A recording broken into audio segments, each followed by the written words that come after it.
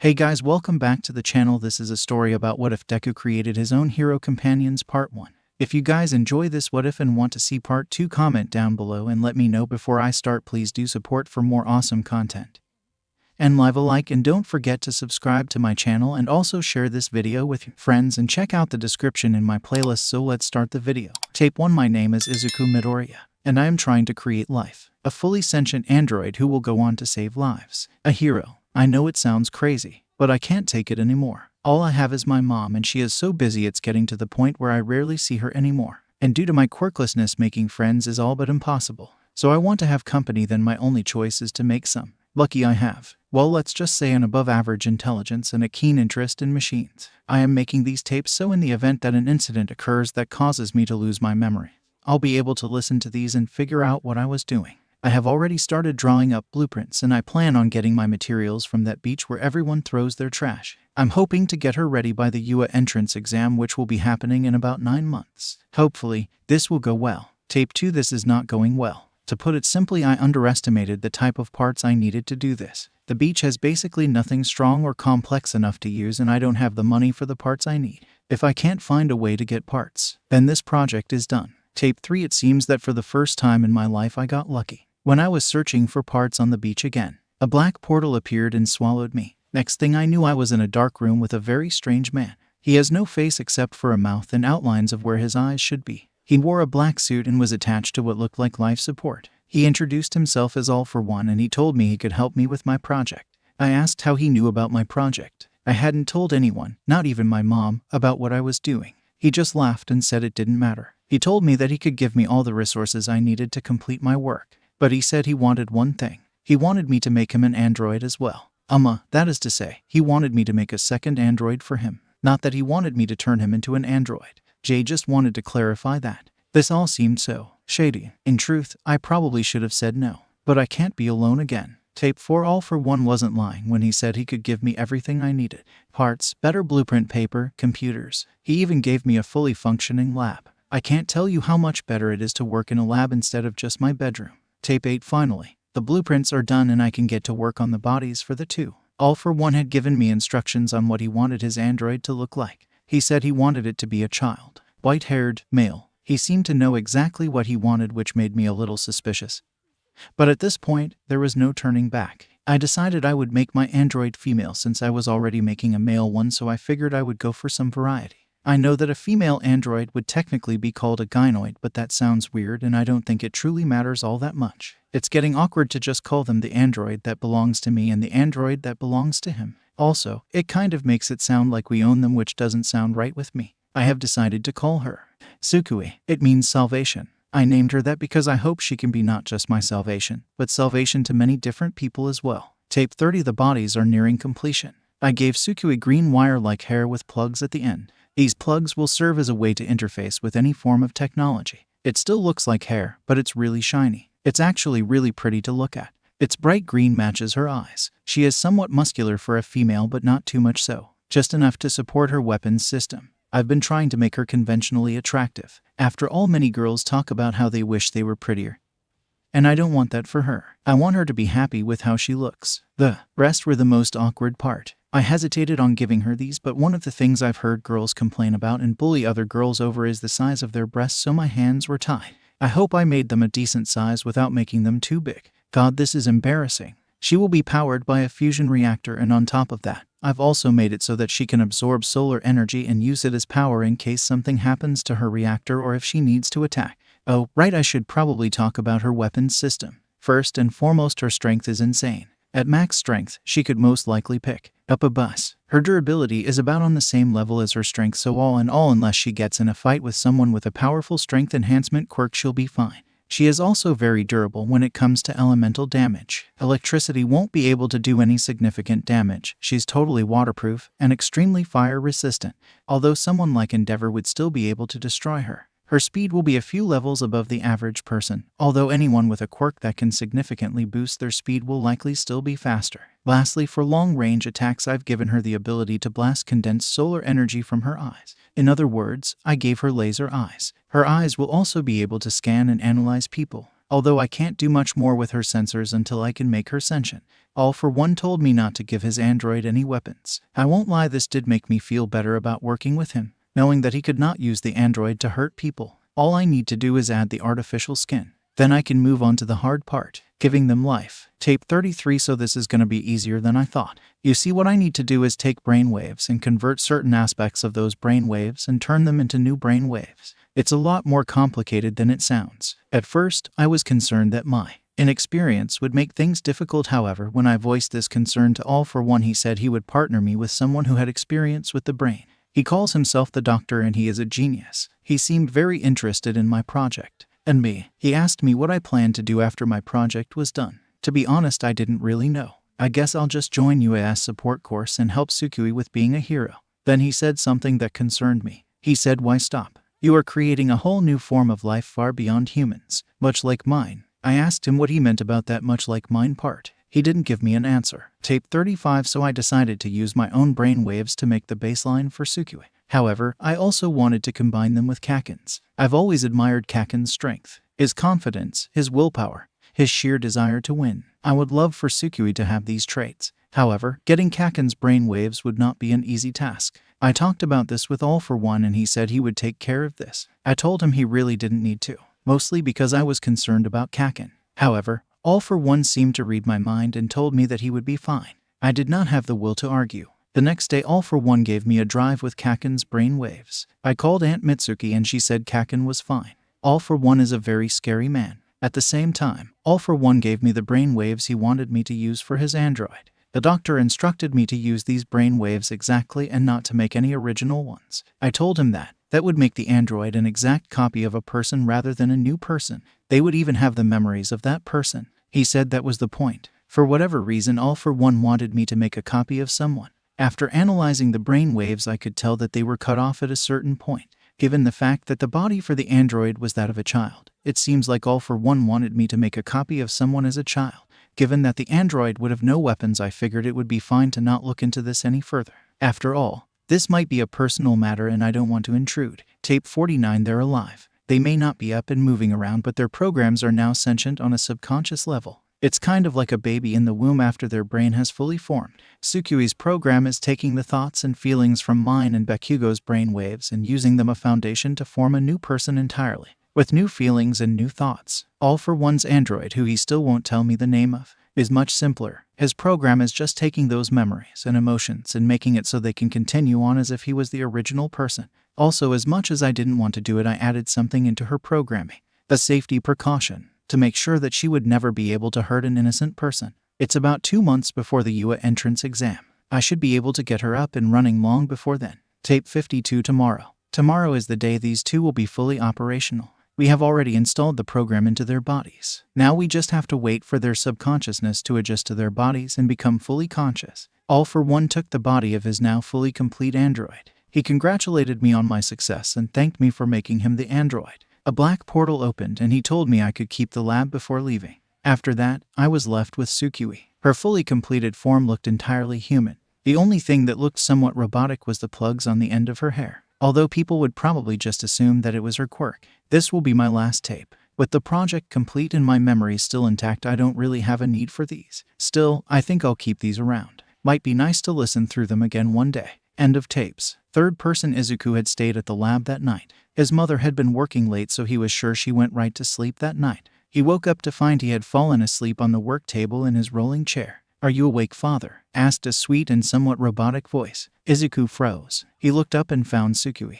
upright, awake and looking right at him. 𝐒𝐿 backed up, startled by his creation, which caused him to accidentally fall out of his chair and onto the floor. "Oh," 𝐒𝐿 said. 𝐬𝐿 rushed to his side. "Father, are you okay? My sensors tell me that no damage has occurred, but are you in any pain?"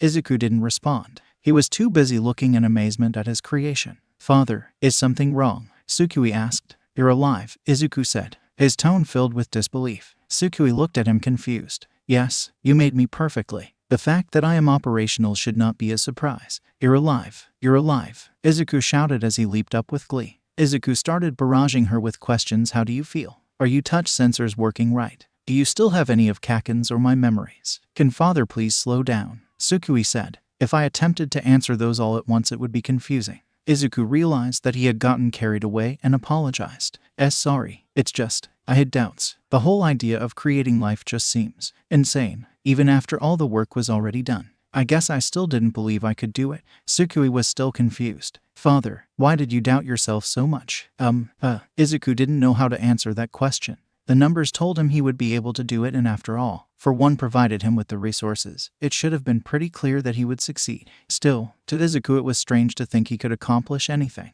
After years of being called useless, to achieve something like this was. Tears went down Izuku's face. He had really done it. Father, Tsukui said, alarmed by the tears. Is something wrong? Have I done something to upset you? Izuku tried to wipe the joyful tears from his eyes to no avail. No, it's just, I did it. Tsukui had no idea what was going on. Tears were typically a sign of sadness, so why did her father seem happy? With her sensors not being able to figure out the best solution, she decided that she would just go with what felt right.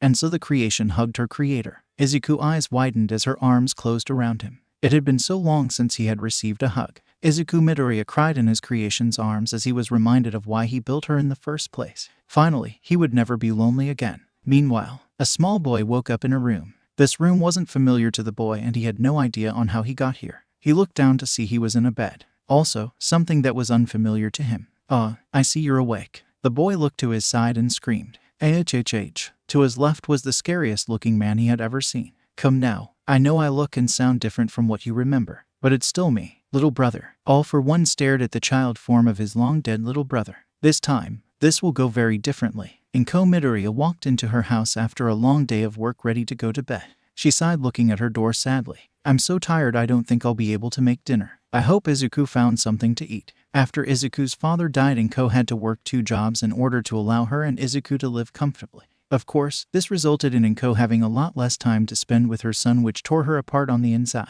𝐭 walked up to her door and opened it, walking past the doorway. She walked past the kitchen and she walked past her son sitting next to a girl she didn't know. Wait a minute. 𝐭 backed up to see that the girl was in fact not an illusion. Hello, grandmother, she said, giving her a bright smile. Thud mom, grandmother. The next day, 𝐭 opened her eyes and saw daylight. What a strange dream, she thought. 𝐭 remembered it was Sunday, her one day off, so she didn't have to be in a hurry. I should make Izuku some breakfast. 𝐭 got out of bed, which she strangely didn't remember climbing onto, and opened the door. Hello, grandmother, are you feeling better? 𝐭's eyes widened as in front of her was the exact same girl from what she thought was her dream. 𝐭 and Tsukui started at each other, speechless, until Izuku walked up to them. Oh, good morning, mom, he said, looking nervously between the two. 𝐭 looked at Izuku with a baffled expression. Izuku, who is this girl? And why is she calling me grandmother? Her name is Tsukui, and the reason she's calling you grandmother is, well, because you are, Izuku said nervously, trying to figure out the best way to explain this. The realization that Izuku would have to introduce his mother to Tsukui hit him like a brick wall back at the lab. It didn't help that Tsukui insisted on calling him father, which was technically true, and calling his mother grandmother. What do you mean she is? Asked 𝐭, who was now freaking out. Mom, please calm down, Izuku said, also starting to panic. She's an android. I created her, so that technically makes me her father, and that technically makes you her grandmother. The panic on 𝐭's face was replaced by confusion. Izuku, what does any of them mean? Izuku sighed. This might take a while. One explanation later. So, you made a person ... I in a lab, 𝐭 said, trying to come to grips with what Izuku had told her. Well, to put it simply, yes, Izuku verified. It was funny. Only a few days ago 𝐭 had been worrying about never having grandchildren. Now here she was with an already teenage granddaughter right in front of her. Izuku, why didn't you tell me about this? 𝐭 asked her, panic returning. I'm too young to a grandmother. Well, you were so busy I didn't want to bother you. Izuku lied. In truth, he knew his mother would try and stop him, especially if she found out he had been working with such shady people. Tsukui frowned as her built-in lie detector went off, telling her about her father's deception. She wondered why her father would lie about this. The aging, she didn't know anything about her creation herself. She decided she would ask him about it later, as she trusted her father enough not to expose his lie. Still, Izuku, why did you make her in the first place? 𝐭 asked. Well, because I thought it would be fun. Izuku lied once more. He hated lying to his mother, but if she knew the real reason, she would likely blame herself for his loneliness. You thought making me an early grandmother would be fun? 𝐭 asked, now brandishing the trademark Midoriya tears. Grandmother, do you dislike me? Tsukui asked sadly. 𝐭 looked at Tsuki's sad expression and felt her motherly, or in this case grandmotherly, instincts kick in. No, of course not, dear, it's just strange to think I have granddaughter. But, you're here so as your grandmother I try to show you all the care you deserve, 𝐒𝐭 said. 𝐬𝐭's expression immediately brightened and without hesitation, she hugged 𝐒𝐭 tightly. 𝐒𝐭 smiled and hugged back. Looks like I have a granddaughter now. She still wasn't used to the idea, and she was probably going to need to talk to 𝐒𝐿 later when 𝐬𝐭 wasn't around, but for now, she would just enjoy having a new member of the family. 𝐒𝐿 took a sigh of relief. This went better than he had expected. Father, would you like to join us? 𝐬𝐭 asked, opening her arm to allow 𝐒𝐿 to join the hug. 𝐒𝐿 did the same and motioned for 𝐒𝐿 to join them. 𝐒𝐿 did so and the Midoriya family engaged in a group hug. 𝐒𝐿 smiled as a tear went down his cheek. It was all worth it, just for this. Later that night, 𝐒𝐿 had gone to bed. She had to wake up for work the next morning, so she needed the rest. However, 𝐒𝐿 and 𝐬𝐭 realized that there was a problem. There was only one bed. You see, while 𝐬𝐭 did not actually need to sleep, it did help her process data by shutting down unneeded functions until she woke up. She was programmed to always sleep for 8 hours unless something triggered her wake-up protocols, like a loud noise, sudden force, or someone calling her name. 𝐒𝐿 was offered the bed in his room to 𝐬𝐭 as he wanted her to be comfortable. 𝐬𝐭 could feel things like comfort due to her sensors, which sent information like smell, taste, and feeling to her head and thus allowed her to feel it in the same way normal humans do. However, it was dulled a bit due to the artificial skin, so she could only experience about half as much feeling as a normal human. 𝐒𝐿 also did not program the sensors to detect pain, so she could not feel pain.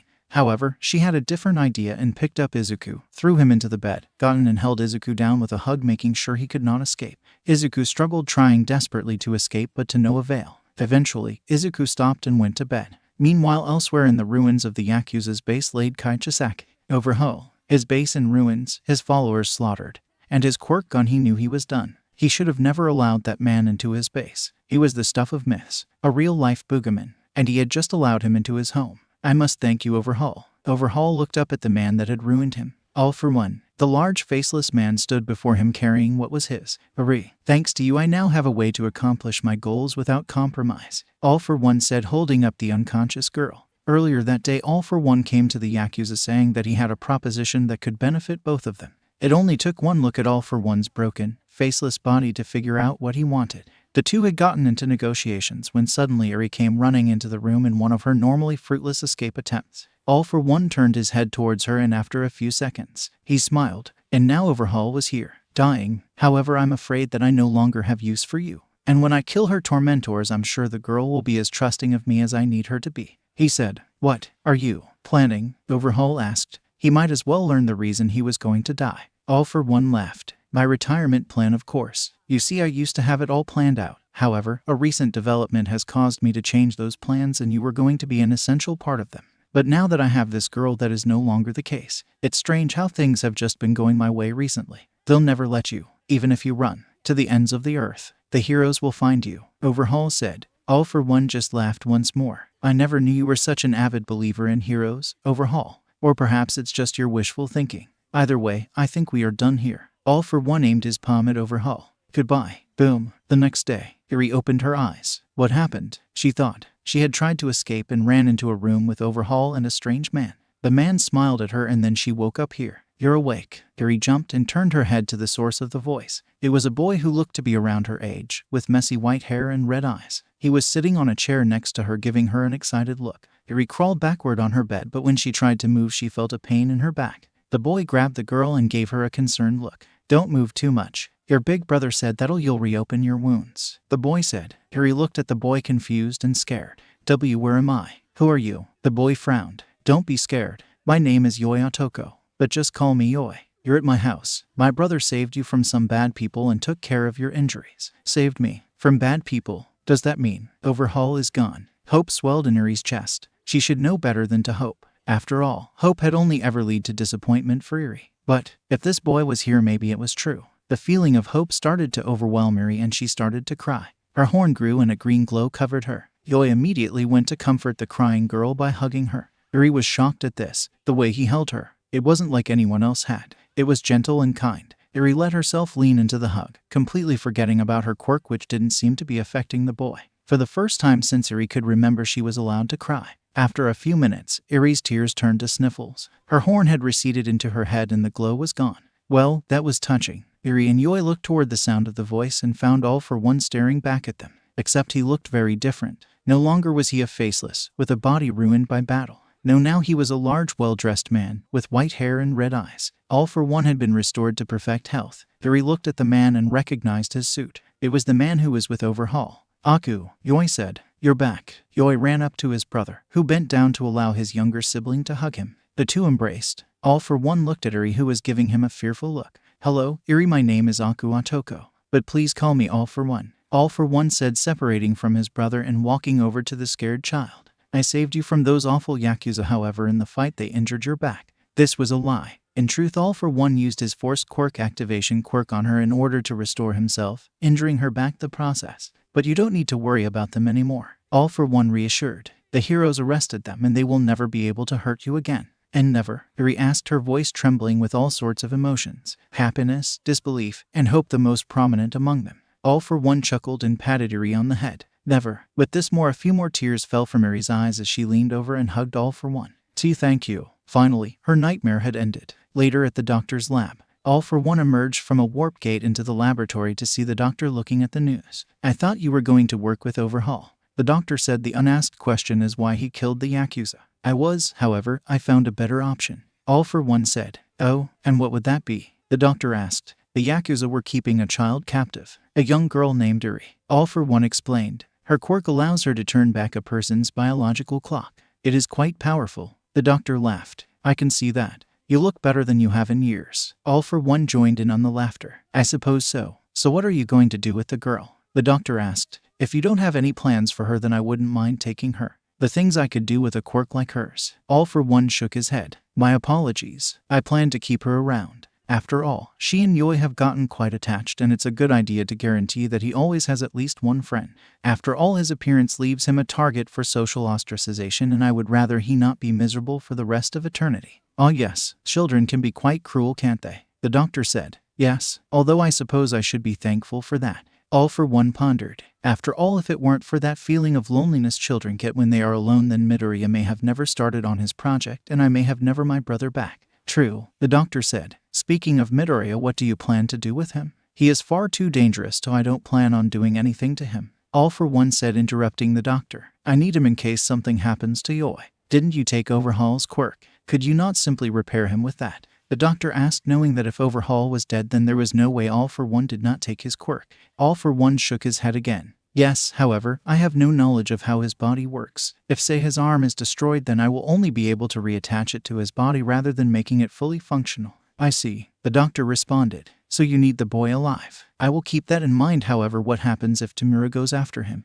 All for one grinned. "I have a plan for that. Now shall we get to the reason I'm here?" Yes, that. Are you truly sure you want to retire? Now that you have been restored, you could kill All Might before he All for one cut him off once more." "No, I have tried to kill off the one for all users before they passed on the quirk many times. However, somehow, someway they always persist. As a villain, I've had a good run. Many villains don't even get to retire, and until recently I had planned on being one of those villains. But now that's changed. I have my brother, and I'll just go for my retirement now before something happens to mess it up." The doctor sighed. "Well, are you sure about giving up that many quirks?" All for one nodded. "Once I give All for one to Tamura, my body won't be able to support having all these quirks inside me. However, I will be able to keep the ones I require, so it doesn't matter all that much." "Well, if you're sure," the doctor said sadly. "I'm going to miss you, old friend." All for one gave his signature smirk. "And you." The next day, Tamura looked in horror as his sensei lay dying. In all his years with him, he had never seen him on a bed. But it seemed like the wounds he had gotten from the fight with All Might all those years ago were now too much for him. "Sensei, please, you can't die. Don't leave me," Tamura cried. "Tamura," All for one said in a weak voice. "I'm sorry, but I can't hold on for much longer." All for one coughed and blood came out. "Tamura, I have one last gift for you," All for one said. Before Tamura could ask what it was, he felt All for one's palm around his face. Suddenly a weird sensation filled Tamura as he felt something enter his body. And just like that, it was done. "Sensei, what?" Tamura, All for one said, cutting his protege off. "I have given you my quirk. With it, I know you can achieve your goals." "Sensei," Tamura said in disbelief. All for one coughed up some more blood. "It's almost time," All for one said. "Before I die, I need you to promise me something." Tamura gave his teacher a determined look, one that All for one had rarely seen on him. "Anything. There is a boy with green hair. His name is Izuku Midoriya. He did me a great favor in the past, one I can never repay him for. You must promise me to never bring him harm." All for One explained. I promise, 𝗬𝗲 said. He had never heard of this boy before, but if his sensei wanted him unharmed, then 𝗬𝗲 wouldn't lay a finger on him. All for One smiled. Good. Thank you, 𝗬𝗲. I know you will make me proud. And with those last words, All for One went limp and the heart monitor he had been attached to flatline. 𝗬𝗲 held the hand of his master with his pinkies not attached so he didn't disintegrate him. I promise you, sensei, I will make All Might pay. A few hours later, after 𝗬𝗲 had left, the only ones in the room were Kurogiri and the seemingly dead body of All for One, seemingly being the K word. After a few minutes, Kurogiri spoke. I believe he is gone. All for One rose from the table with a yawn. Finally, I was worried he was going to take my hands with him. It would not be hard to picture, Kurogiri said. All for One detached himself from the fake life support machines and took off the face mask he had been using to make it look like he was still injured. Have Yoi and Eri been moved to the location? All for One asked. Of course, Kurogiri said. Did you send the letter? All for One asked, reaching into his pocket. All Might should be reading it by morning, Kurogiri answered. Good, replied All for One. Then this is where we part ways, my friend. Kurogiri bowed. It had been an honor. All for One took out a needle from his pocket and injected Kurogiri with it. Kurogiri reacted violently, his body spasming for a few seconds before he got his bearings. Trigger. The place All for One needed to go was far past the range Kurogiri was capable of, so the drug was required. And with that, Kurogiri opened a warp gate, far, far away from here. All for One stepped through the warp gate and found himself in a farmhouse. The warp gate closed behind him, and with that, All for One was officially retired. Izuku sighed. He had just finished hacking Tsukui into the system. The Midoriyas were not exactly a notable family. As far as the government was concerned, they were just an average family. So it was safe to say no one would notice if they suddenly gained a new family member. Of course, she was registered as his sister because someone might notice if it was listed that a 15-year-old was listed as the daughter of another 15 years old, which was another problem. Tsukui would not stop calling him father. According to her, calling him anything else felt uncomfortable, which would be a problem if they tried to register the normal way. Hence the hacking. Izuku looked at the clock. It was almost time for school. Tsukui had been registered as being homeschooled, which if anyone actually looked into the Midoriyas, they would be able to figure out something was up, considering Inko's work schedule is packed and Izuku's father was dead, so no one would be able to homeschool Tsukui. But once again, no one cared. For once, Izuku was glad he was unnoticeable. Izuku got his book bag and met Tsukui at the door. Father, you are heading to school, yes? Tsukui asked. Yes. Is there something you wanted? Izuku asked, finding it strange she was just standing by the door. I would like to walk with you, Tsukui said. I am aware I cannot enter the school building due to me not being enrolled. However, I would like to accompany you to the building. Izuku smiled. This is exactly what he wanted. He had always looked at pairs and groups of friends walking to and from school, and his feeling of loneliness grew. Of course, Izuku said. Tsukui smiled back. Then it would be best to leave at this time. Tsukui pulled 2 brown bags. I may not have been programmed with the knowledge of cooking, however I believe I have discovered the basics of the sandwich. Izuku honestly found it adorable how excited she was about making a sandwich. Wait, Izuku noticed something. There are 2 bags. Tsukui nodded. Yes, one for your breakfast and one for lunch. Izuku's heart melted. Even if it was just a sandwich, someone made food for him. Father, we had better leave at this time, Tsukui said, using her built-in clock to tell the time. I intend to take the longer route, so if we do not leave within the next few minutes, then you will be late. Oh, sorry, 𝗧𝗵𝗲. Izuku was interpreted by Tsukui shoving a sandwich into his mouth. No time, she said before taking Izuku's hand, dragging him out the door. Later, like Tsukui said, she and he had taken the long way to school. And for good reason. The longer route involved them going through a park, which was something Tsukui had wanted to do since her creation.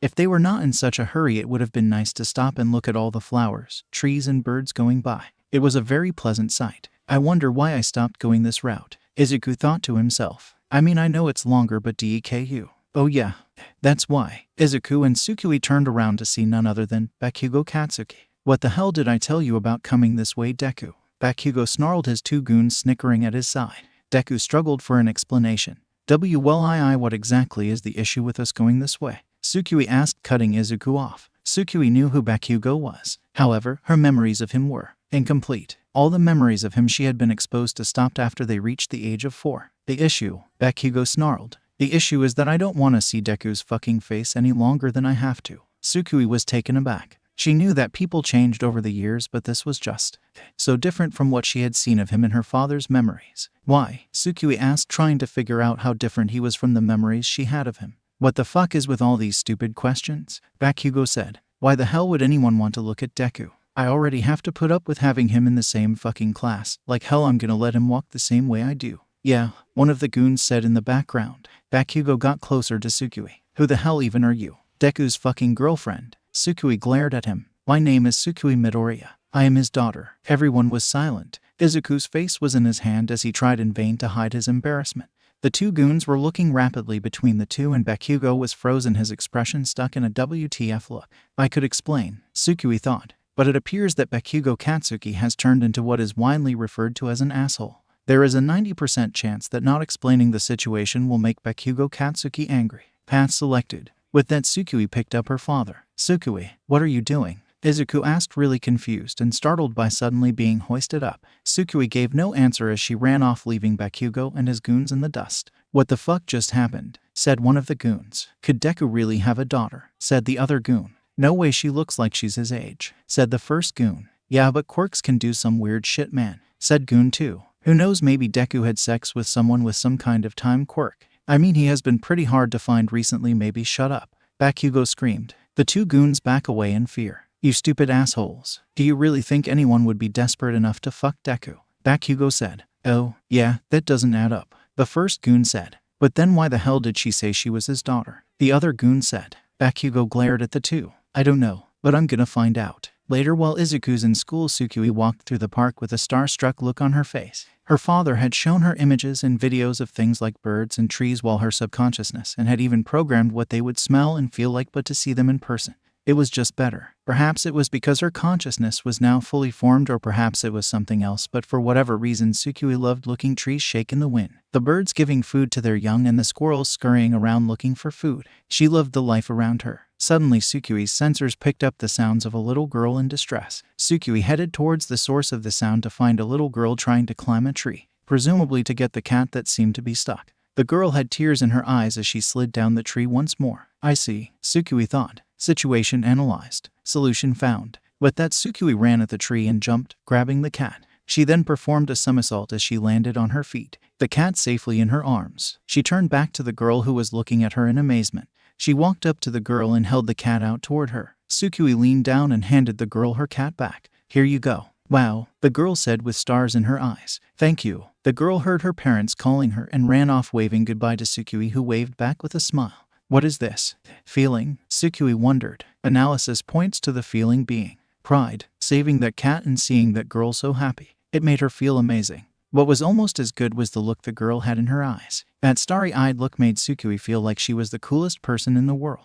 I mean, if I think about it, I am pretty amazing, Tsukui thought to herself. I am the first fully sentient android made to save lives and kick butt after all. Tsukui put her hands on her hips and smirked. Father truly is the greatest mind on earth, and I am, lady. Tsukui looked to the side to see a young boy looking at her strangely. Are you okay? You're just standing weirdly and yelling things at no one. Yelling? I could have sworn I had kept that monologue exclusive to the confines of my head. Could this be a glitch? She wondered. I will have to ask father about this. I am fine, little boy, Tsukui said. It was simply a possible programming error. The boy tilted his head in confusion. You're a weird lady. Later, after school, Izuku packed up as quickly as he could. Normally, Izuku ended up leaving a little later than everyone else. However, today he was eager to get as far away from Bakugo as he could. He knew that he would be extremely pissed off after what happened in the park, and this idea was enforced by the fact that when Bakugo entered the classroom, he gave Izuku a look that almost made him faint on the spot. However, strangely enough, Bakugo was nowhere to be seen at the end of class.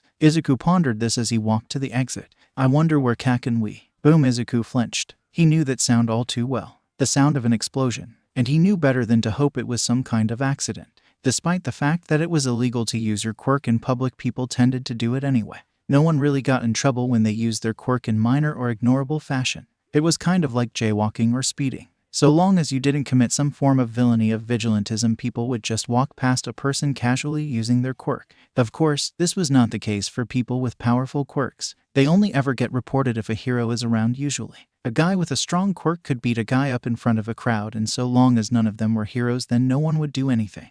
This was because of 3 things. 1, they didn't want to be a target. 2, they expect the heroes to do something about it. And 3, they just don't care. This happened in schools too. Teachers and principals wanting to make their schools look better by having some students with strong quirks go on to hero schools. So they ignore a lot of things kids with strong quirks do, like bullying and fighting. 𝐒𝐭𝐚𝐲 had suffered because of this, and it seems like whoever was unfortunate enough to be noticed by 𝗵𝘃𝐲 was suffering it too. 𝗧𝗵𝗶 sighed. He couldn't allow this. Time to get beat up again. 𝗧𝗵𝗶 thought to himself as he ran to the main entrance. When 𝗧𝗵𝗶 got there, his jaw dropped at what he saw. 𝗧𝗵𝗶 was facing off against 𝗵𝘃𝐲, who had some scrapes and bruises on him and was kneeling down. "I'm afraid you stand no chance, Katsuki 𝗵𝘃𝐲," 𝗧𝗵𝗶 said in a surprisingly overdramatic fashion. "Father has given me all of your combat data, including all of your attack and pursuit techniques. Will you stop calling that quirkless bastard your father?" 𝗵𝘃𝐲 screamed. "Who the fuck are you?" 𝗧𝗵𝗶 smirked and put her hand on her hips. "I am the ultimate advancement in human civilization.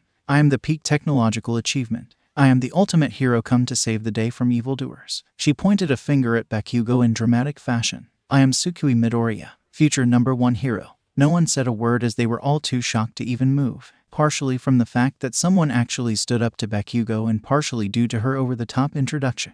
Where the heck did that come from? 𝗧𝗵𝗶 was the most shocked out of anyone here. 𝗵𝘃𝐲 was the first to speak. "All right, that's it." 𝗵𝘃𝐲 burst forward and prepared for his usual method of attack. Just as 𝗧𝗵𝗶 went to counter, 𝗵𝘃𝐲 let off an explosion to change his trajectory. Target has changed course. Analyzing trajectory and comparing it to known methods of attack employed by subject Katsuki 𝗵𝘃𝐲. Conclusion: the target will attempt to attack from behind, initiating preemptive attack. Just as 𝗵𝘃𝐲 had positioned himself behind her, 𝗧𝗵𝗶 punched him in the face, launching him across the entrance. 𝗵𝘃𝐲 slowly got up and readied himself to attack again. "Kakin, stop!" 𝗧𝗵𝗶 yelled, running in between the two. 𝗧𝗵𝗶 smiled. "Father, you're here. Good. I have a few questions I would like to ask you." Later, 𝗧𝗵𝗶 said before looking back at 𝗵𝘃𝐲. "Kakin, I will explain everything. I just need to do it someplace more private." 𝗵𝘃𝐲 glared at him for a minute before saying, "Fine. Extras. Fuck off." Almost instantly, all the students that had gathered to watch the fight scattered like they were running for their lives. After everyone left, 𝗧𝗵𝗶 spoke. Can we talk at your house? I think I should probably explain this to Aunt Mitsuki too." 𝗵𝘃𝐲 scowled. On one hand, he didn't want to have to deal with the hag and Deku at the same time. But on the other hand, if the hag saw 𝗧𝗵𝗶 call Deku father, then she would probably nag him for an explanation, and fuck that. "Fine," 𝗵𝘃𝐲 said. "But don't walk too close to me. I don't want people thinking I know you." Later at 𝗵𝘃𝐲's house, 𝗧𝗵𝗶, "It's been a while," said Mitsuki 𝗵𝘃𝐲. 𝗵𝘃𝐲, 𝗧𝗵𝗶, and 𝗧𝗵𝗶 were standing on the doorstep of the 𝗵𝘃𝐲's house with Mitsuki greeting them. "And who's this?" Mitsuki asked, looking at 𝗧𝗵𝗶. "𝗧𝗵𝗶, did you get a girlfriend?" Has stopped responding. The poor boy's face turned redder than ever as he emitted a bunch of high-pitched noises that sounded like he was attempting to speak but simply couldn't. "No," 𝗧𝗵𝗶 said simply. "I am his daughter." Mitsuki started at her for half a minute before turning to 𝗧𝗵𝗶. "Explain." "That's what they're here to do," 𝗵𝘃𝐲 said. "Now let us in, it's fucking cold." They all sat down in the living room on the two couches, 𝗧𝗵𝗶 and 𝗧𝗵𝗶 on one couch, and Mitsuki and 𝗵𝘃𝐲 on the other. "So," 𝗧𝗵𝗶 started, "you know how I have no friends." Mitsuki frowned. "Yeah, assholes can't get over your quirklessness. Fuckers." Analyzation of the situation shows another possible reason for father's lack of friends. 𝗧𝗵𝗶 chimed in. "Katsuki 𝗵𝘃𝐲 seems to have a large amount of influence at the school and seems to bully father to some extent. Therefore, it's possible that because of this, people avoid father in order to make themselves targets." She figured all that out in just one day. 𝗧𝗵𝗶, though, he was completely flabbergasted. "How well did I program her?" "Oh really?" Mitsuki said, glaring at her son. "Smack fuck," 𝗵𝘃𝐲 yelled as he held the back of his head. "When they leave, you and I are gonna talk," Mitsuki said, a dangerously low tone. 𝗵𝘃𝐲 swiftly regretted letting 𝗧𝗵𝗶 and 𝗧𝗵𝗶 follow him home. 𝗧𝗵𝗶 smiled. "It seems that my data on Mitsuki 𝗵𝘃𝐲 is not as outdated as her son's." 𝗧𝗵𝗶 regained her composure and spoke up. Back to what I was saying. I got really lonely. So I made myself some company." Literally. The two 𝗵𝘃𝐲s gave him confused looks, and 𝗧𝗵𝗶 realized he would need to clarify. "Maybe it would be better to show you what I mean," 𝗧𝗵𝗶 said before turning to 𝗧𝗵𝗶. 5798. Suddenly, 𝗧𝗵𝗶's arm opened up, revealing the metallic part beneath it. Both Mitsuki's and 𝗵𝘃𝐲's eyes were as wide as dinner plates when they saw this. "Wait, so she's a fucking robot?" 𝗵𝘃𝐲 shouted. "Android," 𝗧𝗵𝗶 corrected. "Well, technically she's a gynoid, but android sounds cooler," 𝗧𝗵𝗶 said. Mitsuki got up and took a close look at 𝗧𝗵𝗶. "She looks so alive, though." "Well, she is alive," 𝗧𝗵𝗶 clarified. "She's the world's first fully sentient android. She's just as alive as anyone." "How the fuck did you do that?" Mitsuki asked in shock. Well, it's complicated, but to put it simply, I just took a pair of brain waves and used them as a baseline for her program to make completely new brain waves. Mitsuki gave him another confused look before shaking her head and leaning back on the couch. I have no idea what any of that means, and I have a feeling I'll never understand any of it, but hey, good for you. At least you have a friend now. Or daughter, I guess. Father, I thought only your brainwaves were used in my creation. Yet you said that a pair of brainwaves was used. Who was the other person? Tsukui asked. Crap. Izuku thought to himself. I shouldn't have said that. Izuku stuttered. I'll tell you later. Father, you are aware you gave me a lie detector, right? Tsukui asked. I forgot about that. Izuku was starting to sweat. If he told Tsukui, then she would wonder how he got Bakugo's brainwaves, and then he would have to tell her about All for One. And Izuku really did not want anyone to know about his collaboration with that man. He was basically the embodiment of shady. First we should probably get your arm out of repair mode, Izuku said. Tsukui looked down at her opened-up arm. I didn't even know I had a repair mode. How many things about myself do I not know? 6973, Izuku said, ignoring her question. Tsukui looked down at her arm, but nothing happens. It remained in repair mode. Whoops, Izuku said. I said the wrong code. 7291. In an instant, Tsukui's arm closed up and returned to its normal state. Sorry about that, Izuku said. Really, Tsukui, I will tell you later. Your lie detector must be malfunctioning. Tsukui felt that something was off. It felt like her father was lying, but her lie detector was not going off. So he must be telling the truth. Right. Little did she know that when Izuku accidentally said the wrong code, what he really did was deactivate her lie detector. Izuku had a bunch of codes to deactivate or reactivate certain parts of Tsukui, all of which would only respond to his voice. Of course, there were also certain things Izuku could not deactivate, like her fusion reactor or her brainwave processor. Anyway, Izuku said in a somewhat nervous tone, I just wanted to tell you about her so you didn't get confused. We should be going now after I wouldn't want Mom to get upset. Izuku grabbed Tsukui by the hand and ran out of the Bakugo's house at speeds even Katsuki had never seen him run. After a few minutes, Mitsuki spoke. Something's not right. I don't think I've ever seen him act so shifty. Yeah, it's like he was hiding something, Bakugo added. Mitsuki shook her head. Whatever it is, it's probably best to just let it go. After all, it's Izuku. Whatever he's doing, I'm sure he would never dream of hurting someone. Meanwhile, with All Might, Toshinori Yagi was searching through his mail when he saw something that made his heart stop. A letter with the words from All for One to All Might. All Might immediately dropped all the other papers and shakily opened the letter. Tsukui couldn't be more excited. After 2 months of testing and running simulations, today was finally the day of the UA entrance exam. Are you ready? Izuku asked her as they walked to the gates of UA. Izuku was going to take the support course exam, so of course, the two walked there together, even if Izuku's exam wasn't for another hour after the hero exam. Of course, Father, Tsukui said. All systems are fully operational and ready for combat. All data on the entrance exam has been fully analyzed. Awesomeness level at 1000%. Tsukui stuck a confident pose. I am ready to be number one. Did she really say awesomeness levels? Izuku thought to himself. Unfortunately, this distraction caused him to not see a rock in his path and trip. Tsukui was about to act when she saw someone rush past her. Izuku never hit the ground and instead found himself floating above the ground. Huh, Izuku said. Suddenly he found himself being lifted upright, face to face with a girl. A very pretty girl. Izuku's face turned crimson and his heart started beating at speeds that would put 𝐵 to shame. Are you okay? The girl asked, concern showing on her face. What do I do? What do I do? What do I do? Izuku was freaking out hard. The girl then came closer. You look really red. Are you sick? Unfortunately, she had gotten a bit too close for Izuku to handle, and so the boy collapsed onto the floor unconscious. What? Yelled the no extremely confused girl. Father, Tsukui shouted as she ran to her creator's aid. Wait, what? Asked the now even more confused girl. After confirming that her father was all right, Tsukui faced the girl. I apologize, she said. Father is not quite adept at social interactions. He is especially bad at speaking to members of the opposite sex. Okay, the girl said, still not sure what exactly was happening. Why did you call him father though? Because he is my father, Tsukui answered. But he looks like he's 15. The girl said. And you look like you're 15. Yes, Tsukui responded. There was a pause as the girl tried to comprehend the situation. Well, I need to go now. Bye, the girl said, walking away from the two. What an interesting quirk she had. Tsukui thought to herself. Hey. Tsukui turned around to see Bakugo walking up behind them. What the fuck happened to him? He asked, looking at Izuku. He talked to a girl, Tsukui answered. There was a short pause before Bakugo just walked away. I think that may be the nicest interaction I've had with him, Tsukui thought to herself. Suddenly she realized something. The test is going to start soon. I'd better get father to a teacher so they can take him to the nurse or something.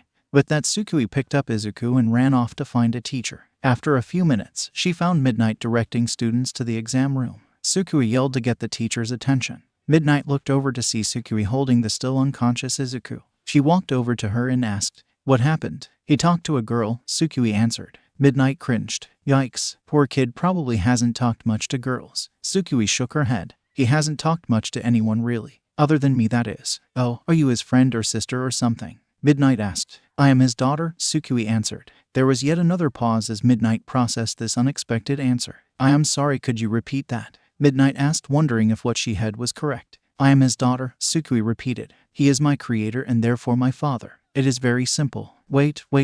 What do you mean creator?" Midnight asked. "Like, are you part of his quirk or did he use his quirk to create you?" 𝐒𝐭𝐲 shook her head. "No, father is quirkless. Perhaps it would be easier if I introduced myself." Suddenly 𝐒𝐭𝐲 put her hands to her hips and gave Midnight a proud smile. "I am 𝗧𝗵𝗵𝗲, the first sentient android. And this is my father, the one who created me, 𝗧𝗵𝗵𝗲." No one said anything as Midnight, as well as every other student around her, gave her strange and confused looks. 𝗧𝗵𝗵𝗲 frowned. "Do you not believe me? Here, let me show you." 𝗧𝗵𝗵𝗲 reached for the back of her head, specifically for the small slit in her artificial skin, before opening it and revealing her metallic face to everyone around. "Tada," she said. A few hours later, 𝗧𝗑 slowly and groggily opened his eyes a little. What happened?" "Hello, Midoriya," a voice said. 𝗧𝗑 looked up to see Principal 𝗧𝗪 himself sitting on the opposite end of a desk. 𝗧𝗑's eyes shot fully open and he jerked upright. Principal 𝗧𝗪." He nodded. "Yup, that's me. So we heard that you created sentient life." 𝗧𝗑's eyes somehow got even wider. "How did you? She told us," said a man 𝗧𝗑 didn't recognize. "My name is 𝗬𝗲𝗧 𝗧𝗏𝗄𝐻𝑖. I've been brought in to make sure you're telling the truth. My quirk makes me a human lie detector, so lying won't work." "What is it with me and lie detectors?" 𝗧𝗑 thought to himself. "And why did 𝗧𝗭𝐲 tell them?" "I specifically told her to keep it a secret." "So, 𝗧𝗵𝗵𝗲," 𝗧𝗪 said, regaining the boy's attention. "Our files say that 𝗧𝗵𝗵𝗲 was adopted by your mother and was homeschooled. However, looking at your mother's work schedule, that would be impossible. Now she has revealed herself to be an android and says you are her creator. Is this true?" 𝗧𝗑 had no choice. With 𝗬𝗲𝗧 here, lying was futile. "Yes, he's telling the truth," 𝗬𝗲𝗧 said with wide eyes. He almost didn't believe it. A 15-year-old boy creates life. It just sounded so bizarre. "Well then, first I would like to congratulate you on this amazing scientific achievement," 𝗧𝗪 said. "And next I would like to ask you a few more questions." 𝗧𝗑 gulped. "Thank you, and I figured as much. First, why did you create her in the first place?" 𝗧𝗪 asked. 𝗧𝗑 looked away sheepishly and muttered something. "Please speak up," 𝗧𝗪 said. "Because I was lonely," 𝗧𝗑 admitted. One of the many reasons 𝗧𝗑 wanted to keep this a secret was because of how pathetic it sounded. He couldn't make friends, so he had to make one himself. 𝗬𝗲𝗧 frowned. It was a pretty sad answer, one that said a lot about 𝗧𝗑 and the life he lived. The fact that he was quirkless further painting a picture in the mind of the two adults about what his life was like. "I see," 𝗧𝗪 said. "Next question. Where did you get the resources to create her?" "She allowed us to analyze her, and while we were unable to look at her inner mechanisms, we can tell the materials and parts used in her creation would not have been available to someone who wasn't incredibly wealthy." 𝗧𝗑 started to sweat. He knew he probably wasn't getting out of here without telling them about All for One, but he had still held hope that he would be able to worm his way out of it.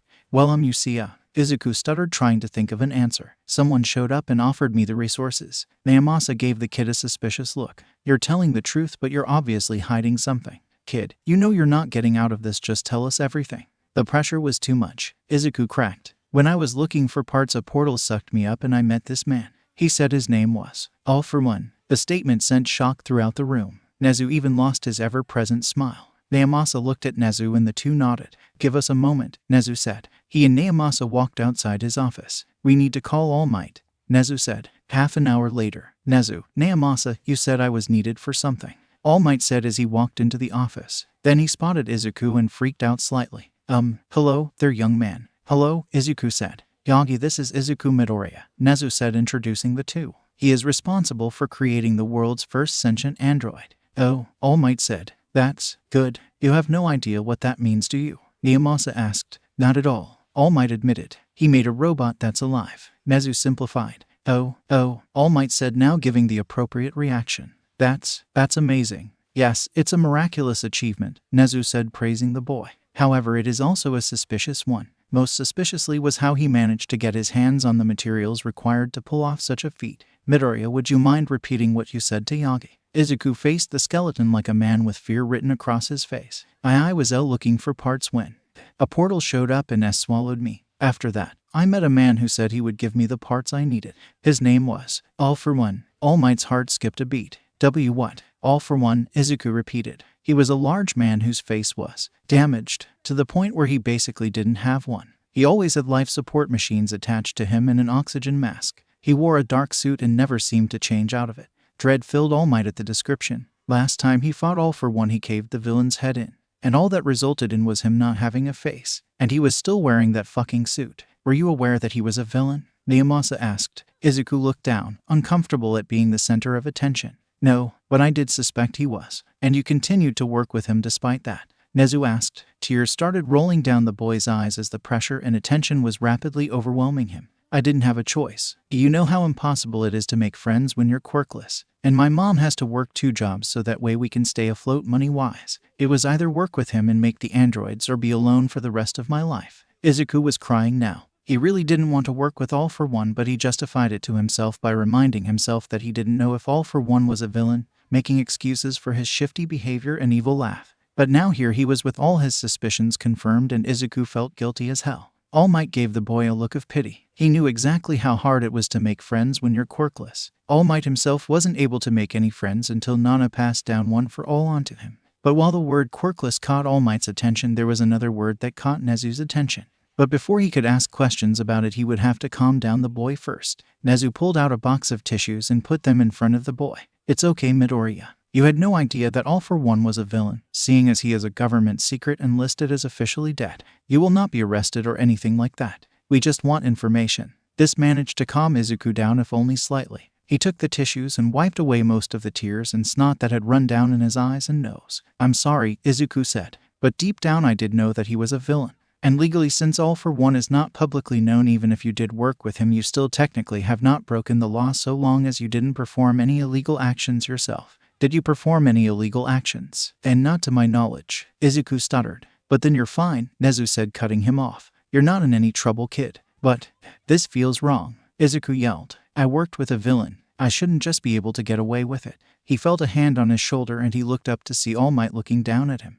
Young Midoriya, by answering our questions you could give us information that could lead to the dismantling of his plans. That is more than enough to make up for working with him. We questioned the young lady you created, Nezu said. She seems like a fine future hero that could save a lot of lives. Even if she is a result of you working with 𝗲𝗵𝗏, it is an undoubtedly positive thing. Izuku didn't know what to say, so he just cried some more. After 15 minutes Izuku managed to stop crying. I want to ask you some more questions, Nezu said. Will you be able to answer them, or do you need a few more minutes? Izuku sniffed. I'm fine, thank you. All right. Now I noticed earlier you said androids, as in plural, Nezu pointed out. Izuku nodded. Yes, 𝗲𝗵𝗏 said he would give me the materials and resources I needed to build Tsukui if I built him an android as well. What? All Might gasped. Can you tell us more about the android you made him? Nezu asked. Izuku nodded. He had a lot of requests for how he wanted it to look. He wanted it to have messy white hair, pale skin, and red eyes. He also wanted it to be a child somewhere between 9 and 11.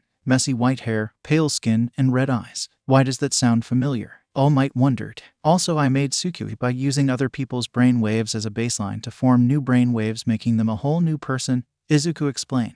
But 𝗲𝗵𝗏 wanted something different for his android. He asked me to use just those brainwaves, making it a copy of whoever they got the brainwaves from. But not only that, when I looked at the brainwaves I found that they were cut off at a certain point. So it seems 𝗲𝗵𝗏 wanted you to recreate a person, Nezu theorized. And he wanted that person to only remember up to a certain point, perhaps only up to where they were a child. But why? 𝗧𝗵𝗲 asked. Did you give this android any weapons? Izuku shook his head. No, strangely enough, he asked specifically that he have no weapons systems whatsoever. It still has some super strength, but any pro hero would almost certainly be able to beat it. So if I had to guess, whoever he had me build had a strong sentimental connection to him. Suddenly it clicked. His brother, All Might yelled. Now he remembered why that description sounded familiar. The first user of One for All. He had seen him in a vision once and he matched that description exactly. It must be his brother. There isn't anyone else that monster could possibly have a connection to that strong enough to warrant going out of his way and revealing himself. I suppose that makes sense, Nezu said. Midoriya, when did you finish building these androids? About 2 months ago, Izuku answered. That's around the time 𝗲𝗵𝗏 sent you that letter. 𝗧𝗵𝗲 realized. You're right, All Might said. But why would he revive his brother so close to his death? Wait, death? Izuku butt in. Well, I don't think he had much of a choice, 𝐬𝐳 said, ignoring 𝐒𝐿𝐼 completely. I don't think anyone but 𝐒𝐿𝐼 could basically revive the dead. I can't really revive the dead. 𝐒𝐿𝐼 but in again. It's more like I created a copy of that person. Like a clone but made of metal. Also, what do you mean by close to his death? Yagi was sent a letter by 𝐿 stating that he had just died. 𝐂𝐵𝐵𝗲. And what you said about his injuries makes that seem more believable. Wait, why did he give Mr. Yagi a letter? 𝐒𝐿𝐼 asked. There was a brief silence in the room before 𝐬𝐳 spoke up. Midoriya, could you wait a moment while we talk outside? The principal said. Sure, 𝐒𝐿𝐼 said. He felt like he was in way over his head. The adults left the room once more and stood outside of the office. What are we gonna tell him? All Might asked. Everything, 𝐬𝐳 said. The two looked at him like he was crazy. 𝐬𝐳, do you really want to tell all these important, dangerous secrets to a 15-year-old? 𝐂𝐵𝐵𝗲 asked. That could make him a target. He created life. 𝐬𝐳 pointed out. He will never not be a target now. He also already knows about 𝐿, and I have a plan for him that would require him to know about these things. And what plan is that? All Might asked. Just trust me, 𝐬𝐳 said. The other two sighed. They hated when 𝐬𝐳 tried to be dramatic. Well, you're the one with the intelligence quirk, 𝐂𝐵𝐴 said. The adults walked back into the room. All right, Midoriya, we have some very important things to tell you, 𝐬𝐳 said. These things are to remain top secret at all times.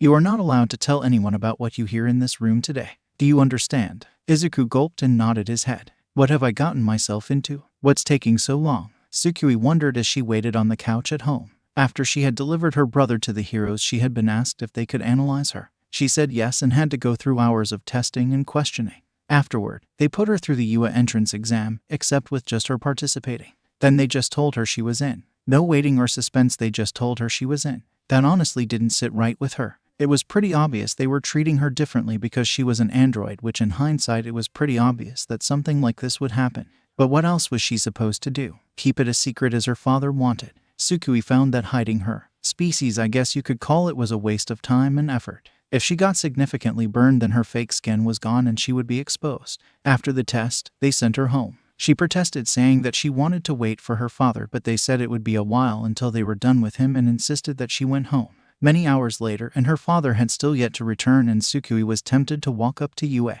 and bang on the door. Suddenly the door opened and in walked her father. Why did you tell them? He yelled. Tsukui shrugged. Trying to hide it is pointless. The minute my fake skin gets torn or burnt off, then everyone knows anyway. It just seemed like a lot of effort for something that ultimately won't matter. Oh, 𝐒𝐿𝐼 deflated. When she put it like that, it made what she did seem somewhat logical. Tsukui noticed a briefcase in her father's hand. What's that? 𝐒𝐿𝐼 looked at the briefcase. This is a bunch of papers that me and Mom have to go through. Also my diploma. Wait, what? Tsukui yelled in shock. 𝐒𝐿𝐼 sighed. 𝐬𝐳 said that me going through the support course would be a waste of everyone's time, seeing as I'm already so smart. So he put me in the support course and then immediately graduated me. Wow, Tsukui said. I see why people say 𝐒𝐳 is so smart. It's about time you got the recognition you deserve. 𝐒𝐼 blushed. Asked Tsukui. I didn't really do anything worth recognition until I made you. The door opened again and 𝐭 walked in. Oh, hi Mom, 𝐒𝐼 said. 𝐭 gave an exhausted smile. Hello 𝐒𝐼, Tsukui. Hello, grandmother, Tsukui said. Mom, we need to talk, 𝐒𝐼 said. 𝐭 yawned. 𝐒𝐼, I'm really tired. Can't this wait until later? 𝐒𝐼 shook his head rapidly. No Mom, this is really, really important. Does it have to do with those papers you were talking about? Tsukui asked. Yes, 𝐒𝐼 said, opening up the briefcase. These are government papers that you and I need to sign so I can work for you. Oh, is that all? 𝐭 said. She tiredly walked up to the table, pulled out a pen and signed the spots on the paper that said parent sign here. Good night, 𝐭 said as she walked away. Mom, do you know what you just signed? 𝐒𝐼 asked. 𝐭 didn't respond and just walked into her room. 𝐒𝐼 sighed. We'll just explain it to her in the morning. The next morning, after one explanation, I signed what? 𝐭 screeched. It was a waiver allowing me to work at UA. 𝐒𝐼 repeated. Because I'm still only 15 UA and the government wanted your permission before I could officially work at UA. But 𝐭 stuttered. You're too young to be Mom. I know you're concerned, but if you look right here, 𝐒𝐼 said, pointing to a spot on the contract, you'll see how much I'd be getting paid. 𝐭 looked, and after seeing the number, her eyes widened. Oh my God. After this, you won't have to work 2 jobs, 𝐒𝐼 said excitedly. You won't have to work any job. But, 𝐒𝐼, the contract says you'll be an engineer. What does that involve? 𝐭 asked. 𝐒𝐼 cringed. I can't tell you. Well, why? 𝐭 asked. Because it involves a lot of top secret things that I will never be allowed to tell you, 𝐒𝐼 explained. But let me just say this. I will be building stuff. That's really vague, 𝐭 said. Are you really sure about this? 𝐒𝐼 nodded. Yes, and besides I'm a graduate now, so I need to find a job anyway. 𝐭 looked hesitant, but she saw the determined look in her son's eye and knew she only had one choice. 𝐭 sighed. Well, I already signed the paper. 𝐒𝐿 jumped for joy and then hugged his mother. Thank you. 𝐭 smiled and hugged her son back. I have to go to work, honey. After all, I feel like I should quit in person. 𝐒𝐿 smiled as a few tears of joy dropped from his eyes. I have to go to UA and give them the papers. After the two separated, 𝐭 left for work and 𝐒𝐿 was at the door. Father, 𝐬𝐿 said, getting his attention. Let me come with you. 𝐒𝐿 smiled. Okay, I don't think my job is gonna start today, so it should be fine. Later at UA, 𝐒𝐿 and 𝐬𝐿 walked to the gates and found that 𝐒𝐲 was waiting for them. Good morning, Midoriya, 𝐒𝐲 said. Good morning, Principal 𝐒𝐲, 𝐒𝐿 said. 𝐒𝐲 turned to 𝐬𝐿. And good morning to you, 𝐬𝐿. Hello, 𝐬𝐿 said. I hope your mother signed those papers, 𝐒𝐲 said. 𝐒𝐿 handed 𝐒𝐲 the briefcase. She did, and I added the list of materials and other things I'll need for the project. 𝐒𝐿 opened the case and looked through a bunch of papers. Good. We'll order the supplies immediately. 𝐒𝐿 smiled. Thank you. The sooner we get this done, the better. That's right, 𝐒𝐿 said. If you know who is alive, God knows what he's doing. Meanwhile, with you know who, all for one side. Another easy day of farming. For most people, working a huge farm by yourself would be an almost impossible task. But for all for one, this was simple. He went back to the farmhouse. Yoy and Eri were at school, so the only sounds in the large barn were the sounds of the farm animals and the wind. All for one side. To think, after all these years I would get a happy ending. I almost can't believe it. I half expect All Might to burst through the wall and ruin everything. The thought of All Might made All for one chuckle. I wish I could have seen the look on his face when he read that letter. The former villain used his telekinesis quirk to push bucket underneath the cows and milk them using the same quirk. While he was doing that, the duplicates that he created that morning were planting seeds in the fields. All this while All for one was collecting eggs from the chickens. You know, this is a nice change of pace, he thought to himself. Doing one thing for so long gets boring after all. I wonder what I'll do after All Might and his compatriots have died and everyone forgets about me. Maybe I'll be a teacher or a doctor, or perhaps I'll go into the hero business myself. All for one had to keep himself from bursting into hysterical laughter so he wouldn't drop the eggs. As funny as that would be, if I did that, I have no doubt Yoy would put on a cape and insist to be my sidekick. And like hell I'm allowing that. All for one had told his brother that he did indeed develop a quirk. He called it Metal Body, which made him stronger and more durable while also making him immortal. Unsurprisingly, he had bought it, and spent the rest of the week making him regret telling him he had increased durability and strength.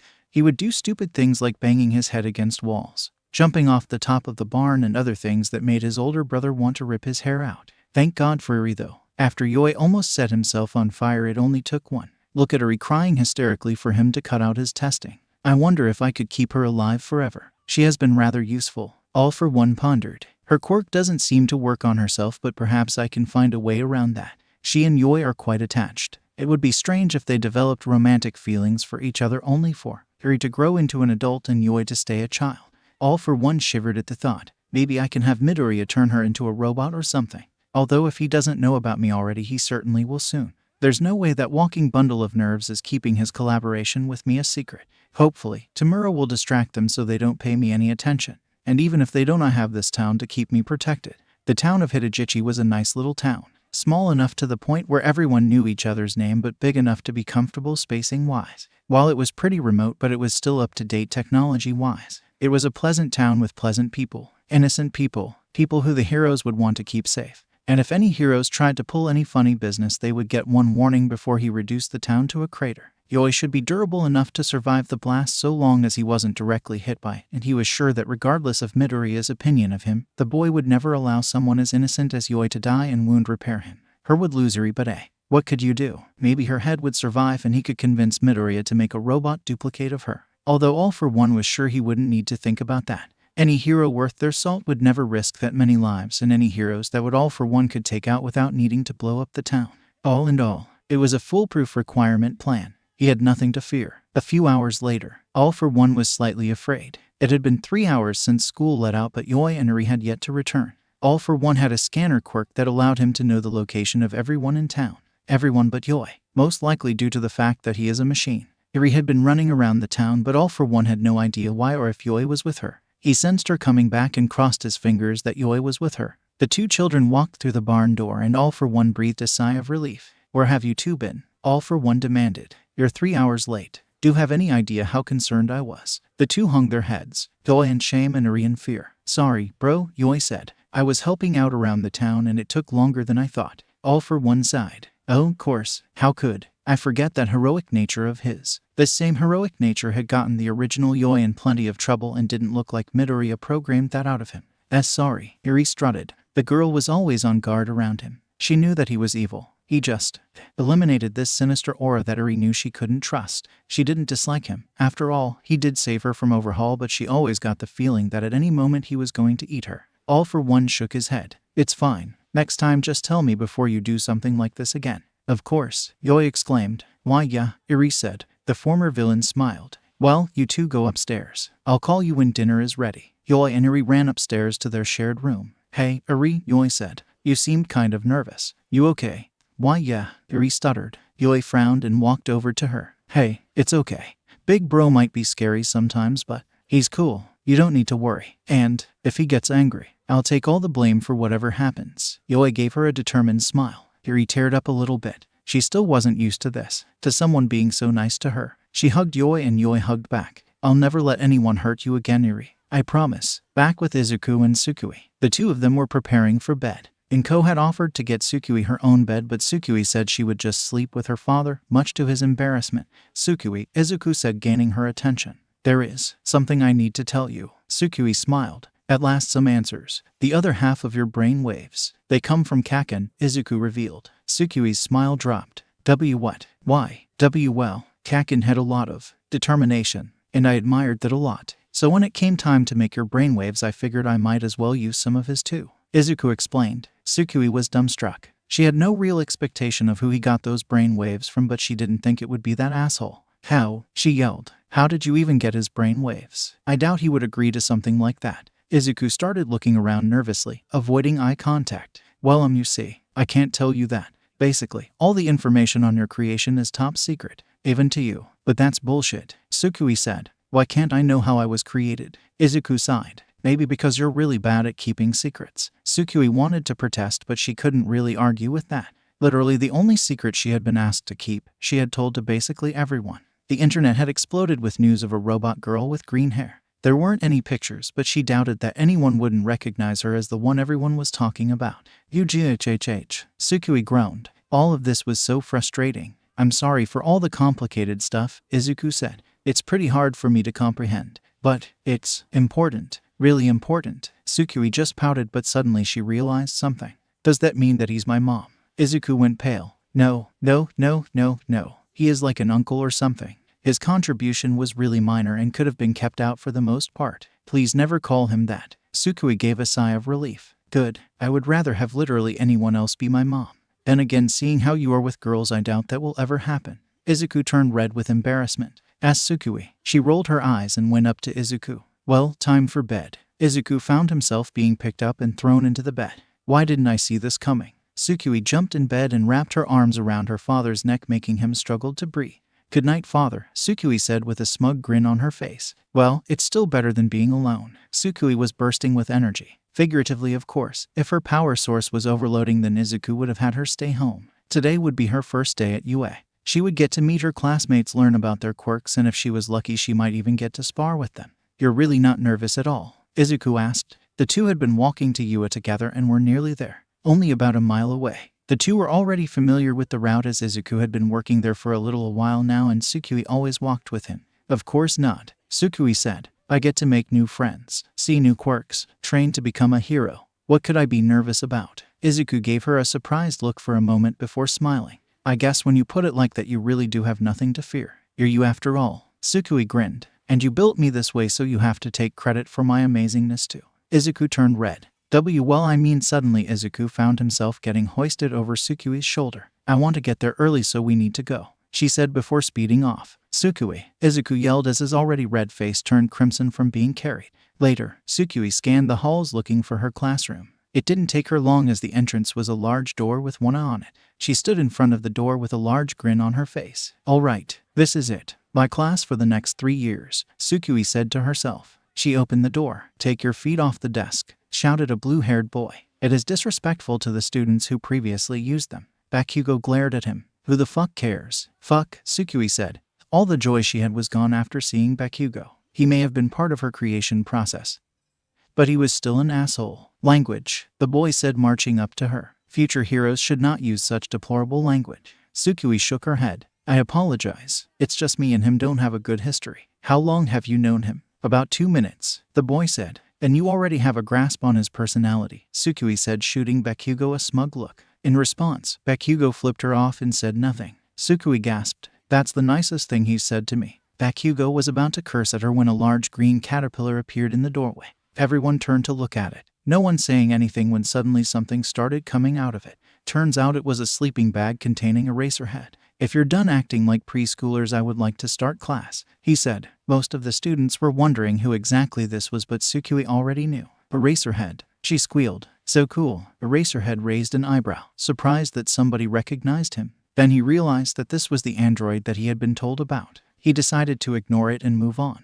Get changed and meet me outside in the field, he said, getting right to the point. This shocked the class, who was not used to such an approach. But what about orientation? 𝗧𝗏𝗏 said. Waste of time, Eraserhead said. Before anyone could say anything else, he walked out of the room, leaving them all speechless. Except for 𝗧𝗵𝐴, who stood up and started walking out before realizing her class was in shock. Judging from the data I have on Eraserhead's teaching style, we are all in for a very interesting year, she said to everyone before turning and leaving. Later in the girls' locker room, Momoyaorazu felt very uncomfortable. She was somewhat used to getting stared at by both men and females alike, but something about 𝗧𝗵𝐴's gaze was unusual. The girl's gaze was fixed on her chest, but unlike most people who looked at her with envy or perviness, she seemed to be looking at her with curiosity. Could you stop looking at my chest? She asked uncomfortably. 𝗧𝗵𝐴's eyes shot up to Momo's eyes. Sorry. She then looked up at the ceiling for a few moments before getting a determined look in her eye and saying, for science. She then walked right out of the girls' locker room. I have a bad feeling about what's about to happen next, Ochako said.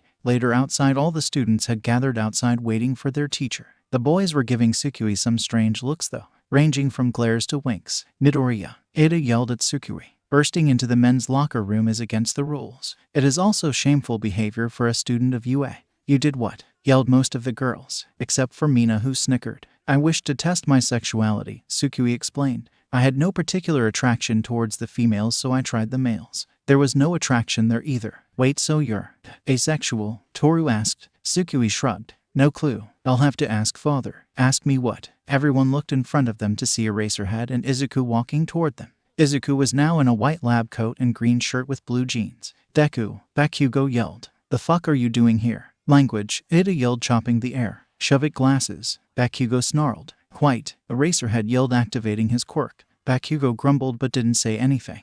Good, Eraserhead said, deactivating his quirk. This is Izuku Midoriya. He is an engineer at UA. What? Yelled everyone but 𝗧𝗵𝐴 and Todoroki. The latter just looked at him with wide eyes. But he's the same age as us, Mina shouted. Shouldn't he graduate first before getting a job? Kaminari asked. He did graduate, 𝗧𝗵𝐴 said. He graduated on the same day of the entrance exam.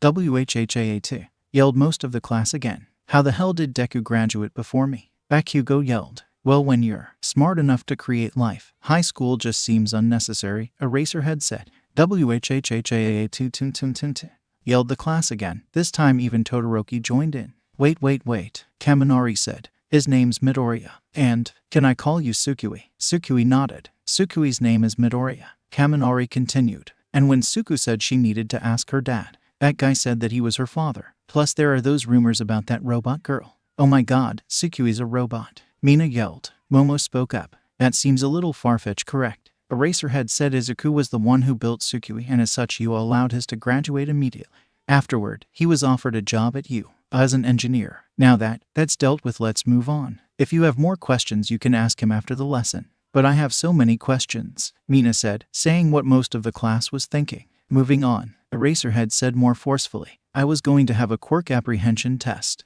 But Nezu and Midoriya had other ideas. Before anyone could ask anything, Izuku pulled out a big red button from his coat and then pressed it. Suddenly the ground started shaking, and All Might came out, bursting out of the ground. What the fuck? 𝗵𝘃𝐲 yelled. Combat test. Go, Eraserhead said. Before any of them could react, All Might charged at the class and was about to punch Mina. Just before she got hit, Kirishima stepped in front of her and hardened his arms, blocking the hit. Holy crap, holy shit, we have to fight freaking All Might. Mineta yelled. 𝗧𝗵𝐴 blasted All Might with her laser eyes, knocking him back, and Sato followed up by eating a bunch of sugar, then landing a right hook on him. All Might recovered and charged Sato, tackling him and throwing him aside. Before he could do anything else, however, he was fully encased in a huge chunk of ice. That won't hold him for long, Todoroki said. We need a plan fast. The pressure increased as the students could hear the sounds of ice breaking, knowing that soon All Might would be free. This is not All Might, Tsukui said, causing everyone to look at her in confusion. All Might is much stronger and faster than this, and my sensors detect that our foe is not holding back.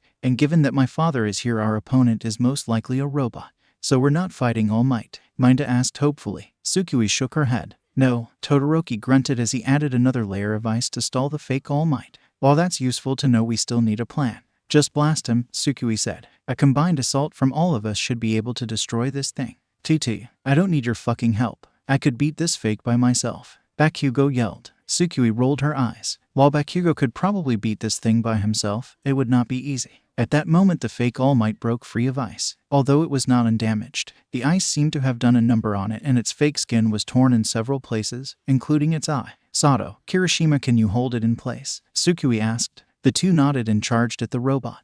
I can help, Uraraka said, running off with them. The fake All Might charged at Uraraka, but Kirishima blocked its punch. Sato took this opportunity to grab its arms, holding it in place. Uraraka then touched the automaton, causing it to float. Sato threw it up in the air, making it completely vulnerable. Unfortunately, it started floating out of range. It's going out of range, Tsukui yelled. Not on my watch, Shiro said, using his tape to wrap it up and keep it from floating any further. No, Tsukui signaled, letting off a full-power eye blast. Don't tell me what to do, Bakugo shouted while sending a high-power blast at the fake. Momo shot a cannonball from the cannon she made, and Aoyama unleashed his naval laser. These attacks all landed and blew the machine to bits. Once the smoke from the attack cleared, there was nothing but a bunch of floating bits of metal. Release, Uraraka said, making the metal fall to the ground. We did it, Minda cheered. You didn't really do anything, Shiro muttered. Tsukui crossed her arms in a proud stance, with a smug grin on her face. And it was all thanks to my plan. You're welcome. Like I said, I could have destroyed that thing on my own.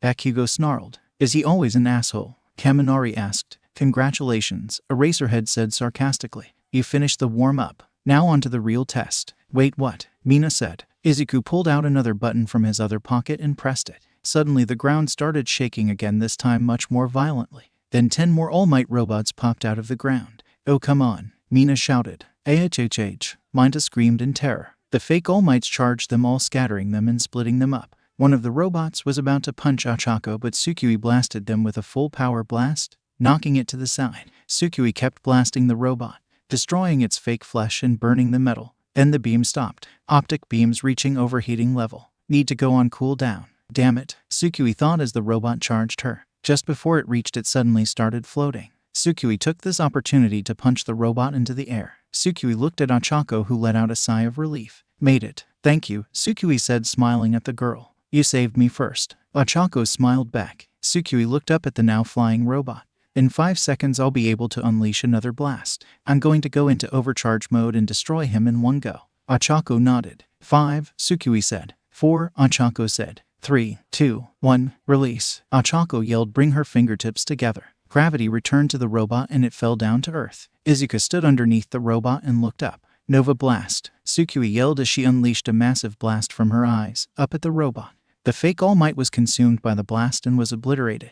Ochako looked up at the blast with wide eyes, before looking back at Tsukui, whose eyes were smoking. Tsukui looked back and was delighted by the shocked expression Ochako was wearing. Cool, huh? Tsukui said. Yeah, Ochako said excitedly. Why didn't you do that earlier? Oh, simple. If I use it, then I won't be able to use my optic blast for an hour. Tsukui answered. Oh, Ochako said. Meanwhile, Kirishima held off one of the fake All Mights, protecting Mina, who was behind him, and Minda, who was behind her. The fake punched him again, chipping away at Kirishima defense. A little help here, Kirishima grunted as the robot whittled away at his quirk. Mina turned to Minda. What does your quirk do? I have sticky balls, Minda said nervously. Mina would have laughed if it wasn't for the situation she was in. All right, you stick him, I'll melt him. What? Minda yelled. I can't. Kirishima was knocked back a little as he tried to hold back the robot. AHHH, Minda yelled. He threw his balls right behind the robot in a panicked fashion. Kirishima saw this opportunity and took the offense. Red Gauntlet. He punched the robot at full power, putting a small dent in its chest and knocking it onto Minda's balls. The robot struggled, trying to free itself, but to no avail. Mina smiled. My turn. She then doused the robot in acid, melting it down until it exploded. Yes, Mina cheered. She looked at Kirishima and Mineta. High five. Kirishima and Mina high-fived while Mineta tried in vain to jump up and join. Meanwhile, 𝐒𝐻𝐼 narrowly dodged another punch. The robot was no fighter, it just swung randomly at the tailed boy. 𝐻𝐼 used this to his advantage and managed to block or deflect the fake's blows. Dark Shadow, Takoyami yelled. Bind him. Dark Shadow shot out from Takoyami's body and wrapped around the robot's body. Unfortunately, one of its arms was free. It was about to punch Dark Shadow, but Tsuyu's tongue wrapped around it and kept it in place. 𝐻𝐼 now, send him to the void. Takoyami yelled. 𝐻𝐼 ran up next to the barely contained robot and shoved one of her earphone jacks in the thing's ear. She let off a full-volume blast of sound in the thing's head, making it explode and its body to fall to the ground. Yes, 𝐻𝐼 cheered. Meanwhile, Sato was holding off one of the robots, but he could only so much damage and his quirk was starting to take its toll on him. Hey, said Toru, close your eyes. Me and the French dude have a plan. Sato nodded and shut his eyes. Toru unleashed a flash of bright light, causing the robot's optic center to go into overload. Grab him from behind, Toru yelled. Sato opened his eyes and saw that the robot was blinded. He went behind him and put him into a hold. Now, Toru said, prepare to be dazzled. Aoyama said, unleashing a powerful blast at the robot's head, destroying it. Wahoo! Toru cheered, doing a victory dance no one could see. We did it. Aoyama smiled as he silently hoped this would be over soon so he could use the bathroom. Meanwhile, one of the robots was rapidly attempting to swat away a flock of birds summoned by Koda to distract the machine. Then Zero took this chance to wrap the thing in tape, leaving it defenseless. Kaminari smirked and ran up to the huge robot, before jumping on top of it.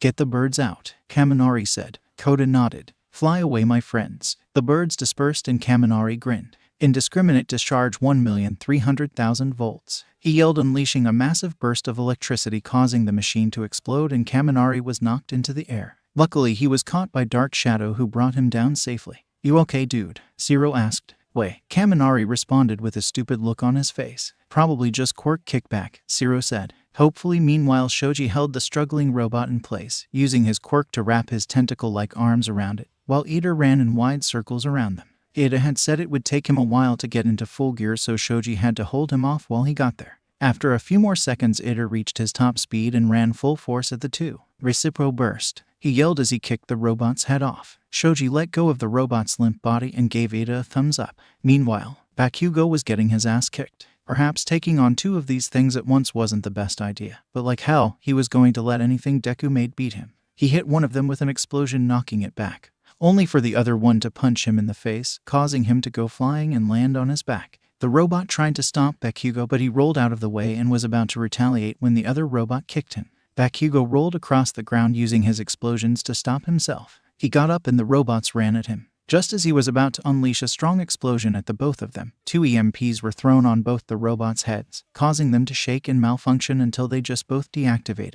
Bakugo looked back to see that it was Momo who had done them in. I didn't need your fucking help, Bakugo yelled. Momo ignored that. We need to help Todoroki. He also took on 2 of them and Bakugo rolled his eyes. Look behind you, dumbass. Momo looked behind her and saw that Todoroki had impaled both the robots on ice spikes. Oh, Momo said. All the robots were defeated as many of the students cheered and celebrated.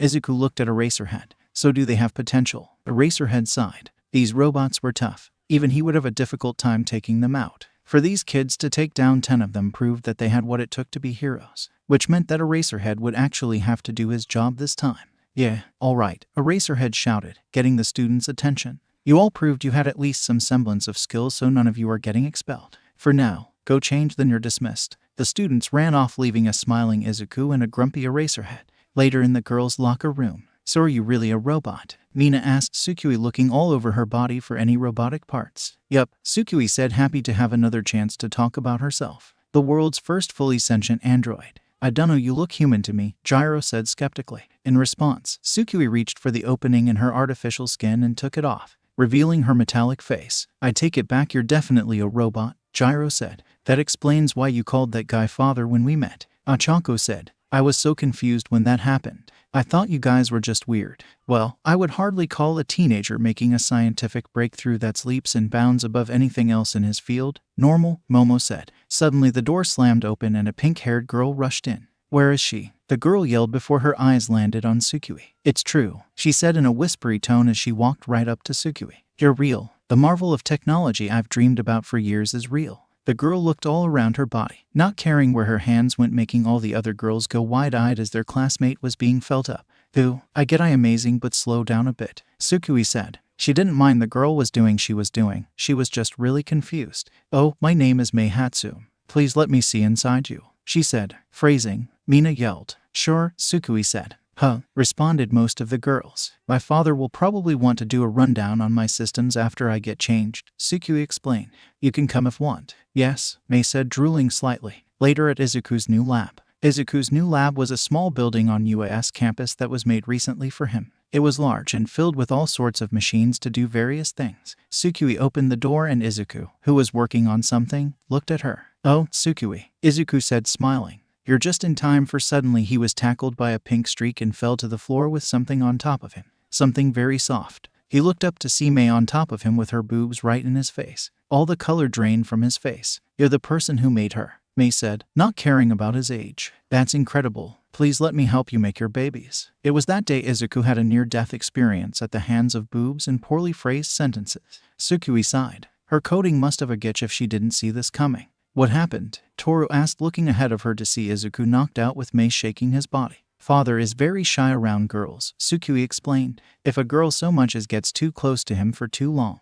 And 𝗬𝗵 just said she wanted to have his babies. Fucking lucky," 𝗵𝗲 yelled. "Oh, right, I remember he passed out after I met him," 𝐒𝐭𝐚𝐲 said. Meanwhile, Mina rubbed her hands in glee. She was gonna have so much fun. "So if a chick rubs her boobs on him he conks out?" Kaminari asked. "Yup. The only females, he's not a complete nervous wreck around me and his mother," 𝗧𝗑 said. "That's a little pathetic," 𝗧𝗏 said. "Well, if people avoid you like the plague, then it's logical that you would be shy and socially awkward," 𝗧𝗑 defended, glaring slightly at 𝗧𝗏. "Why would people avoid him?" Momo asked. "He is clearly very intelligent, so why would people stay away from him?" 𝗧𝗑 sighed. This is where she got to see what classmates she could get along with and which ones she would hate. "He's quirkless." Everyone seemed surprised by this. "Wait, you mean he doesn't have a quirk?" Kaminari asked. "No, she meant the type of quirkless where you still have a quirk," 𝗳𝗏 said sarcastically. "Well, I mean, it's just weird," Kaminari said. "I mean, I knew they existed, but I never met one until now." "I agree, it is rather surprising," Momo said. "I was sure he had some sort of intelligence quirk." "I was too," Shoji said. "However, this does make his creation of 𝗧𝗑 more impressive." "Agreed," Ada said. "So, no one wanted to be around him because he's quirkless?" 𝗂𝗏𝗄 said. "That's terrible." "Indeed," 𝗂𝗲 said. "He had been teased a few times for not having a very impressive quirk, so he can only imagine what would happen to someone without a quirk at all." "Wait, so none of you have a problem with him being quirkless?" 𝗧𝗑 asked, slightly bewildered by how accepting they were. "Of course not," Mina said. "Judging someone for that would be stupid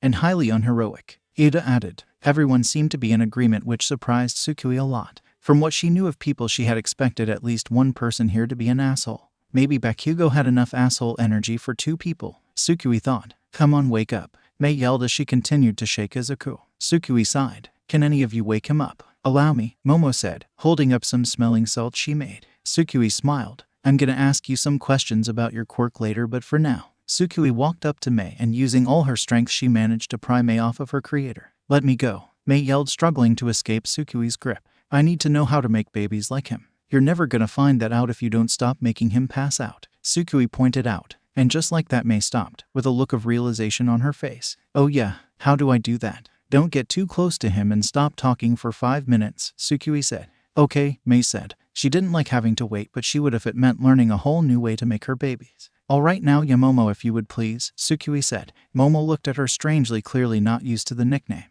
"What? Your name is too freaking long and I don't want to call you by your first name yet," 𝗧𝗑 explained. Momo nodded, still unsure about it, but not against it. She walked up to 𝗧𝗑 and slipped the smelling salts under his nose. Instantly 𝗧𝗑's eyes opened and he jumped into an upright sitting position. "Wha? Huh," 𝗧𝗑 said. "What happened?" "Girls," 𝗧𝗑 said. 𝗧𝗑 looked at 𝗧𝗑 to see that May and the rest of Class 1 had followed her. 𝗧𝗑 quickly crawled back, somewhat frightened by the number of people in front of him. Sure, he had seen them all before, but they were focusing on the robots rather than him at that time. "Class 1A, 𝗧𝗑 said in shock before looking at May. "And you are?" "Her name is myheroacademia. She's a machine nut who seems to refer to her creations as her babies," 𝗧𝗑 explained before May could get a word in. "Oh, I see," 𝗧𝗑 said, feeling embarrassed. "That explains a lot. But why did the rest of your class come?" "We wanted to see the person who made our classmate," Todoroki said. I for one was curious about how you managed to accomplish such a task with little to no resources. That's top secret, Izuku answered nervously. As I suspected, Todoroki said. So you made Tsukue? Gyro asked, still having a hard time believing that. Why yeah, Izuku said, looking away from them. That's so cool, Toru said. So you can just make people anytime you want. Well, it takes a while, but so long as I have the resources then yes, Izuku said. So can you make a robot me? Mina asked. I mean, I could make a robot duplicate of you. I could even make it think like you to the point where no one would even know the difference. Even the duplicate, Izuku said. There was a pause as Izuku slowly realized how scary and creepy that sounds. I mean I would never do that though. Izuku quickly Clearfield. And even if I wanted to, which I don't, you would have to know about it and would probably never approve of it. Probably, Gyro asked. Well, Izuku stuttered quickly, getting overwhelmed by all the attention. Hey, slow down, Kirishima said, getting in front of everyone. The guy doesn't have much experience with people, and it's not mainly to walk into someone's place and make them uncomfortable. Thank you, Kirishima, Tsukui said. I should have run through the possibilities a bit before I agreed to bring you all here at once. Sorry, Toru said. Yeah, me too, should have toned it down a bit, Mina said. It's fine, just not used to so much attention. Or any attention, Izuku said. Now that things were significantly uncomfortable, Tsukui thought for a few moments before coming up with an idea. So father, can we do the rundown diagnostic later? I would like to get to know some of my new classmates. Oh, sure, Izuku said, frowning a little. Cool, and while I do that you can talk to Hatsum, Tsukui said. What? Izuku said as Hatsum's eyes gleamed and she had to force herself even harder to not say anything. Now just remember to stay at least a foot away from him and not to say anything suggestive, Tsukui said. Have fun. Tsukui let go of Mei and immediately she ran in front of Izuku, asking questions rapid fire. All right, let's go, Tsukui said, leading the class out of the building. When they got out, Kirishima asked a question. Don't you think that Hatsum chick is gonna overwhelm him or make him pass out? Tsukui shook her head. The questions she's asking are purely about robotics. So with no way to mess up the conversation, father will eventually forget that he's talking to a member of the opposite sex and be able to talk comfortably. You seem to have thought that through, Todoroki said. Your level of thoughtfulness appears to be inconsistent, as you didn't think twice about bringing us to him. Tsukui shrugged. Father explained that actually, you see, my brain can process things and run them through scenarios that will show me what effects my actions will have. It's basically a cheat code that lets me become the world's best strategist. However, this has some drawbacks. I have to think to activate it. It's not a natural thing, otherwise I would see the possibilities of everything at once and my head would explode.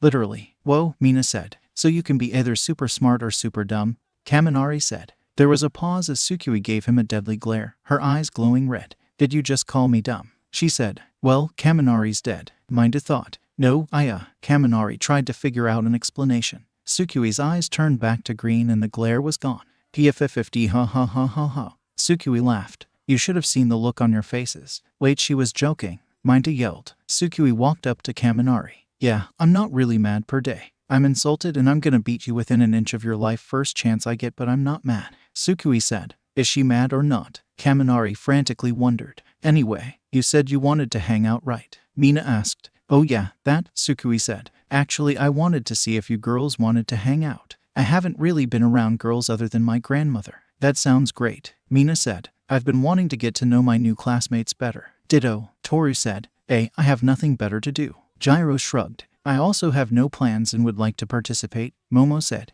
Me too, Ochako said. Just not someplace too expensive, please. I've got nothing better to do. Ribbit. Suyu said. Great. Tsukui said. I already know where to go. But we better leave before the teachers kick us out. Follow me. With that, the girls left. Suo, Kaminari said. Any of you guys wanna hang out? No, said Todoroki, Takoyami, and Shoji. The first two just walked away, but Shoji stayed behind to explain. I have things I need to do, he said before leaving with the others. Well, I think bonding would be a great idea, Ida said. Well then let's do this, Kaminari said. We'll do it quickly and get off campus. If you're not seeing Midoriya, then get out, Eraserhead said, surprising everyone. AHHH, they shouted. Many hours later, Nezu walked into Izuku's lab. Progress, he asked. Things are progressing steadily, Izuku said. The data I got from All Might is just starting to make sense. I've been able to start designing. Suddenly something caught Nezu's attention. A snore. He looked to the side to see Mei, sleeping there soundly on the floor. Nezu looked back to Izuku for an explanation. Tsukui came by and brought her along, Izuku said. She wanted to talk about machines and she and I talked for so long that she eventually just passed out. 𝐻𝐵 responded. I was under the impression you were terrified of women. Why did you not call the guards to escort her out? Well, she was so interested in my work and I got so into the conversation.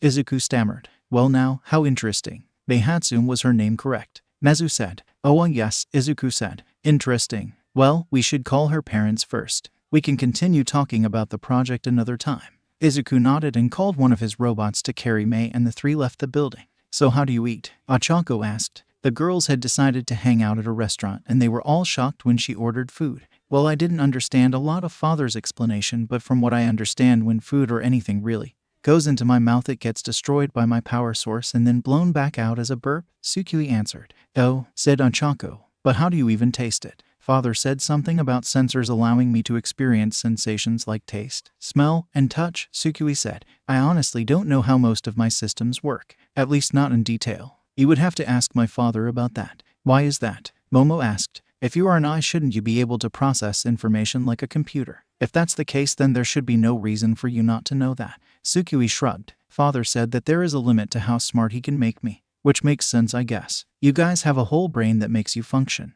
I have a small chip. Yeah, when you put it like that it makes sense, Mina said. So why do you call him father? Toru asked. Because he's my father, Tsukui answered. Yeah, but doesn't that seem a little formal? Gyro said. You don't seem like the rich fancy type. No offense, Momo. None taken, Momo said. Tsukui paused. She had never really thought about that. Papa, Dad. Yeah, that last one. I like that one, Tsukui said out loud. Hello, Gyro said. Tsukui snapped her head back to the girls. Oh sorry, I was just thinking. Out loud, Ochako asked. Did I do that again? Tsukui said. Sorry about that. I think it's a glitch. Wait, you can have glitches, Momo said. Wouldn't that be potentially dangerous? No, Dad said I shouldn't be able to get any major glitches. Just minor ones, Tsukui reassured. Well, I guess if the professional said so, Mina said with a slight giggle. It feels weird to call someone my age a professional. Yeah, no offense, but your father is weird, Toru said. Not in a bad way, but in a weird way. Yeah, Tsukui sighed. That's why I left him with Hatsune.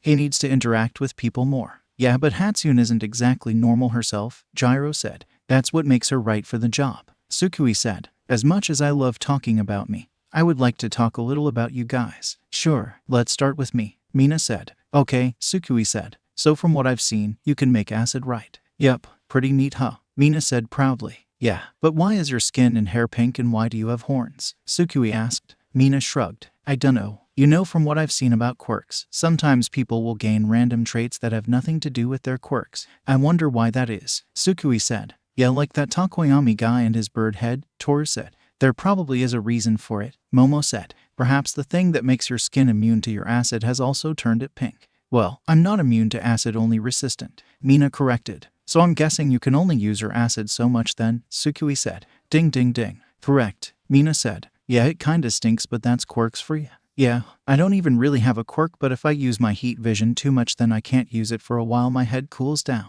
Tsukui said. So even though you don't technically have a quirk, your heat vision still acts a lot like a quirk, Momo said. Yeah, but you're also super strong and fast, right? Toru asked. Yeah, which is weird to me. I mean, being strong makes sense, but how did Dad make me so fast when I probably weigh a ton? Tsukui said. Wait a minute, we made the conversation about me again. To be fair, you're an android, it's hard not to be interested in you, Gyro said. Fair, but I still want to talk about the rest of you, Tsukui said. My scanners can only tell me so much. You have scanners. What do they do? Toru asked. J-H-H-H. Tsukui screamed in frustration. The next day in the UA meeting room. Thanks to Midoriya, 𝐶𝗵𝗲, and Power Loader, we have finished installing 25% of the new security system, Nezu announced to all of the staff. It was lunchtime, and so Nezu had called in the staff for a meeting, much to their dismay. 25%, Power Loader said. All that, and we're only a quarter of the way through. Power Loader took care of a lot of physical work that couldn't be done by robots, and as such he was exhausted. Well, yes, and much of the work only gets harder and takes longer to do from here, Izuku said. But I have good news. The construction bots are done, so you no longer need to assist me. Thank God, Power Loader said. I'll still need your help on a few things, 𝗵𝗲. Your quirk is just too useful. Sorry, Izuku said. It's fine, 𝗵𝗲 said. Now I would also like to encourage you to use Izuku's talents to further your lessons, Nezu said. Are you sure the kid is gonna have time for that? Eraserhead asked. Yeah, sounds like he has a lot on his plate, Present Mike said. It's fine, Izuku said. The construction bots are taking care of all of the physical work, so all I have to do is work out the blueprint, double-check the design, and supervise the construction. I'll have time to take care of any of your requests. That's good and all, but make sure to take some time for yourself, Eraserhead said. You seem like the type to overwork yourself. Well, if that's all, then you can all leave, 𝗧𝗵𝗲 said, except for Yagi and Midoriya. You two stay. Everyone else left the room, leaving the three alone. After waiting for a few seconds, 𝗧𝗵𝗲 spoke. How is Project 𝐒𝐻𝐢 coming along? 𝗧𝗵𝗲 asked. The first part of the project is about halfway done, Izuku said. It should be done before the sports festival. Good, 𝗧𝗵𝗲 said. However, I think I know a way you can work faster. Faster, Izuku said. Yes, you see, you can accomplish so much on your own. So I was thinking about giving you an assistant, 𝗧𝗵𝗲 suggested.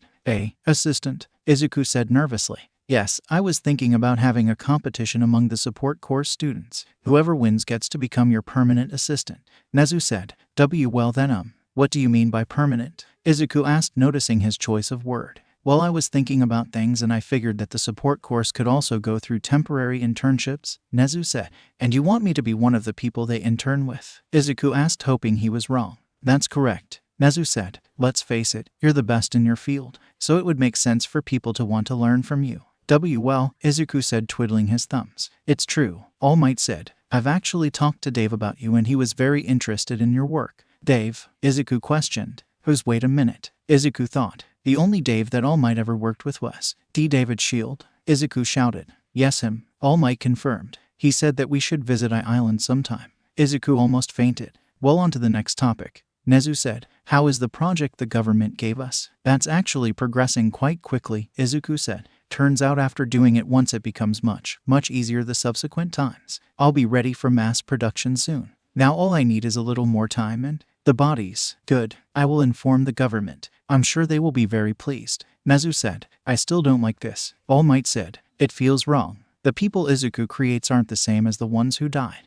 Just copies. Perfect copies, 𝗧𝗵𝗲 said. And we informed them of this and they insisted anyway. Besides, if you had a chance to make a copy of her, talking with all her thoughts and feelings, would you? All Might didn't respond. I'm sorry, but who is her? Izuku asked. An old friend, All Might said. Someone who died a long time ago. Oh, Izuku said. I'm sorry. It's fine, young Midoriya, All Might said. Well, if we're done here, then I suggest that we get back to work, 𝗧𝗵𝗲 said. You have to teach soon after All Might. Right, All Might sighed. He was not looking forward to it. I'll get back to work then, Izuku said. Just don't forget about your contractual breaks and day off, 𝗧𝗵𝗲 said. Izuku sighed. When he had signed the contract, he failed to notice that 𝗧𝗵𝗲 has put in clauses that required him to take at least an hour off of work each day and 1 day off per week, to make sure he didn't overwork himself. Yes, sir, Izuku groaned. Later with class 1, most of the class had gathered in the surveillance room already in their hero costumes, waiting for the rest of their classmates.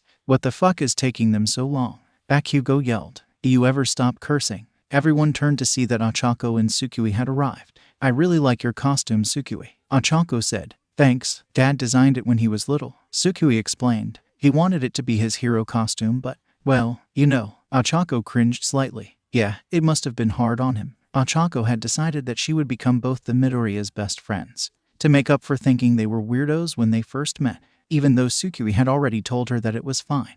Dad put all his hopes of being a hero into me, Tsukui said. I'm gonna be the best hero that ever lived, for both of us. ch. Yeah, right, Bakugo said. Over my dead body. Nothing Deku makes will ever beat me. And it makes sense that Deku designed that. It looks fucking stupid. Well, I think it looks cute, Mina said, walking in. Thank you, Mina, Tsukui said. Well, I did make a few changes. The original design was, well, it's what you would expect from a 4-year-old with a green crayon.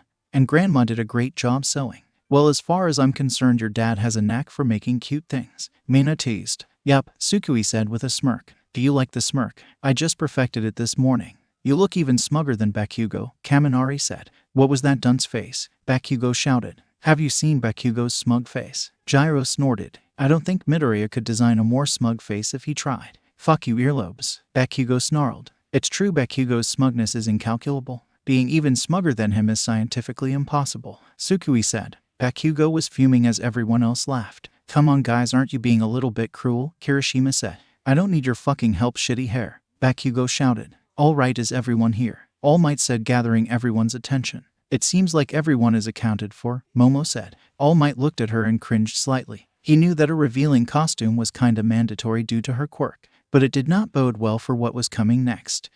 Good, All Might said. Well, I would like to welcome our guest, Izuku Midoriya. Izuku walked in nervously. Hello, I'm here to test out the new camera system, and Izuku spotted Momo. His face went pale. Izuku turned around at speeds Ida would be impressed by. Well, what, why, huh? Ha. Mina burst into laughter. I'm sorry, I know I shouldn't be laughing, but PFT haha. Momo turned red. She really hated her costume. Well, my quirk requires that my skin be exposed, so this is unfortunately necessary. Oh, right. Why your quirk? That makes sense. Izuku stuttered, still looking at the wall. Wait. You're probably really uncomfortable about your costume too. And I probably made you feel worse about it. Oh god, I'm sorry. It's fine, Momo said. I'm just glad you're not staring. Unlike some other people. Everyone but Izuku looked at Mineta. What? Mineta said. I'm a pervert. What did you expect me to do? Wow, no shame whatsoever. All Might though. Mina had a mischievous smirk on her face. Geez, if he reacted that way to Momo, then what do you think he'll do when he finds out Toru is Tsukui? Covered Mina's mouth.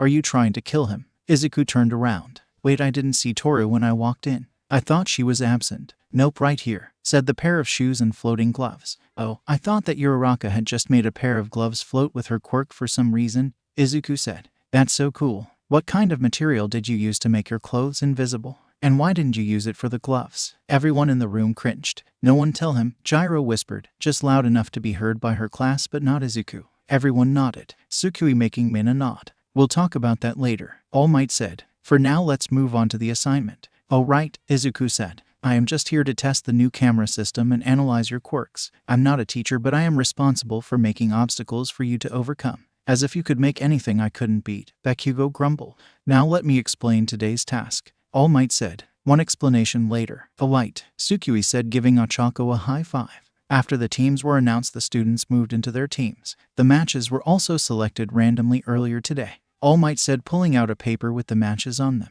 Sir, is it wise to leave all of this to chance? Ida asked. Life can be very random, Izuku said. Unexpected things can happen quickly, and you won't always get what you want. Everyone cringed once more. All Might more than anyone. I see, Ida said. Good point, Midoriya. All Might spoke. Well, with that out of the way, the first match is Tsukui and Uraraka as heroes versus Bakugo and Ida as villains. Bakugo looked at Tsukui and smirked. You're going down tin can. Tsukui smirked right back at him. That's funny. You know I have all your moves downloaded into my head, right? So what? I'll just come up with something Deku hasn't seen.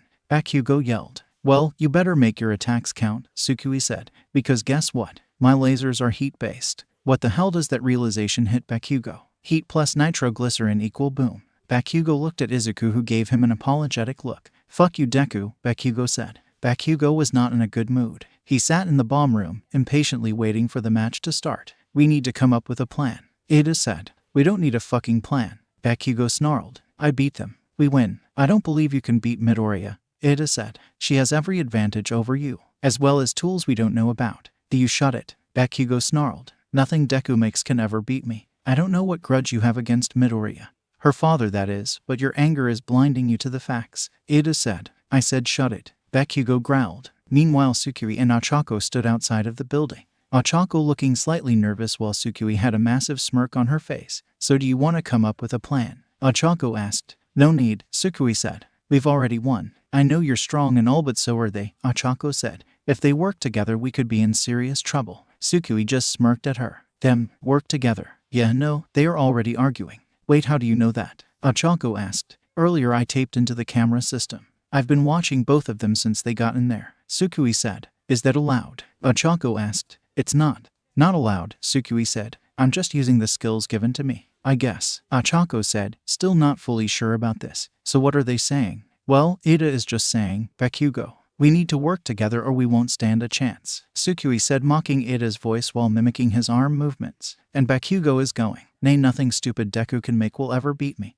Look at my massive ego, Tsukui said, trying to make Bakugo sound as stupid as possible. Ochako giggled a little bit. Why does he call you Dad Deku anyway? Tsukui scowled. It's an insult. It means someone who can't do anything. Oh, Ochako said. I kinda liked it. I thought it meant someone who could do anything. Which kinda fits your dad. Oh, Tsukui said, her smirk returning. What do you think of my dad? Well, Ochako said. He's a bit strange. But that's not really his fault. He's just a victim of something he can't control. I feel bad for him, but at the same time, I admire him for not giving up. When people say you're worthless, it becomes really easy to believe them. So it's really impressive that he still managed to accomplish so much despite that. Tsukui snickered. Hear that, Dad? She thinks you're impressive. Wait, he can hear us. Ochako shouted. Every word. All Might said. Young Midoriya, your father is currently unable to answer as he is close to passing out. You tricked me, Ochako said with a pout. Yup, Tsukui said, sticking out her tongue. You're cute when you're mad. Ochako blushed intensely. You're just as bad as Mina. I'll take that as a compliment, Tsukui said.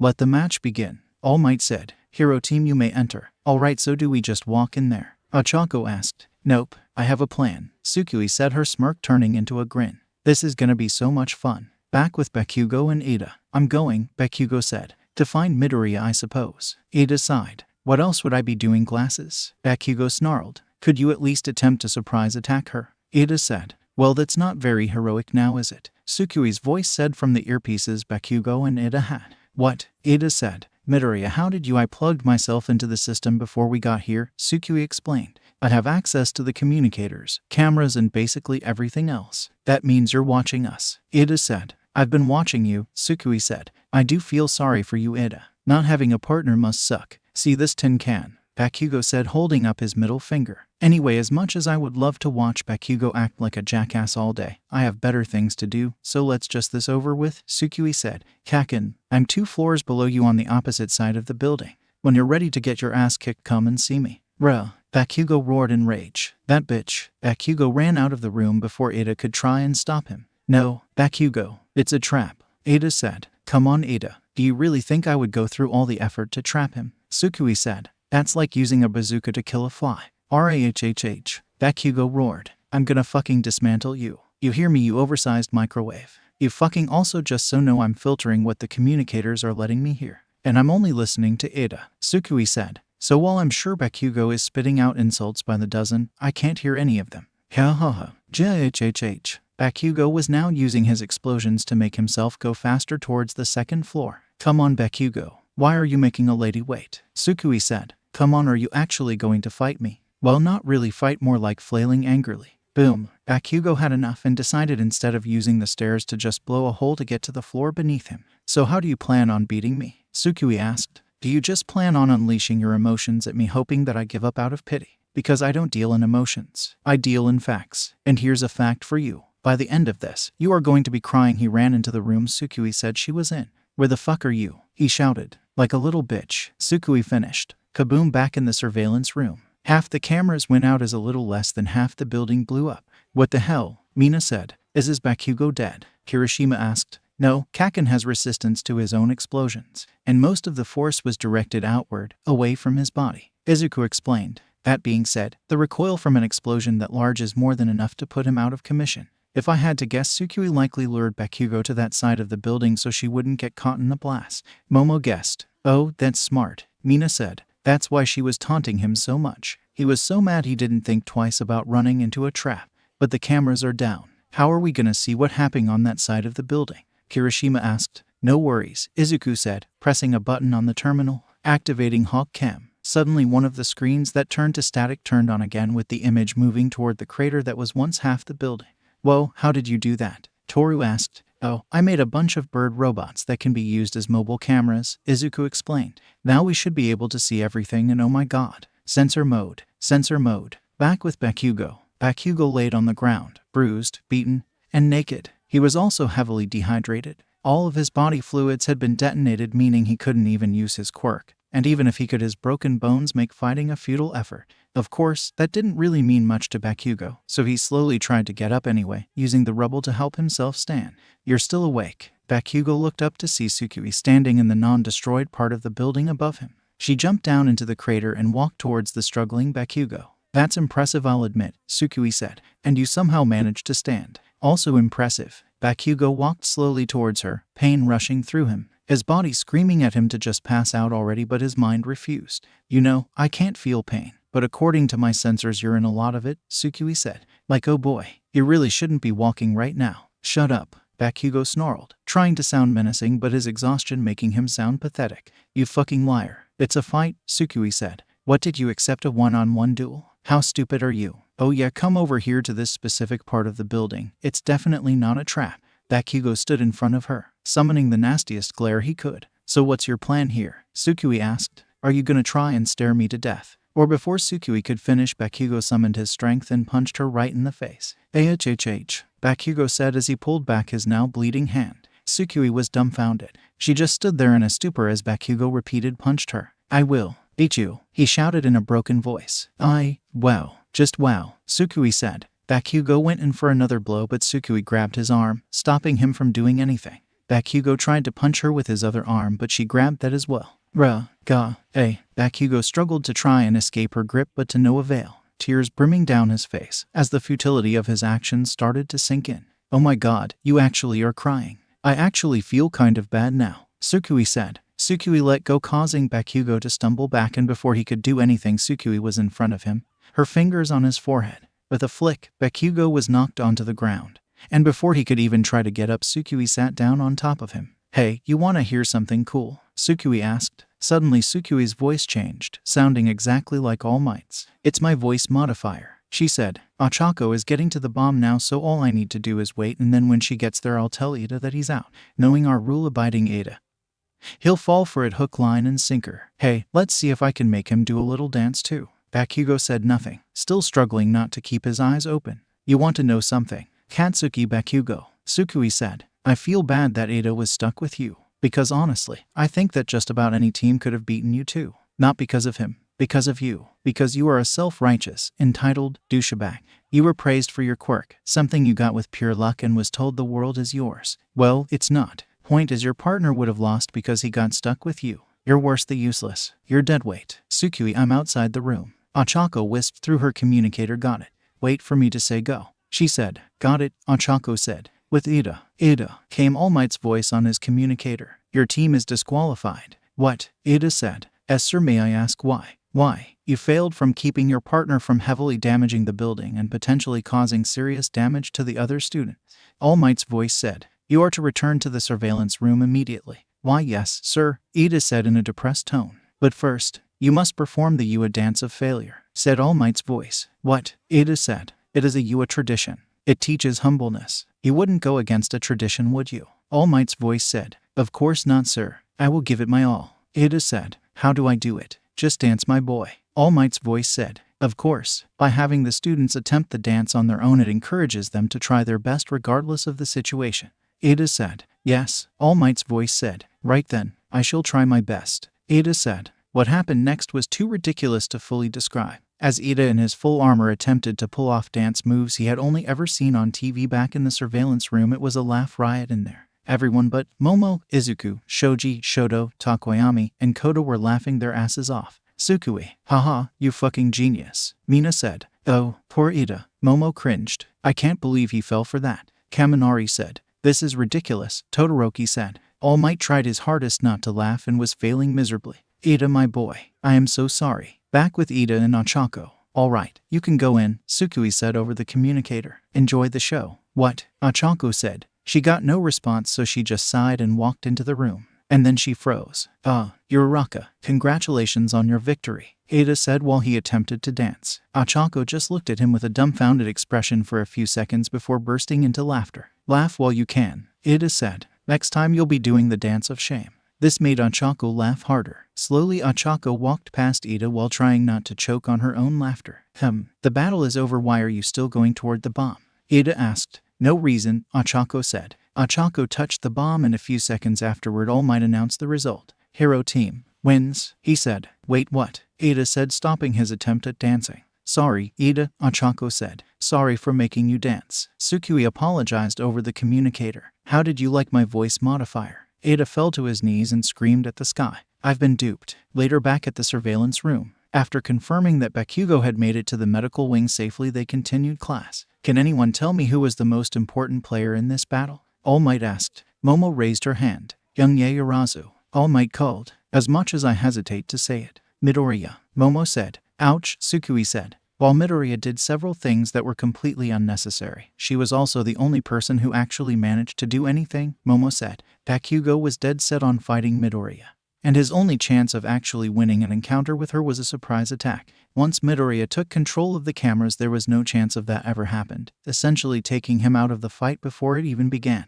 Same goes for 𝐻𝐸. Due to his rule-abiding nature, all 𝐬𝐭 needed was a reasonable excuse to get 𝐻𝐸 out of the fight. In other words, they stood no chance. Shoto said. Still, Midoriya could have won without causing that much property damage. She also didn't need to confront Bakugo after he had already been taken out of the fight. Momo said. But her method was still foolproof. To think that following the rules would have led me astray. Ida said. Sorry about that, Ida. 𝐬𝐭 chuckled. It's fine. Ida said. I will simply need to improve my awareness and your dance skills. Mina said. Well, if that's all, then we can move on to the next match. All Might said. All Might, Izuku said. Can I have a word with 𝐬𝐭? 𝐬𝐭 looked at Izuku, and judging by his expression, he was not happy. Oh, so this is what dread feels like, 𝐬𝐭 thought. Outside. Izuku brought 𝐬𝐭 outside the surveillance room. Suo, what's wrong? 𝐬𝐭 asked. Cause you look upset. Izuku sighed. I'm not upset. I'm just disappointed. 𝐬𝐭's eyes widened. What? Why? I know I caused a little too much collateral damage, but that's not what I'm disappointed about.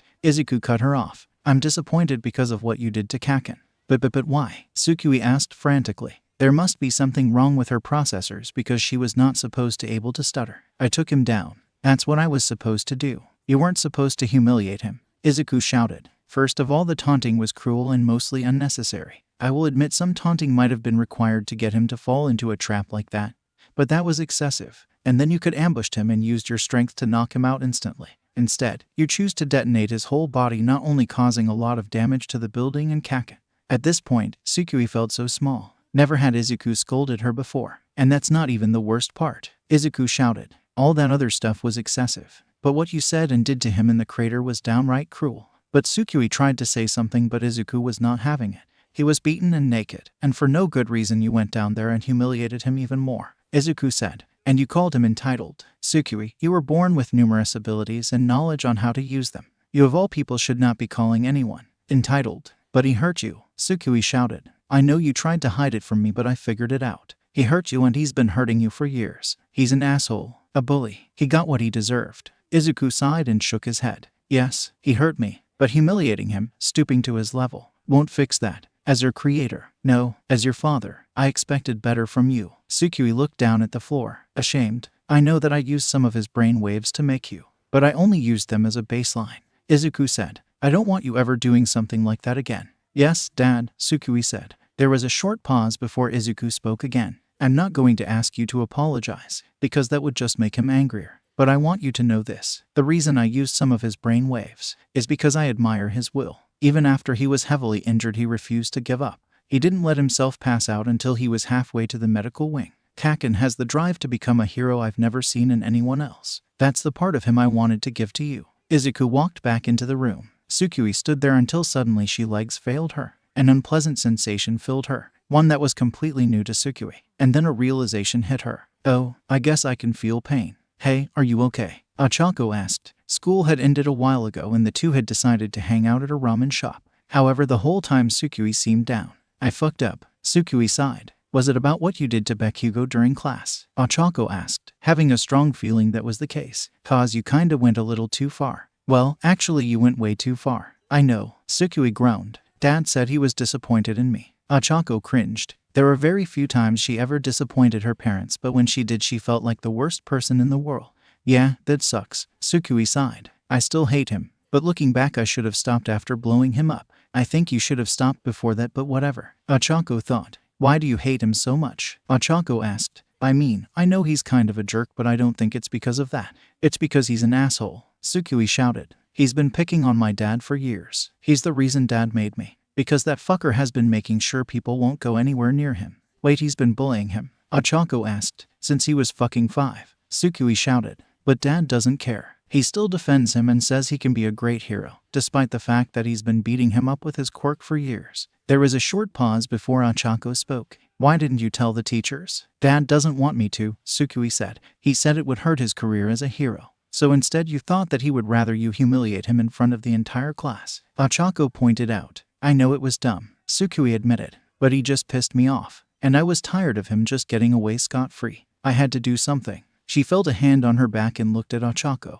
It's okay, 𝐴chako said. Honestly, if I was in your position, I would probably just have told the teachers. You ignored him when he asked you not to tell anyone about you being a robot.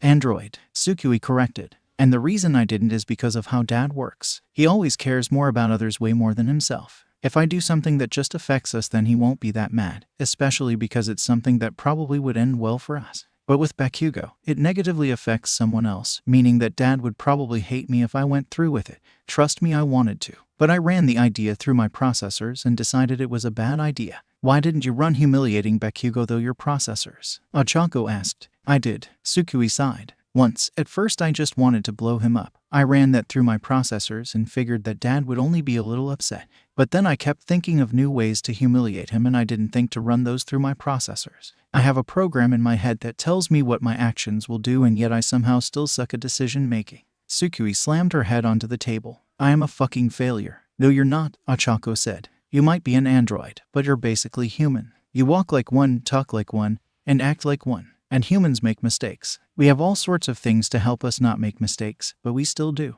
No one's perfect. Tsukui sighed. Thanks, 𝐻𝐿. You're welcome, 𝐻𝐿 said, giving her a bright smile. Now let's eat. Our food is getting cold. Don't worry about it. I'll heat him up, Tsukui said, looking at 𝐻𝐿's bowl while her eyes glowed red. Please don't laser my noodles, 𝐻𝐿 said. Tsukui pouted and her eyes went back to green. Fine. Meanwhile, elsewhere, Nezu sat in his office doing what he always did, plotting and drinking tea, when suddenly he heard a knock at his door. Come in, Nezu said. Izuku slowly walked into his office before giving Nezu a nervous look. Ah, Izuku. Good, good, Nezu said. I wanted to talk about Tsukui's. Well, calling it a fight would be horribly inaccurate. I wanted to talk about Tsukui's humiliation of Bakugo and Ida. I am so sorry about that. Izuku rapidly apologized. I don't know what she was thinking when she did that. I swear I will make sure this never happens again. What did Bakugo do to you? Nezu asked, making Izuku freeze. What? Izuku said quietly. Tsukui has existed for less than a year, meaning that unless Bakugo did something incredibly horrible to her within that time,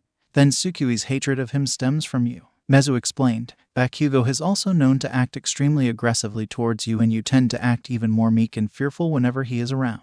So my question to you is, what did Bakugo do to you that would make Tsukui act in such a vicious and slightly amusing manner? Well, Izuku was sweating nervously as he desperately tried to find a way to answer this question. Was he perhaps one of the people who bullied you? Nezu asked. And no, Izuku lied. Kaken would never do something like that. There was a short pause before Nezu shook his head and spoke again. Izuku, you and I are both aware of my abilities, so I don't know why you would think it was a good idea to lie to me. Izuku stayed silent. How about this? You're going to tell me everything. And if you lie 3 times, then Bakugo will be expelled. Nezu said. What? Izuku shouted in shock. That's not fair. Yes, it would be incredibly unfair for you to get him expelled because you don't want to do something as simple as telling me the truth, Nezu said, his upbeat tone never changing. Now I'll ask you again. Did he bully you? Well, he may have said some mean things and accidentally used his quirk on me a few times. Izuku lied. That's another lie, Nezu pointed out. 2 more of those and Bakugo is out. Izuku panicked. Okay, maybe it wasn't accidental, but I'm sure he just wanted to practice his quirk and needed something to use it on. That's another lie, Nezu said. But I wasn't lying, Izuku said. Really, I'm sure that's why. I said that if you lie 3 times then Bakugo is expelled, Nezu repeated. I never said those lies have to be directed at me. Izuku stopped talking as what Nezu said sunk in. We both know that he doesn't need to use a person to practice his quirk on. And even if he did, that will still be both cruel and illegal, Nezu told him. You have one last chance, Izuku. Tell me the truth. Bakugo's future is in your hands. Izuku hung his head in defeat. He had no choice. He had to tell him everything. The next day. Thank you for coming, Mrs. Bakugo, Nezu said, greeting his guest as they entered his office. No problem. Now, what the fuck did my son do now? Mitsuki asked. I didn't do shit, Bakugo said. Aunt Mitsuki, Izuku said, shocked at just how upfront she was. Oh hey, Izuku. Oh, Tsukui's here too, Mitsuki said before turning her head to her son. And I doubt we got called here for something either of them did, so it must have been you.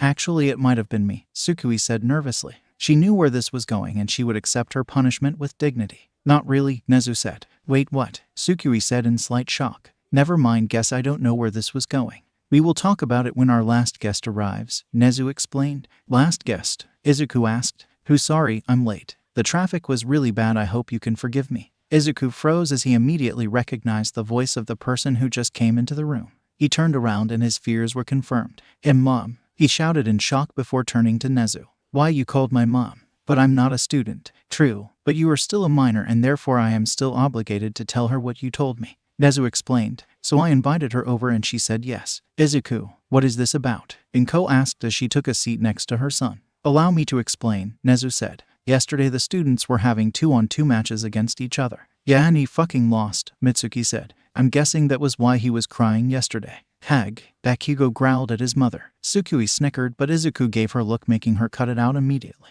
Yes, he did in fact lose, 𝗧𝗠 confirmed. But there's more to it than that. 𝗧𝗠 coughed to clear his throat before speaking again. She hacked into the communications and used them to taunt Bakugo into a trap before using her heat vision to detonate all of the nitroglycerin on his body, blowing up half of the building they were in and doing horrible damage to Bakugo's body and destroying all of his clothes. Then she went up to him and taunted him some more while he attempted to punch her metal body, doing more damage to himself. She then proceeded to knock him down, sit on him and humiliate his partner, all the while blaming him for their loss. The fight was being monitored, so this all happened in front. 𝗧𝗑 and Tsukui cringed as both Mitsuki and 𝗏 had shocked looks on their faces. Mitsuki recovered first before looking at Tsukui and saying, "That was a little bit much." "Yeah, I know," Tsukui sighed. "Normally this would call for a suspension at the very least. However, I decided to ask 𝗧𝗑 what Bakugo could have done to deserve such humiliation, and the response I got was very enlightening," 𝗧𝗠 said. Bakugo raised an eyebrow in confusion. He had a bad feeling about this. "What are you talking about?" "You see, after forcing the truth out of 𝗧𝗑, I found out that Bakugo had been bullying 𝗧𝗑 for the last 10 years.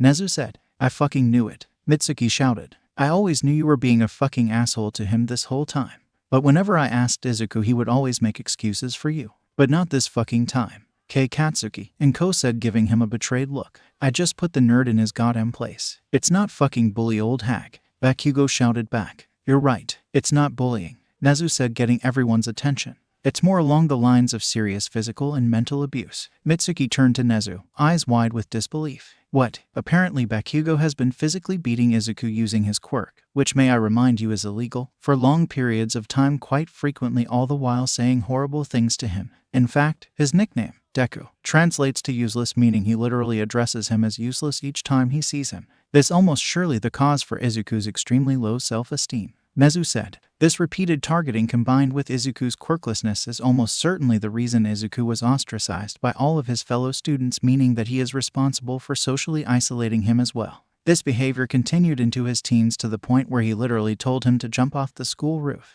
The room was silent for a moment as 𝗧𝗠 let his words sink in. Everyone but 𝗧𝗑 was shocked. 𝗏 had a look of horror etched on her face as tears slid down her cheeks. Tsukui, who had already known about the bullying but didn't know just how bad it was glaring at Bakugo, her eyes glowing red. 𝗧𝗑 just had his head down, ashamed that he may have ruined Katsuki's chances at becoming a hero. Bakugo was glaring at 𝗧𝗠 for saying all this unimportant shit that was sure to piss off his mother. And Mitsuki, no one could see her expression as she stood there frozen in place. Apparently the teachers and staff of those schools just lied in order to not harm Bakugo's chances of becoming a hero just because of a quirkless child, 𝗧𝗠 explained. "Please be reassured that we'll be investigating those schools for discrimination and child endangerment."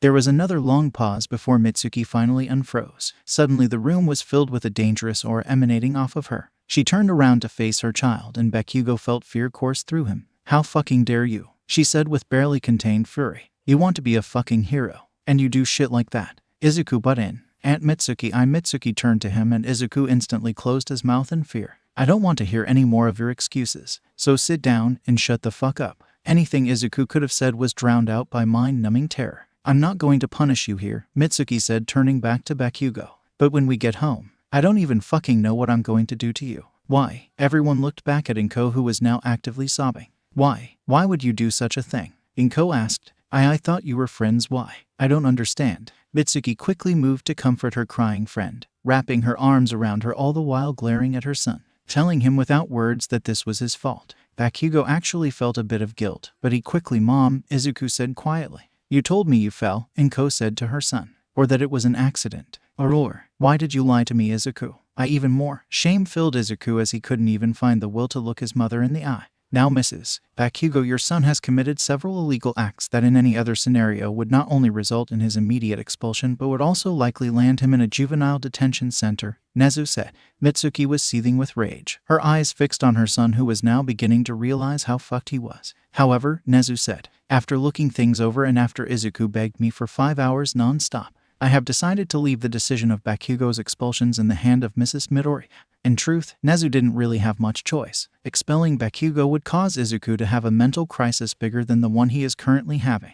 That would mean 𝐒𝐿 might not even be able to work, and if he did work it would likely be at dramatically slower speeds. This would displease the government, who had a lot to ask of the young man, and they would most likely force 𝐒𝐿u to take Bakugo back anyway. However, neither him nor the government could stop 𝐻𝐾o from suing the Bakugos, which, given the fact that it would be a case involving 2 US students, would inevitably catch the media's attention, and after that 𝐒𝐿u would have no choice but to expel Bakugo. And the government couldn't do anything about that without seriously harming 𝐻𝐼's reputation. So, in the end, it was all in 𝐻𝐾o's hands. 𝐻𝐾o, Mitsuki said to her friend, I won't blame you, no matter what you do. You're my friend, and I let my son do something terrible to yours. Whatever you want to do, I won't hate you for it.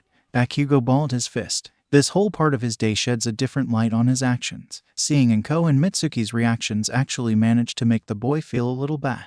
But still, they were talking about his future as a hero. If 𝐻𝐾o wanted to, she could put an end to all his hopes and dreams in one fell swoop. 𝐻𝐾o sniffed. It's not your fault, Mitsuki. Those teachers who let him get away with it and encouraged him are the ones responsible. I won't press charges. 𝐻𝐾o looked at Bakugo. I don't know why you would do something like that to 𝐒𝐿, but I really hope that you can improve and become a better hero. Well, that felt like getting blown up all over again. Fuck, why does hurt? Bakugo wondered as he avoided eye contact with anyone in the room. And why the fuck does this feel familiar? Are you fucking kidding me? Tsukui shouted. You mean he just gets away with this? She wanted to punch something, Bakugo in particular, but her programming wouldn't allow her, so all she could do is scream. Oh heavens no, 𝐒𝐿u said. While we will be keeping Bakugo enrolled here, there will be consequences for his actions. Firstly, Bakugo will have to attend several therapy and anger management sessions. He will be excluded from all extracurricular events, including the sports festival, and if he is caught breaking the rules, he can be subject to immediate expulsion. Bakugo's eyes widened. If he couldn't participate in the sports festival, then how the hell was he supposed to get exposure? Bakugo was about to speak up when his mother saw him open his mouth and glared at him, telling him without words to shut his mouth. That didn't do much to calm Tsukui, who was still enraged. Collecting herself, Tsukui spoke. Can I leave for a little bit? Yes. In fact, I would like to speak to Mrs. Midoriya and Mrs. Bakugo alone, please, 𝐒𝐿u said. Bakugo didn't say a word as he got up and left the room, slamming the door behind him. Tsukui grabbed her father by the wrist and dragged him out of the room. There was a short pause before 𝐒𝐿u spoke again. Now, let's talk about 𝐒𝐿u. As I said earlier, I had to force information out of him while he tried to defend Bakugo. Why the hell would he do that? Mitsuki asked. He has to know that what Katsuki was doing to him was wrong. He did, 𝐻𝐿u said. At least on some level. The fact that he hid his abuse for Bakugo's sake shows that deep down he knows that what Bakugo did was wrong and therefore could get him in trouble. However, he most likely did not want to confront that fact. He made up excuses in his head, trying to justify or explain away Bakugo's abuse. This is likely because he still desperately wishes to be friends with Bakugo like they were when they were young, so he just endures the abuse and hopes that it ends. Oh, 𝐿𝐿u, 𝐻𝐾o said sadly. The only exception to this seems to be when Bakugo targeted other children. Then he would attempt to stop him. 𝐿𝐿u explained. I think it goes without saying that 𝐿𝐿u will need to go to therapy as well. As his employer, I can't force him to, but since you're his mother, you can. Oh, of course, 𝐻𝐾o stuttered. My poor 𝐿𝐿u. Good, now one last thing, 𝐿𝐿u said. This desire to be friends with Bakugo again was likely a result of his loneliness. The fact that you had to work most of the time not helping this, although that was not your fault. Now that you have much more free time, I would like to suggest that you move on campus. This would allow you and Tsukui to spend much more time with him, and would allow us to protect you. Can you protect me? 𝐻𝐾o questioned. Yes. You see, right now most people only know about a rumor saying that a robot girl is a US student. They don't know who she is, what she looks like, or who made her. 𝐿𝐿u explained. But when they do, I have no doubt people will want to get their hands on him. Whether it be to kill him to try and stop the new technological advancements, or to try and use him for their own purposes. And there is a large chance that they would try to use you to get to him. 𝐻𝐾o's eyes went wide. She had never really considered such a thing, but when 𝐒𝐿u said it, it sounded so obvious. I'll do it, 𝐻𝐾o said shakily. Even if I wasn't in danger, I want to help my son. 𝐿�U's smile grew a little bigger. Well then, let's get the paperwork sorted out. Meanwhile, Tsukui dragged 𝐒𝐿u outside further and further away from 𝐿�U's office. Tsukui, 𝐒𝐿u said. Tsukui stopped, letting go of his wrist and turning to meet his eyes. Why? Tsukui shouted. Why do you keep defending that asshole? And don't give me that crap about him not giving up. He gave up on you pretty fucking fast. 𝐒𝐿u tried to say something, but Tsukui cut him off. He has caused you nothing but pain. And yet you still want to be friends with him. Tsukui shouted. Tsukui cut him off again. I looked through my processors over and over again, but even they can't find a reason for why you would do this to yourself, 𝐒𝐿 shouted. Because it was better than being alone,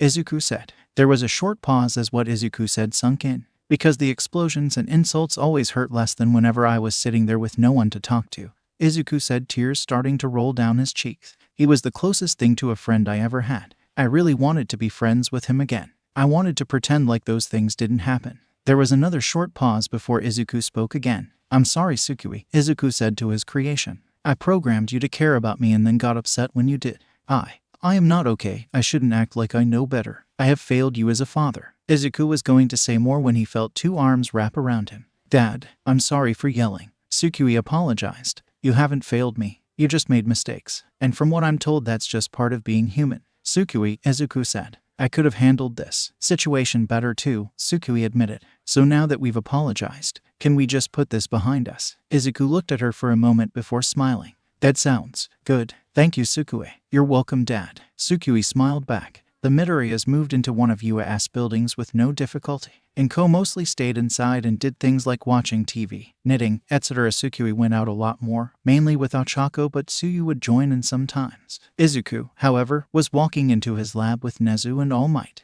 Are you sure you want to do this? 𝐒𝐿 asked again. I have my doubts, but I made peace with them some time ago. 𝐿_MIGHT said. 𝐻EZU has convinced me that this is the way to go about things, and I'm not about to back out now. Yes, and the sooner we get this done, the sooner we can move on and start with the next phase, 𝐻EZU said. We need to move quickly. After all, we are creating the next symbol of peace. 𝐒𝐿 sighed. Project 𝐒𝐢. What would probably be the biggest project in 𝐒𝐿's life. He still remembers when 𝐻EZU had assigned him this Herculean task. Flashback. 𝐒𝐿 was in shock. One for all. A quirk that could be transferred from person to person, gaining power each time. 𝐿_MIGHT's quirk, 𝐒𝐿 muttered. That's why are you telling me this? Yes, I am confused as well. 𝐿_MIGHT said. Why, it's quite simple. Midoriya, do you think that you could give one for all to a machine? 𝐻EZU asked. 𝐒𝐿 thought about that for a second before answering. Well, from the sound of it, one for all is an energy-based quirk. It doesn't make you stronger by altering your body's muscles, otherwise you wouldn't grow weaker after losing it.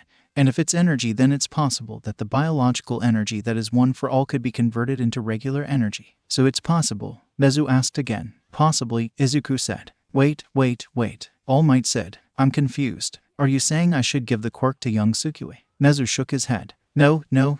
This is a perfect opportunity. Why spend time searching for the perfect successor, when we can just make the perfect successor? 𝐿_MIGHT realized what 𝐻EZU was talking about, as did 𝐒𝐿. You want me to make a new android to wield one for all? 𝐒𝐿 asked, slightly freaked out by how important the task sounded. Yes, now you're getting it, 𝐻EZU exclaimed in an excited tone. If we go this route, we will have complete control over the personality and traits of the ninth wielder. No risk of them secretly being a spy. Neither 𝐿_MIGHT nor 𝐒𝐿 knew what to say. They couldn't deny the appeal of the option, but 𝐿_MIGHT was unsure about giving one for all to a machine, and 𝐒𝐿 was unsure he could build something like that. I will need to consider this, 𝐿_MIGHT said. Of course, 𝐻EZU said before looking at 𝐒𝐿. I'm sure you will do the same. Right, Midoriya? Why, yes, 𝐒𝐿 stuttered. Back to the present, 𝐿_MIGHT ultimately said yes, leaving 𝐒𝐿 with little choice but to accept.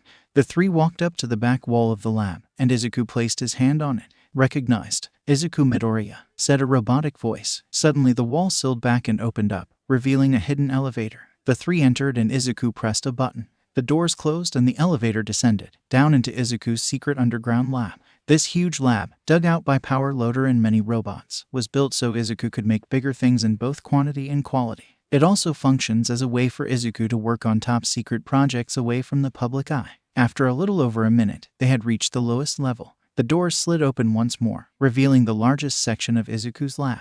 It was a few stories tall and about as wide as a third of a football field. In the back was a huge cylinder, hooked up to a few machines. 𝐿_MIGHT looked in awe at the lab. This place is huge. Indeed, Power Loader worked very hard to dig out this amount of space. 𝐻EZU said. I say that his raise was well earned. 𝐿_MIGHT, 𝐒𝐿 said. The time is here. 𝐒𝐿 pointed to a metal pod that was hooked up to the cylinder. Please enter the pod. 𝐿_MIGHT looked at it for a few seconds, his hesitation clear in his eyes. He swiftly steeled his resolve and walked into the tube. Once 𝐿_MIGHT was inside, 𝐒𝐿 went to strap him in. Sorry, this is just meant to keep you in place. The process won't do any damage to you, but I can't promise it will be pleasant. It's fine. I have endured much worse, 𝐿_MIGHT said, taking a look at his stomach. 𝐒𝐿 gave the hero a concerned look before walking to the control panel. Once he reached the control panel, Izuku put his hand on a switch. All Might, I'm starting the machine now. All Might nodded and braced himself for the worst. Izuku flipped the switch and the machine came to life. All Might grit his teeth. He could feel the strength slowly being sucked from him.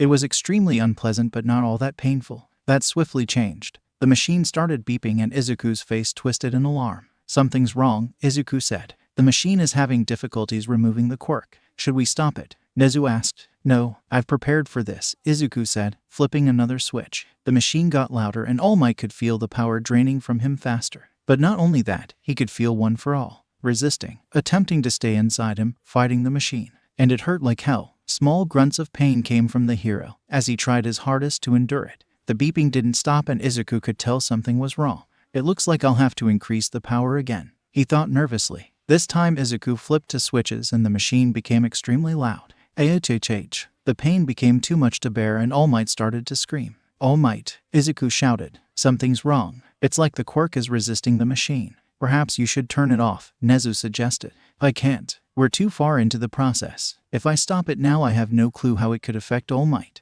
Izuku said, completely panicking. 𝐻𝐻. All Might continued to scream, and sparks started to come out of the machine. The machine is overloading, Izuku shouted. We need to boom. Suddenly the machine exploded. Multicolored lights filled the room and enveloped most of the people inside. Nezu, who was standing further from the machine, had to look away from the blinding rando lights covering his beady eyes. When the light and explosion died down, Nezu looked back at the lab. The pod was destroyed, but All Might only seemed to be slightly injured and was passed out. Izuku was also unconscious but seemed to be completely uninjured. The cylinder in the back had lit up like a rainbow, colors emitting from it like a disco ball. Nezu wasted no time and pulled out his phone.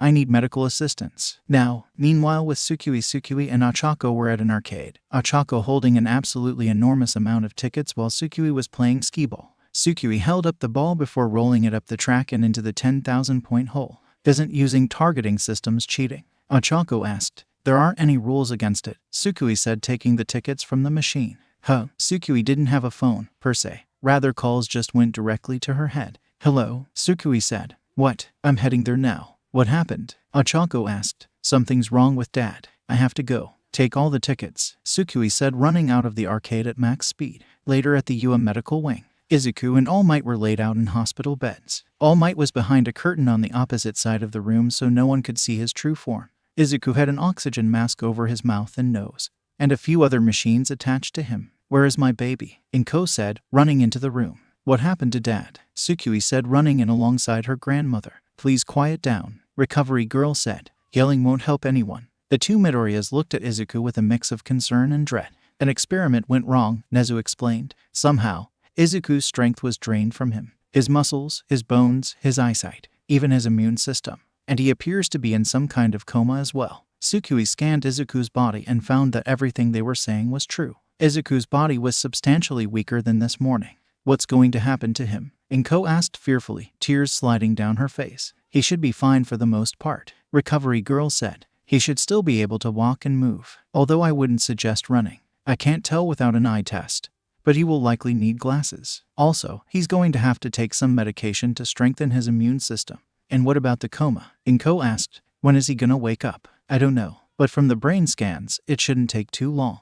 A few weeks at the longest. How did this happen? 𝗧𝗵𝗲 asked. What kind of experiments were you guys doing? Nezu spoke up. I'm afraid that's classified information. Of fucking course it is, 𝗧𝗵𝗲 said. What does Dad do that's not classified? I realize that you must be tired of hearing that. But to be fair, you have a very poor track record when it comes to keeping secrets, Nezu said. 𝗏 sat on a chair next to Izuku, holding his hand and crying. My baby, my poor baby. 𝗧𝗵𝗲 walked behind her and put a hand on her back. It's okay, Grandma. He's gonna be okay. Recovery Girl told us so. Dad wouldn't want you to cry. This did very little to stop the tears, but she did feel a little bit better. The next day in class, man, those press guys are so pushy, Mina complained. Yeah, and very are rude too. So unmanly, Kirishima added. Midoriya, you're so lucky you didn't have to deal with them since you live on campus, Toru said. Yeah, lucky, 𝗧𝗵𝗲 said in a depressed tone. 𝗒𝐴CHAKO gave her friend a concerned look. Midoriya, are you okay? Kaminari asked. Yeah, you've been gloomy since we got here, Siro added.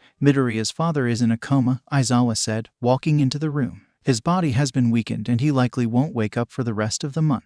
What? Shouted the entire class, except Todoroki. Doc's in a coma, Mina shouted. Doc, Gyro questioned. Yeah, it's his nickname, Mina said. But enough about that. What happened to him? An experiment went wrong, the details of which are none of your business, Aizawa said. The only thing you need to know is that after he wakes up, don't overwhelm him. In his current state, it might actually give him a heart attack. Most of the class looked concerned, with many of them sending sympathetic looks towards Tsukui, except for Bakugo. He was just angry. Later, outside the UA gates, a blue-haired man in a hoodie looked at the press, swarming outside the gates. The man, Tamura Shigaraki, smiled with glee as he walked off to the side. How rude of them to ignore the people like this, he said. I'll just have to let them in. He walked over to the side, where no one was looking, and pressed his hand against the wall. The wall started breaking apart, and Tamura grinned. Warning, defenses under attack. Subduing attacker, shouted a robotic voice. Shit, Tamura said. Better speed this up before the heroes come. Before Tamura could finish that sentence, a turret sprung out from the top of the wall and shot him with a tranquilizer dart.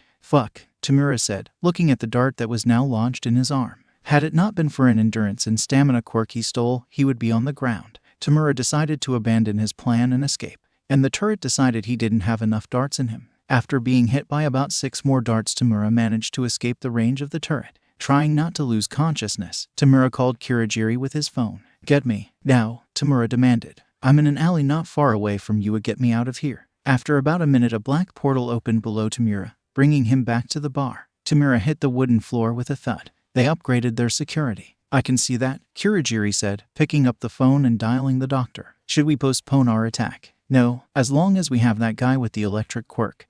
The security shouldn't be a problem, Tamura said tiredly. I'm going to take a nap now. Not because of these darts. I just happened to be tired. And with that, Tamura fell into a deep sleep. Izuku opened his eyes slowly. Everything seemed blurry to him for some reason. The lab.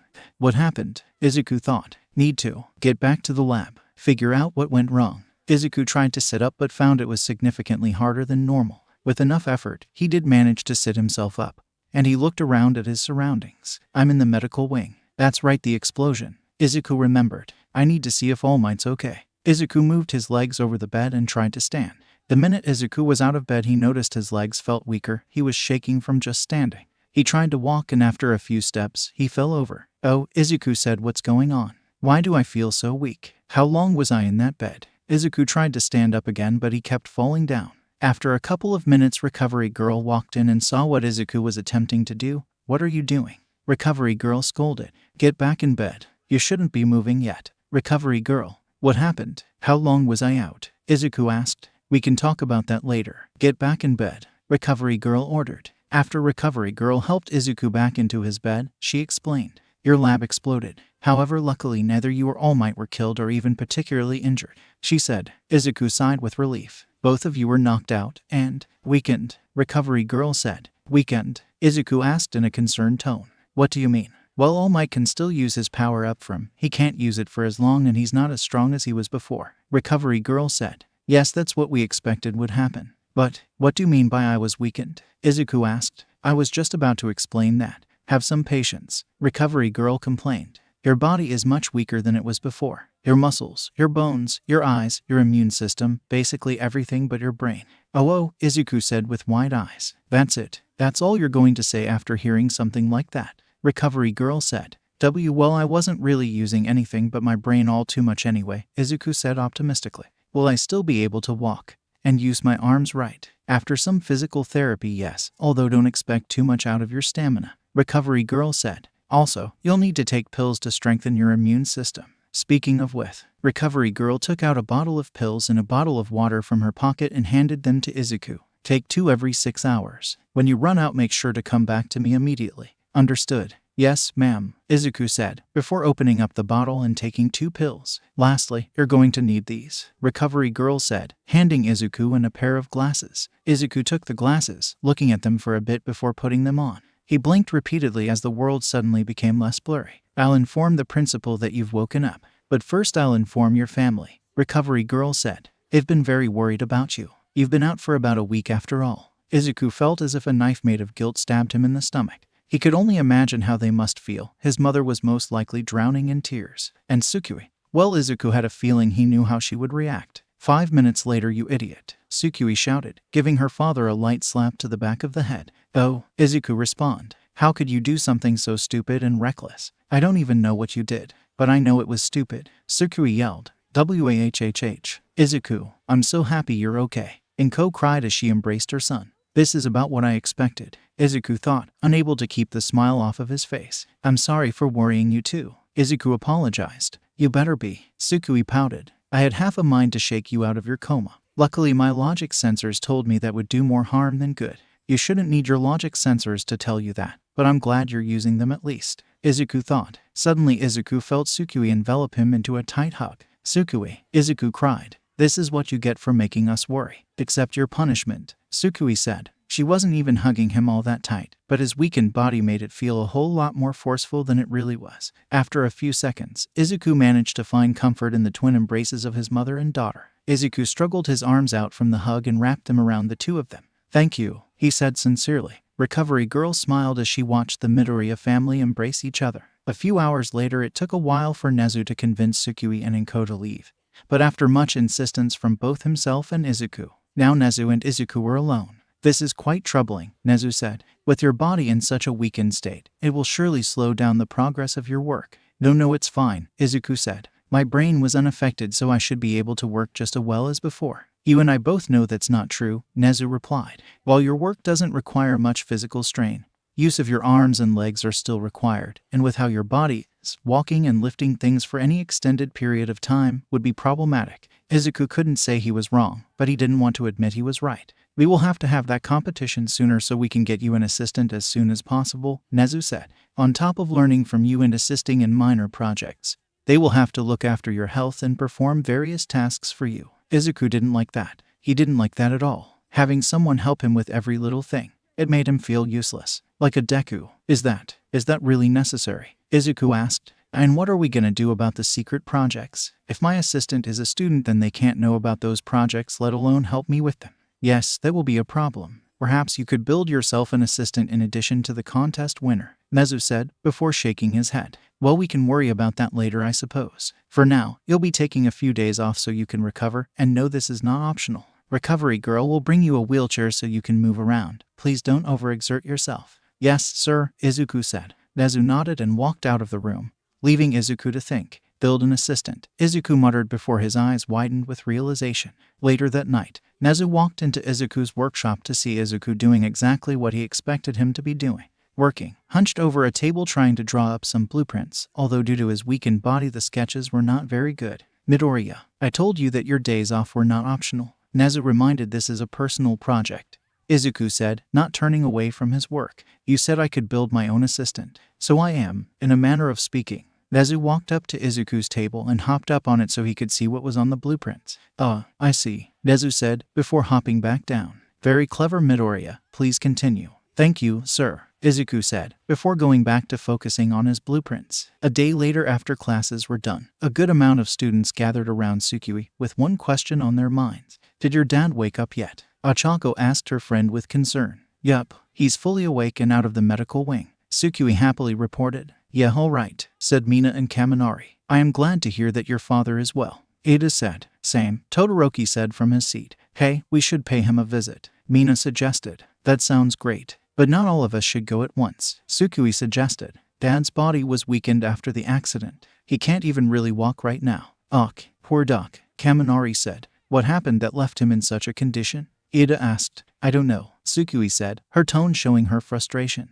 Everyone keeps telling me it's top secret and that I can't know. What? At such bull, Toru said. Well, to be fair, Midoriya is probably the last person you should tell a secret to. Gyro added. Hey, 𝗧𝗵𝗲 said. No offense, but you literally gave away that you were a robot before the first day of school. Gyro pointed out. HMPH, 𝗧𝗵𝗲 pouted. Anyway, who's going to see Doc right now? Toru asked. I can wait. I'll probably see him around at some point, Gyro said. Give him my good wishes, Takoyami said. Same, Todoroki said before exiting the class. Soon it was narrowed down to 𝗧𝗵𝗲, Ochako, Ida, Mina, Kaminari, and Momo. Alrighty then, let's go, 𝗧𝗵𝗲 said to her group of friends. At 𝗧𝗵𝗲's lab, 𝗧𝗵𝗲 and her friends stood outside of 𝗧𝗵𝗲's lab, in front of the door. It's locked, 𝗧𝗵𝗲 said. That's weird. Normally it's not locked. She shrugged and pressed the doorbell. After about half a minute, the door unlocked. There we go. Come on, guys, 𝗧𝗵𝗲 said. She opened the door and walked into the workshop. "Hey, Dad, I bought some friends." The door was locked for 𝐒𝐿 stopped when she saw her father. "What the hell?" Kaminari said. "Well," Mina said. Ochako, Momo, and Ida were too shocked to say anything. "Oh, hi, sorry about the door. I've been busy," Izuku said. Attached to Izuku were 4 mechanical arms, 2 of which he was using to hold himself up, and the other 2 were free in the air. "Dad, mind explaining why you look like something out of Mina's special books?" 𝐒𝐿 asked. "Hey," Mina said. "Well, is she wrong?" Kaminari asked. While Kaminari was getting slapped, Izuku just looked at them confused. "Special books," 𝐒𝐿 sighed. "Her dad was too innocent. How is it that your daughter knows about this before you do?" Mina asked. "This is a highly inappropriate discussion," Ida said. "Mina's personal taste is such things should not be discussed in a public conversation." "Why does everyone assume I'm into tentacles?" Mina muttered. "I think what she meant to ask was, why exactly do you have 4 metal appendages attached to your body?" Momo asked. "Oh, these. Well, since my body is significantly weaker than before, I needed something to help me move and do my work, so I created these arms to help me. I call them the Octo Arms, because I got the idea from an old comic book," Izuku explained. "They are fully functional robot appendages that can handle everything from precise, delicate tasks to combat. You can fight with those things?" 𝐒𝐿 asked. In response to that question, 2 of Izuku's arms shot out at amazing speeds, and picked up an heavy-looking machine and ripped it apart before smashing it into the ground and crumpling it. "Whoa," Kaminari said. "That's so cool," Mina said. "Impressive as always, Midoriya." Ida applauded. "How does it work?" "It doesn't look like there are any manual controls," Momo asked. "Ah yes, you see it actually receives orders directly from my brain, via needles in my spine," Izuku explained. "Needles in your what now?" 𝐒𝐿, Ochako, and Mina asked. "Well, it takes the messages coming from my..." Izuku was interrupted. "You put needles in your spine," 𝐒𝐿 said, bluntly. "You did something stupid and reckless." Again, "Well, I made sure it would work beforehand via some simulations," Izuku weakly defended. 𝐒𝐿 didn't look impressed and walked up to Izuku, before motioning for him to come down. Izuku lowered himself to the point where his feet almost touched the ground, and he was face to face with 𝐒𝐿. 𝐒𝐿 then flicked his forehead. "Oh," Izuku reacted. "Stop messing with your body," 𝐒𝐿 ordered. But Izuku got another flick. "Oh, no buts. I want you to promise me you won't mess with your body anymore," 𝐒𝐿 said. But Izuku got yet another flick. Okay, I promise." "What is this family dynamic?" everyone else wondered. "Well, I was going to ask for one of those things, but I think I'll pass on the needles in the spine," Mina said. "Well, I probably wouldn't have been able to make you one," Izuku said. "The transceiver that allows this to take orders from your brain is made of rather rare materials, and each set of arms would only be able to take commands from the person it was made for, so it can only be used by one person," Ochako asked. "Yes," Izuku confirmed. "Well, Mina, it looks like if you want your real-life tentacle hentai, you're gonna have to come to Doc," Kaminari teased, before getting elbowed by Mina. "What is tentacle hentai?" Izuku asked. "Anyway," Momo said, desperately trying to change the subject. "Are you feeling okay, Midoriya? You just got out of the medical wing, so is it wise to be working right now?" "Yeah, shouldn't you take it easy after that?" Kaminari asked. "I agree. After being in a coma you should be resting," Ida said, with Ochako nodding in agreement. Happiness surged in Izuku's chest. Never in his life had this many people cared about him. It just warmed his heart, and made his face scrunch up. Why did your face get all gross?" Ochako asked. I'm fine. Izuku sniffed. I was just finishing these arms today. After that, Nezu is making me take a mandatory day off. It's a good thing you have a boss like him. Any other boss would be happy to let you work yourself to death," Ochako said. "Yeah," Izuku said. "But, thank you for coming. And thank you for being friends with 𝐒𝐿. I worried that due to her differences, that she wouldn't be able to make any friends. Thank you so much for proving me wrong." "No problem," Mina said. "And don't forget we're your friends too." "Yeah, both of you are really fun." "Weird but fun," Kaminari said. "It is a pleasure to be friends with both of you," Ida said. "Indeed," Momo said politely. "I'm glad I met you too, even if you seemed a bit odd at first," Ochako said. Izuku was crying now with how heartwarming this moment was for him. Thank you so much." The US students then spent the rest of their visit trying to get Izuku to stop crying, their concern for him only making him cry more. All Might simply couldn't help but stare, as anyone would if they saw a teenager being held up by 4 mechanical arms. "So are those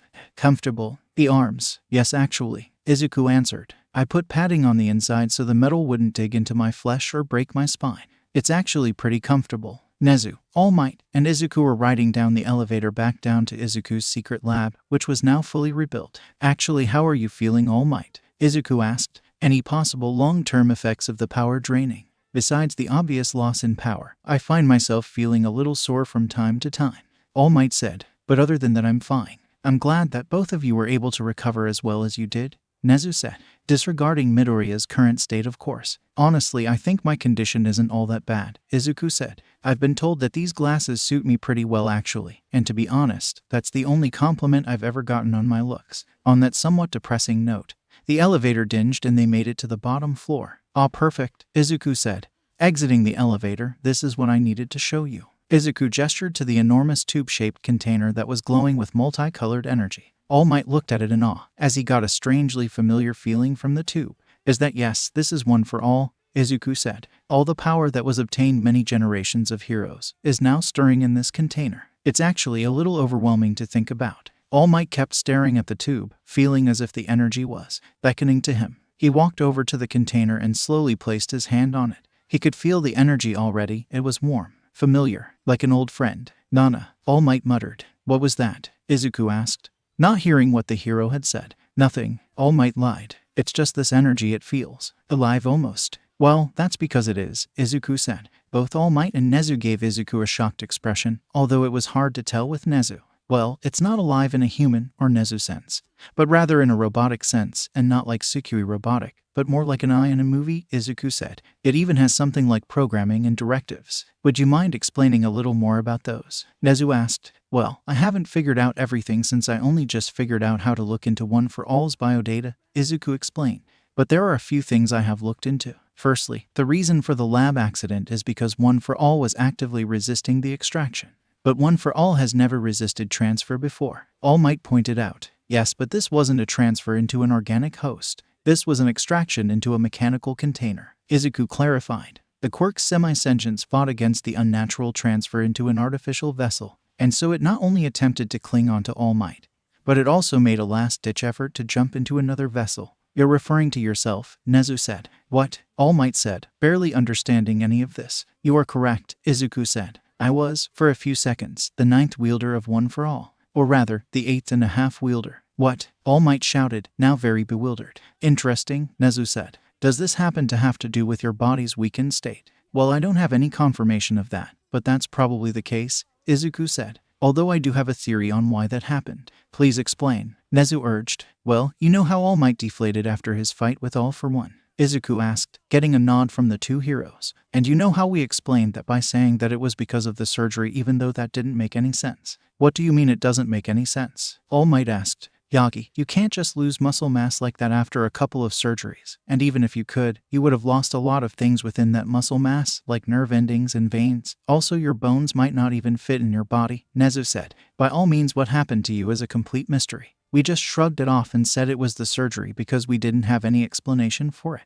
Yes, that is correct. I also found it curious how he manages to regain his buff form. 𝗧𝗪 continued. Oh, that's easy. It's just like those people you see at the pool who try to make their fat look like muscle. All Might explained. 𝗧𝗪 raised an eyebrow. Well, firstly, I'm not even sure if that works. And secondly, that would be a redistribution of weight. You don't have any weight to redistribute. You're literally creating muscle out of nothing, which should be impossible unless you have a quirk that allows you to do that. Oh, All Might said. I feel really dumb right now. So all these questions lead me to another question, 𝗧𝗪 said. Where does One for All get its power? There was a short pause as both 𝗧𝗪 and All Might considered the question. They both knew that One for All gained its power after transferring from user to user, but neither of them knew exactly where that power came from. 𝗧𝗪 had wondered about it a few times, but could never come up with an answer. Seeing as the two were stumped, 𝗧𝗪 continued.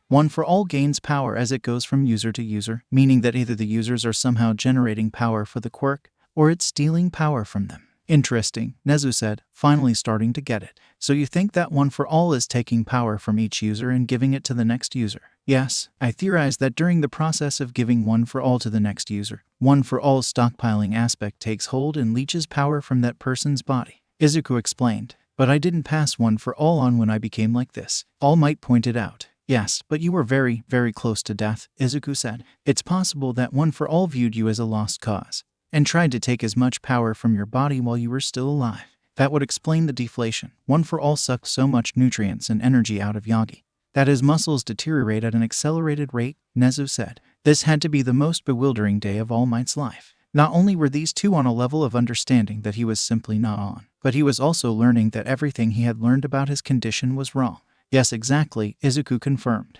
And so when One for All jumped into me, it made me a user, and much like with all users, when One for All leaves you, it takes some of your body's energy, hence my weakened body. And it's possible that due to the artificial nature of the transfer, and the quickness of it moving from your body to the machine, it's possible that it took more from you than intended. 𝐒𝐬𝐽 theorized. Thank you, Midoriya. These mysteries had been bothering me for years. Well, they are still just theories, 𝐒𝐽 reminded him. Ones that we'll find out more on as I analyze One for All. But for now, I think we should move on to the project.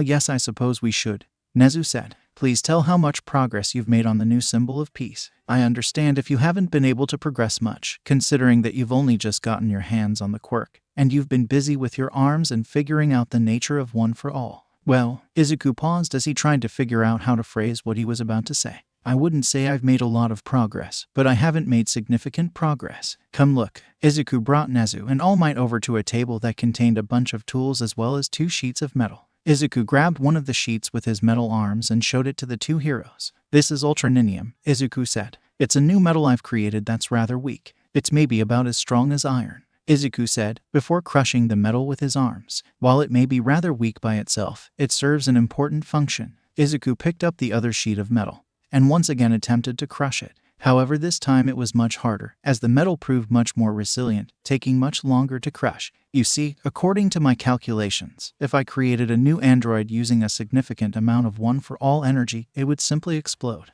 no matter what type of metal I used, 𝗧𝗍𝗄 explained. So I had to create a new metal that was strong enough to handle all that power, which would not necessarily be impossible, but it would take a long time. So I thought that since One for All can empower people, that perhaps I could make a special metal that could absorb the power of One for All and use it to strengthen itself. When the metal is empowered with One for All, I call it plus ultraninium. Clever, 𝗧𝗍𝗄 said. But should you have crushed like that? It had valuable energy inside it after all. Oh, you don't need to worry about it all that much, 𝗧𝗍𝗄 said. The energy won't leave its vessel until it's either transferred or its vessel is completely destroyed. And even if its vessel is completely destroyed, the energy won't disperse. Rather, it will just jump onto the next closest vessel, most likely a living thing. That's good, All Might said. We won't have to worry about losing energy permanently. Yes, but that news also has some negative connotations, 𝗧𝗍𝗄 said, using his serious voice. If what Midoriya says is correct, then what we previously thought about One for All being unable to be stolen is incorrect.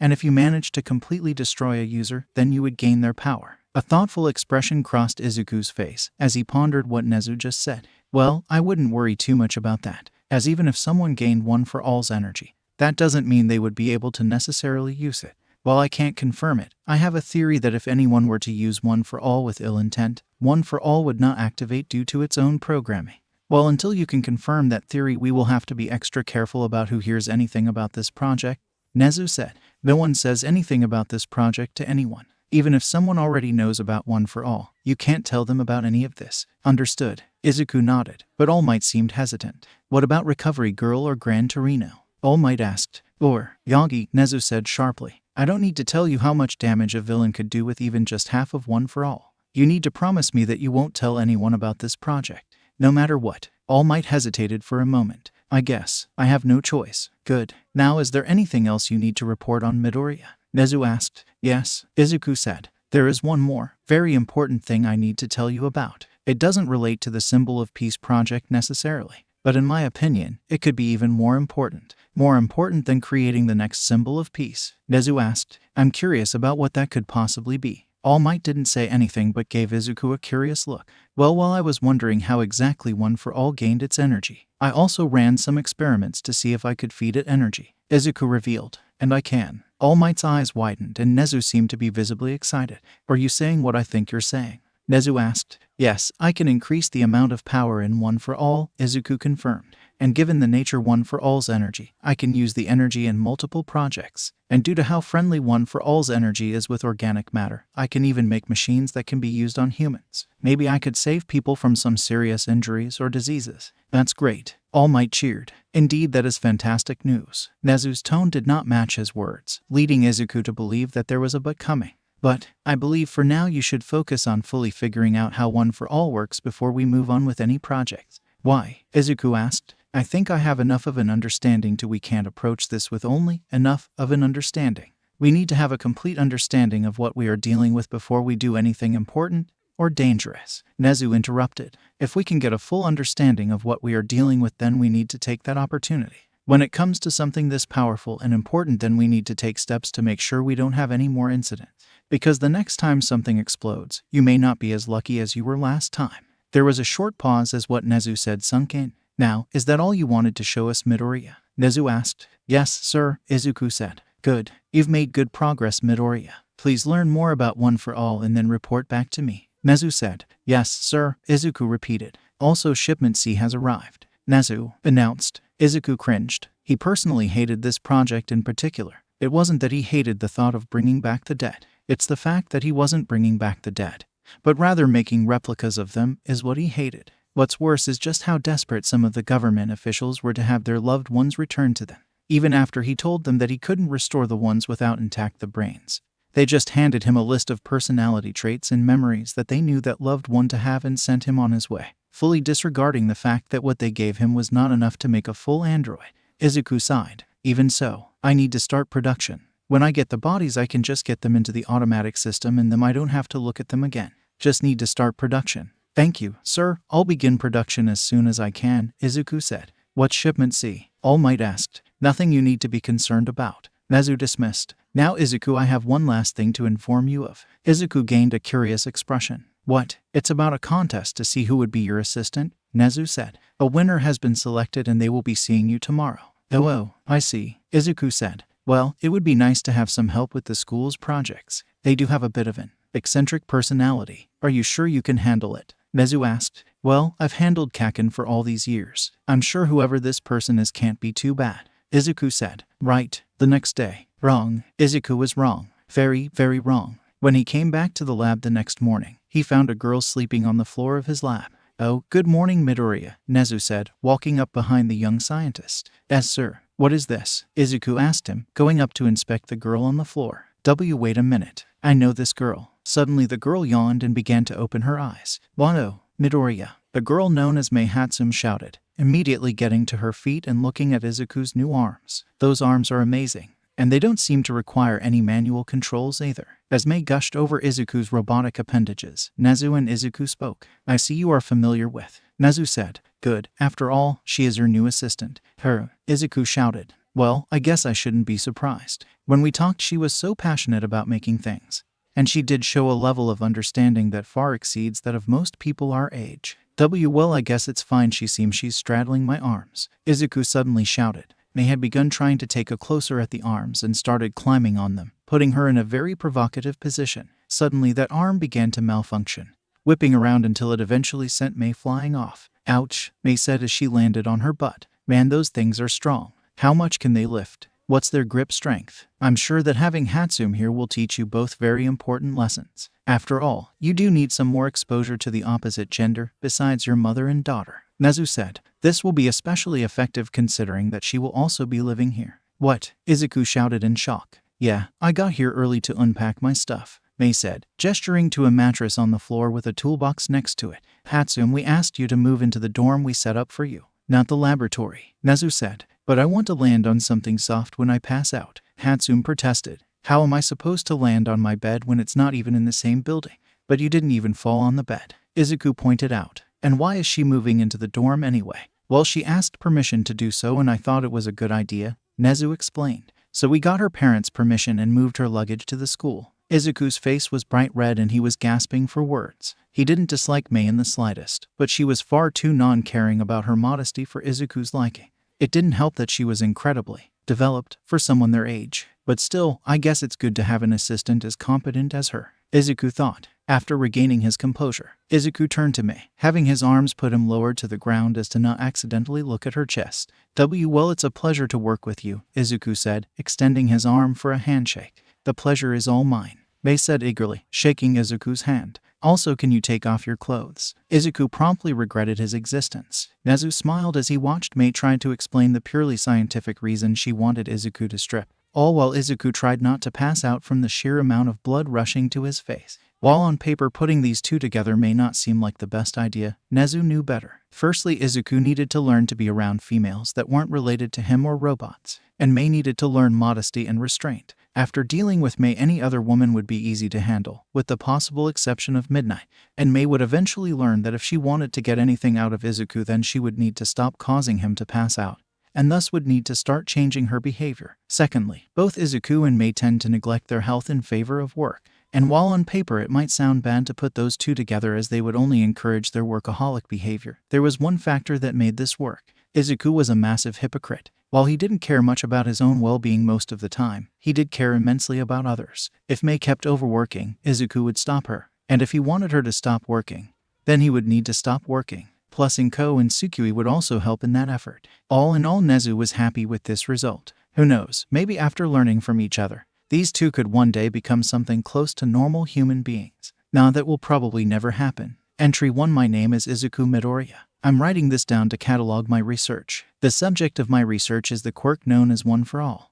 One for All is a quirk that can be passed from one user to the next, increasing in power through each user. I have managed to extract the quirk from his most recent user, Toshinori Yagi All Might. I still can't believe I did that. The energy from One for All is very unique, unlike anything else that exists on Earth, and it also appears to be at least somewhat sentient. One for All's energy has two states, a dormant state and an active state. Switching between the two requires some sort of input from the user. However, it seems that the semi-sentience of the quirk can bring it to an active state at any time. If One for All is inhabiting a vessel that either can't handle its power or a vessel that is incompatible with the energy, the vessel will explode. One for All requires a vessel in order to act. It much prefers to inhabit organic hosts, it seems, as metals have been very ineffective as hosts for the energy, typically exploding with even very little of the energy being contained within it. In light of this, I have constructed a metal that acts as a perfect host for the energy. I call it ultraninium. On its own, the metal is quite weak. When combined with One for All's energy, it becomes extremely strong. Depending on the amount of energy stored in it, it can become stronger than any other metal or even any other material on Earth. Also, I should probably call it something other than One for All energy. How about hyper-erratic reusable omni-purpose energy, or HERO energy? Oh, I like that. Wait, that sounds like an energy drink. Okay, I looked it up and apparently hero energy isn't a drink, but mighty energy is. I'm gonna have to see if I can get some of that.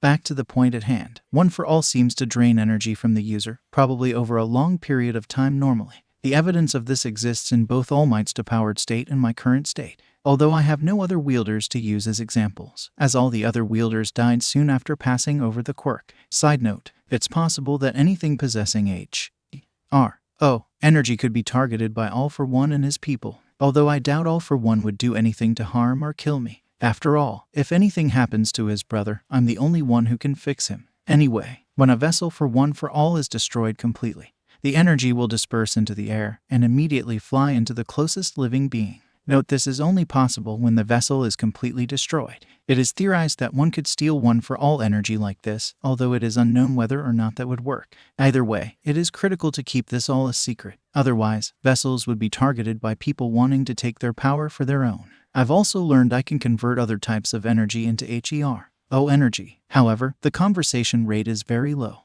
To put it simply, if you try to convert a battery's power into HERO energy, you'll get approximately an eighth of the power that was in the battery. It's possible that converting power from organic materials or living beings would produce better results. That is all I know currently. I must learn more about this before I'm allowed to continue on with any projects using the energy. Right now, this is my top priority. Entry 2. So after procuring some lab rats, I've been able to further my test. Firstly, I can confirm the HERO energy's sentience. When I was destroying some plus ultranium to release the energy, I put a rat in front of the PU and some ultraninium behind the rat. And when the PU was destroyed, rather than going into the rat, it went into the ultraninium. Rats make a poor host for HERO energy on their own, exploding if they receive above 2% energy. At first, I believed this was the reason it chose to go into the metal rather than the rat. despite it seeming to prefer living beings. However, even after destroying some PU that only contained 2%, it still went into ultraninium rather than the rat. My theory is that the energy decided that a rat would be a poor host in general, and choose the metal instead, meaning that the energy possesses a sentience complex enough to judge its user's suitability. If this is true, then maybe we won't need to worry about it being stolen after all. Although I can't fully test this without having a human test subject, I've also constructed a device that can test how much 𝐸 energy something can take before exploding. It should be a useful tool for the future. Lastly, I've also confirmed 2 more things about where One for All draws its power. After removing the 𝐒𝐻𝐢 energy from the rats, they were significantly weaker, getting sick and dying soon after due to a weaker immune system.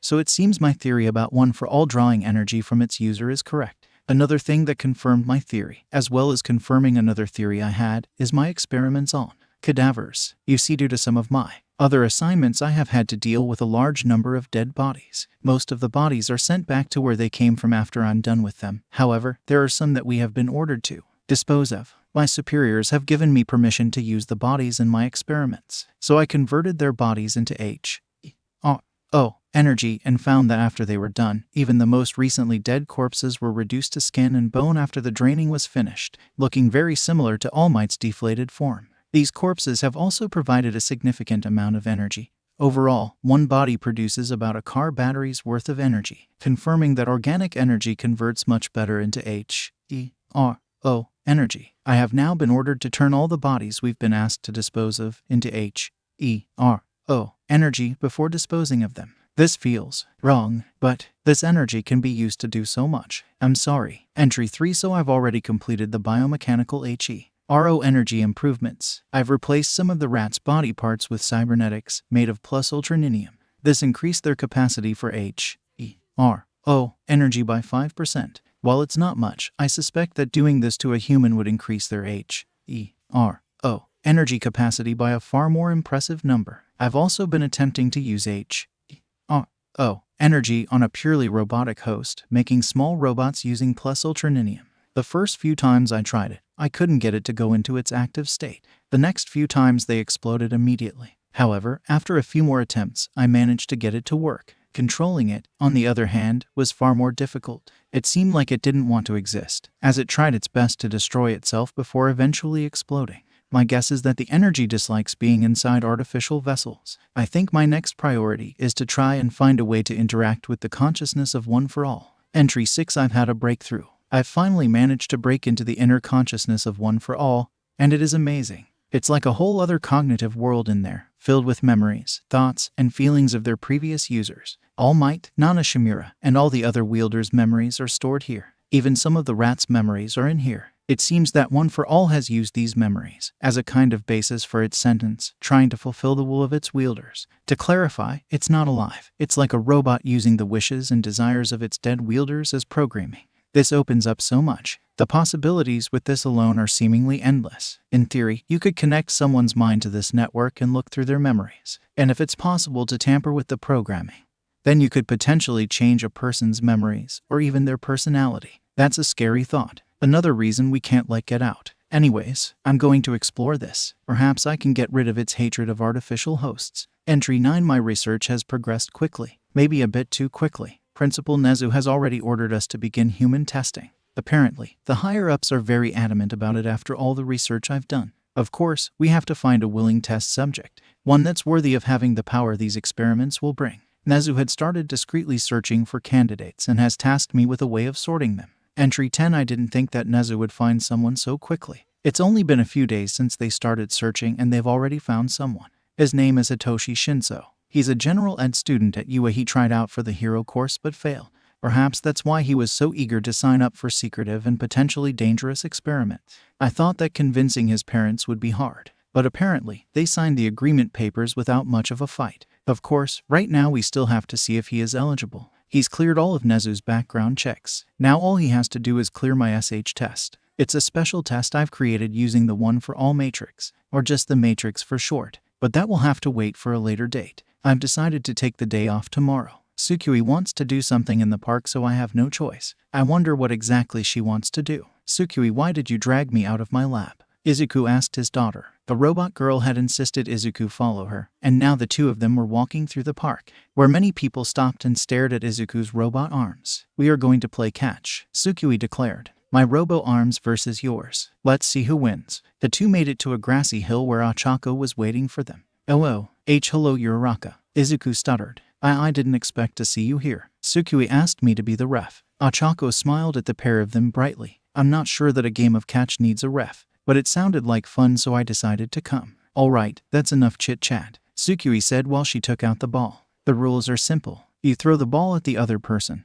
and if they fail to catch it, you get a point. No throwing the ball too far away from the other person, and no throwing it directly at the ground." "Got it." Izuku and 𝐻𝐻𝐾o nodded. "All right now, Dad, step back," 𝗬𝐿 said. Izuku went back a good distance before having his arms set him down. 𝗬𝐿 smirked and started activating her scanners.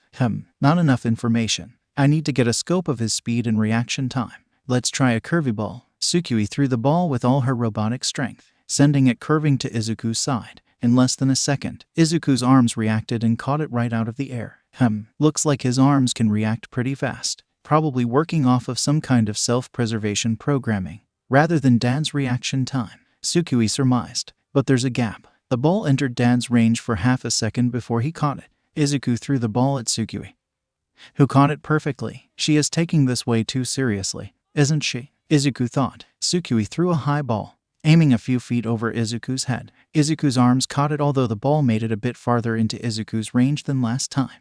"Okay, it looks like aiming above him is better than aiming at his sides," 𝗬𝐿 analyzed. Izuku and 𝗬𝐿 threw the ball back and forth, 𝗬𝐿 trying to analyze Izuku's weaknesses, and Izuku just casually throwing the ball. "This is gonna take a while." 𝗻𝐻𝐾o sighed as she realized that neither of the two could get tired. 2 hours later, 𝗻𝐻𝐾o had fallen asleep, with Izuku trying not to do the same, as both he and 𝗬𝐿 had been repeating the same process over and over again. Then, 𝗬𝐿 threw the ball, and just as Izuku's arms were about to catch it, 𝗬𝐿 shot it with her laser vision, causing it to rocket past Izuku and fall into the dirt. "Yes," 𝗬𝐿 jumped up in excitement.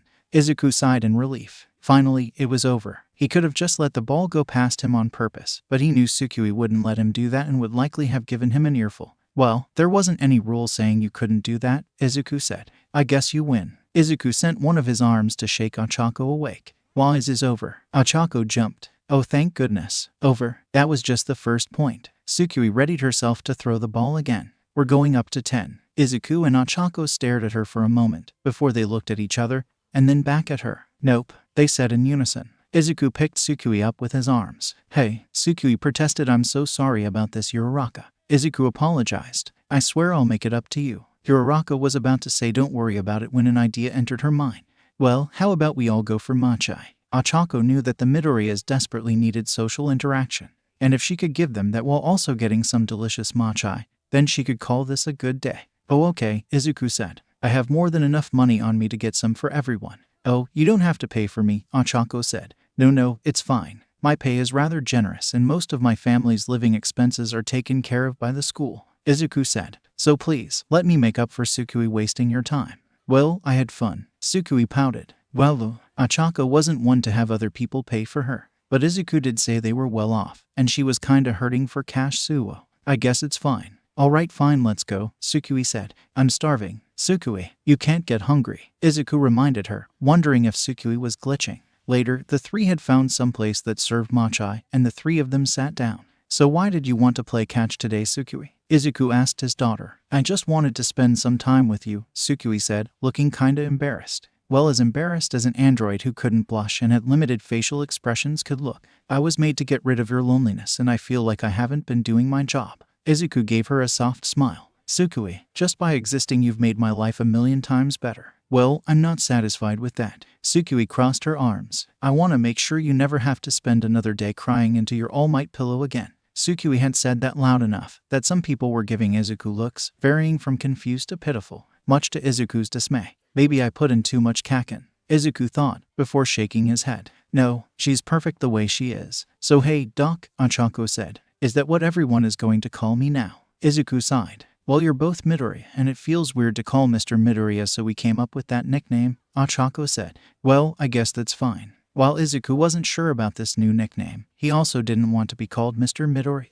"Well, I had a question," 𝗻𝐻𝐾o said. So you know how you're super shy around girls? Why yeah. Izuku blushed slightly. Well, it must have been really uncomfortable to make Tsukui's. You know, Ochako blushed as well. Yeah. Izuku blushed harder as he remembered his time constructing her. So my question is, why did you decide to make her a girl? Ochako asked. Izuku stiffened and started to sweat nervously, something that Tsukui took notice of.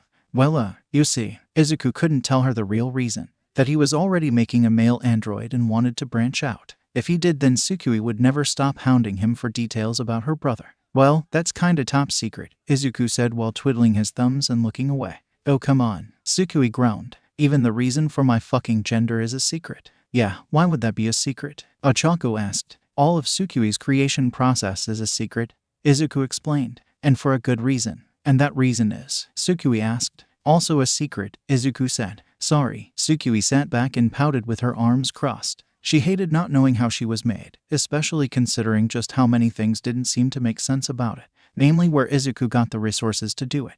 Well, let's talk about something else, Izuku said nervously. How has Tsukui been acting during school? What a dad question to ask. Ochako thought with a slight smile. She's fine. She's always so bright and peppy. She makes it feel good, despite her ego. An ego isn't bad if you can back it up, Tsukui defended. Besides, I'm not like a certain blonde Pomeranian. He thinks he's the best and everyone else is an extra. I know that everyone is great and that I'm just better. Yeah, I need to do something about that ego, Izuku thought to himself. It was good for her to have confidence. That's why he gave her Bakugo's brain waves. But this was a bit much. Hey, Acha, I've been wondering, do you have any recommendations for any shows to watch? The only thing Dad recommended to me are All Might shows and Grandma just watches cooking shows and the news, Tsukui said. Hey, I haven't really watched too much TV, Ochako admitted. Honestly, we just never had the time or money. But I started watching this anime called Konosuba recently and it's really funny. Oh, I've watched that, Izuku said. I thought the characters were a bit mean-spirited at first,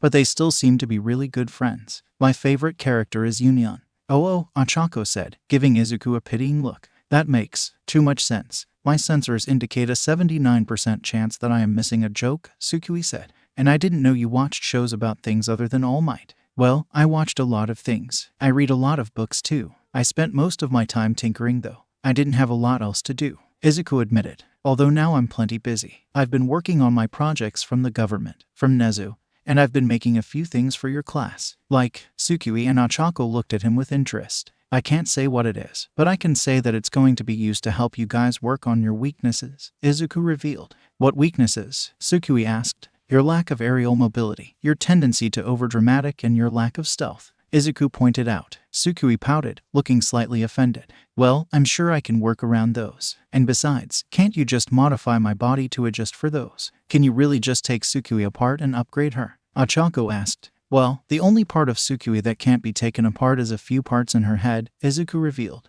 All her other hardware is replaceable. So as long as my head is okay, then I can survive anything is what you're telling me, Tsukui asked. I have a feeling I shouldn't have said that, Izuku sighed, before looking at Ochako. Thank you. Ochako gave him a confused look. For what? Doing this? Being friends with us? Izuku suddenly started sweating nervously. I assume we're friends. I'm sorry if I was too presumptuous. We're friends, Ochako confirmed. All of us are. I don't normally become friends with the dads of my other friends, but I'll make an exception this time. The three of them laughed, Izuku more awkwardly than anyone else, as he was simply unused to it.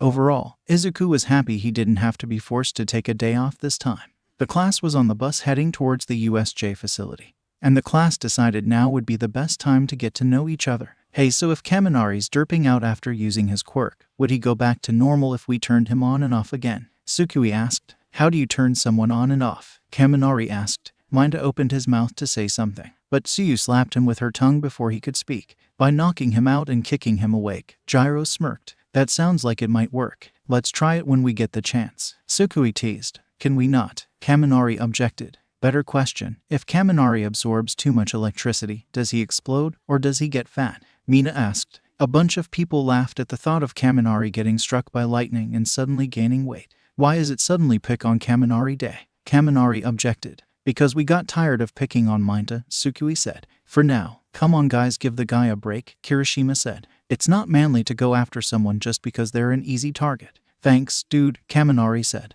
Wait, what do you mean by easy target? You know when you say it like that it does sound kinda bad, Tsukui said. And unlike 𝗵𝗲, I guess 𝗵𝗲 hasn't done much to deserve it. But it's so much fun, Gyro said. Did someone say fun? Aizawa said, walking up to them. Because if you did, then you better cut it out. We're here. Under their teacher's instructions, the students filed out of the bus and into the building, looking around in awe as they entered. It really is like Universal Studios Japan, Mina said. It's 13. Ochako pointed out the space-themed hero. Aizawa went up to 13. Where's All Might? He ran out of time. 13 whispered to him. Idiot, Aizawa muttered. All the students started talking amongst each other, excited about their lesson today. However, Tsukui was staring at the water fountain. Midoriya, what are you looking at? Shiro asked. My sensors are detecting something. Some sort of anomaly. Tsukui said. Wait, something's coming. Almost immediately after she said that, a dark portal opened up, and from it came an objectively evil-looking young man, covered in disembodied hands, Tamura Shigaraki. And behind him came many more villains funneling out of the portal. Whoa, they even got fake villains. Kaminari said. Are these more of your dad's bots, Midoriya? These aren't robots, and they probably aren't fake. Tsukui said. That portal is being made by the villain Kurogiri. Aizawa stood in front of the students, grabbing his scarf and getting ready to fight. Midoriya, you know who they are. Only the Misty guy. And I don't even know how. I've never met him before, but it's like some kind of warning is going off in my head. Tsukui explained. He's called Kurogiri. He can turn some parts of his body into mist that can open portals. Noted. 13, get everyone out of here. Aizawa ordered. Wait, are you going to try and take them on by yourself? 𝗵𝗲 freaked out. You can't take on that many by yourself. Shiro said. They are not a problem, Tsukui said, a serious expression on her face. BRRRRR. BRRRRR. Intruder alert. Intruder alert. Engaging defenses. The entire facility was bathed in red light. As the alarms and sirens went off, Tamura looked surprised. What? I thought that guy's quirk could keep us from getting detected. They must have upgraded their security. Kurogiri closed the portal and stood beside Tamura. Then he spotted Tsukui, and his eyes widened. That's before Kurogiri could finish his sentence. Turrets popped out of the ground, and security drones started gathering in front of and behind the large group of villains. What the heba? The turrets opened fire on the villains, trapping them in a gooey, sticky substance that kept them from moving. Some of the other villains attacked the robots, making some dents but overall not doing much. In retaliation, the robots fought back, attacking them with tasers, tranq darts, and nets. HMPH. Looks like having Midoriya improve the security was a good idea after all. But Eraserhead said, Oh yeah, go Doc. Mina cheered. Tsukui, your dad is awesome. 𝗵𝗲 cried tears of joy, thinking they were safe. Well, you're right, but we're not out of danger just yet, Tsukui said. Why? What are your sensors telling you? 13 asked. That the guy with the hands in is seriously dangerous. Tsukui's sensors scanned over Tamura. Normally when Tsukui scanned something, she got a detailed report of every relevant thing about the person. However, this time all her scanners said, multiple quirks detected, danger level high. Tamura scratched his neck roughly, irritation growing within him as he watched his minions get taken down by the school's defenses. One of the turrets aimed at Tamura and fired one of the goop balls at high speeds. Just as the ball was about to hit him, Shigaraki disappeared. Suddenly, with a gust of wind, the turrets and robots were smashed apart, reduced to scrap. The students and heroes were stunned. What the Kaminari spoke up. Watch out, Tsukui interrupted him, firing her laser vision in front of Kaminari just as Tamura appeared in front of him. The lasers hit Shigaraki in the arm, who, not expecting the attack, was knocked back a few feet. He's moving at extreme speeds. My scanners can barely keep up with him, Tsukui exclaimed. Shigaraki got up, brushing off his shoulder casually. I had planned to let the small fry deal with you, but your stupid cannon fodder took out mine. So it looks like I'll have to clear this stage myself. As Shigaraki was monologuing, Eraserhead activated his quirk. Shigaraki immediately ran up to Aizawa, grabbing him by the neck with all his fingers except his pinky. Sensei, the students cried. His quirk wasn't erased. 13 shouted. How rude, Eraserhead. You really shouldn't interrupt someone when they're speaking, Tamura said menacingly, before putting his pinky on Aizawa's throat. Nothing happened. After a few seconds of nothing, Tamura spoke. 𝗬𝗧, looks like you erased just the right quirk. He then threw Eraserhead at the students. The students caught him and helped him to his feet. Your quirk didn't work, Eraser. He must have a mutant quirk, 13 said, pointing finger at Tamura, threatening to open the hatch and activate her quirk. No, he said I erased just the right quirk. Aizawa said. It worked, but not fully. He has multiple quirks, Tsukui stated. Everyone looked at her like she was crazy. That's impossible. You can't have more than one quirk. Momo said. Yeah, your sensors must be bugging. Kaminari said. I thought so too at first, but something is definitely up with him. Tsukui glared at Tamura. It's like my head is filled with alarm bells, and the message, multiple quirks detected, extreme danger, keeps showing up. You are pretty perceptive for a low-level mob, 𝗵𝗲 said to her. I think I'll get you back for that chip damage you did to me earlier. Shigaraki dashed towards 𝗬𝗂𝐁, cocked his fist back to punch her. 𝗬𝗂𝐁 could see him move unlike the others and tried to react. But by the time she started moving out of the way, Shigaraki's fist was already a foot away from her face. However, just before Shigaraki could land a punch on her, a portal opened right in front of her face. 𝗵𝗲's fist went through it, confusing him as he looked to his ally. Kurogiri, what are you doing? 𝗵𝗲 hissed. That girl is not to be harmed. Kurogiri warned. She is a creation of Izuku Midoriya. Everyone's eyes widened, including 𝗵𝗲's. How do you know my dad? 𝗬𝗂𝐁 asked. Dad, Izuku Midoriya is your father. 𝗵𝗲 asked her, taking his hand out of Kurogiri's portal and glaring at 𝗬𝗂𝐁. He is one who created her, and he would be extremely displeased if we were to destroy her. Kurogiri said, Why do you care about displeasing my dad? How are you, people? 𝗬𝗂𝐁 asked. We are the League of Villains, Kurogiri explained, and we assisted in your creation. What? Shouted all of the students. 13 and 𝗵𝗲. 𝗬𝗂𝐁 was in shock. She repeated Kurogiri's statement over and over again.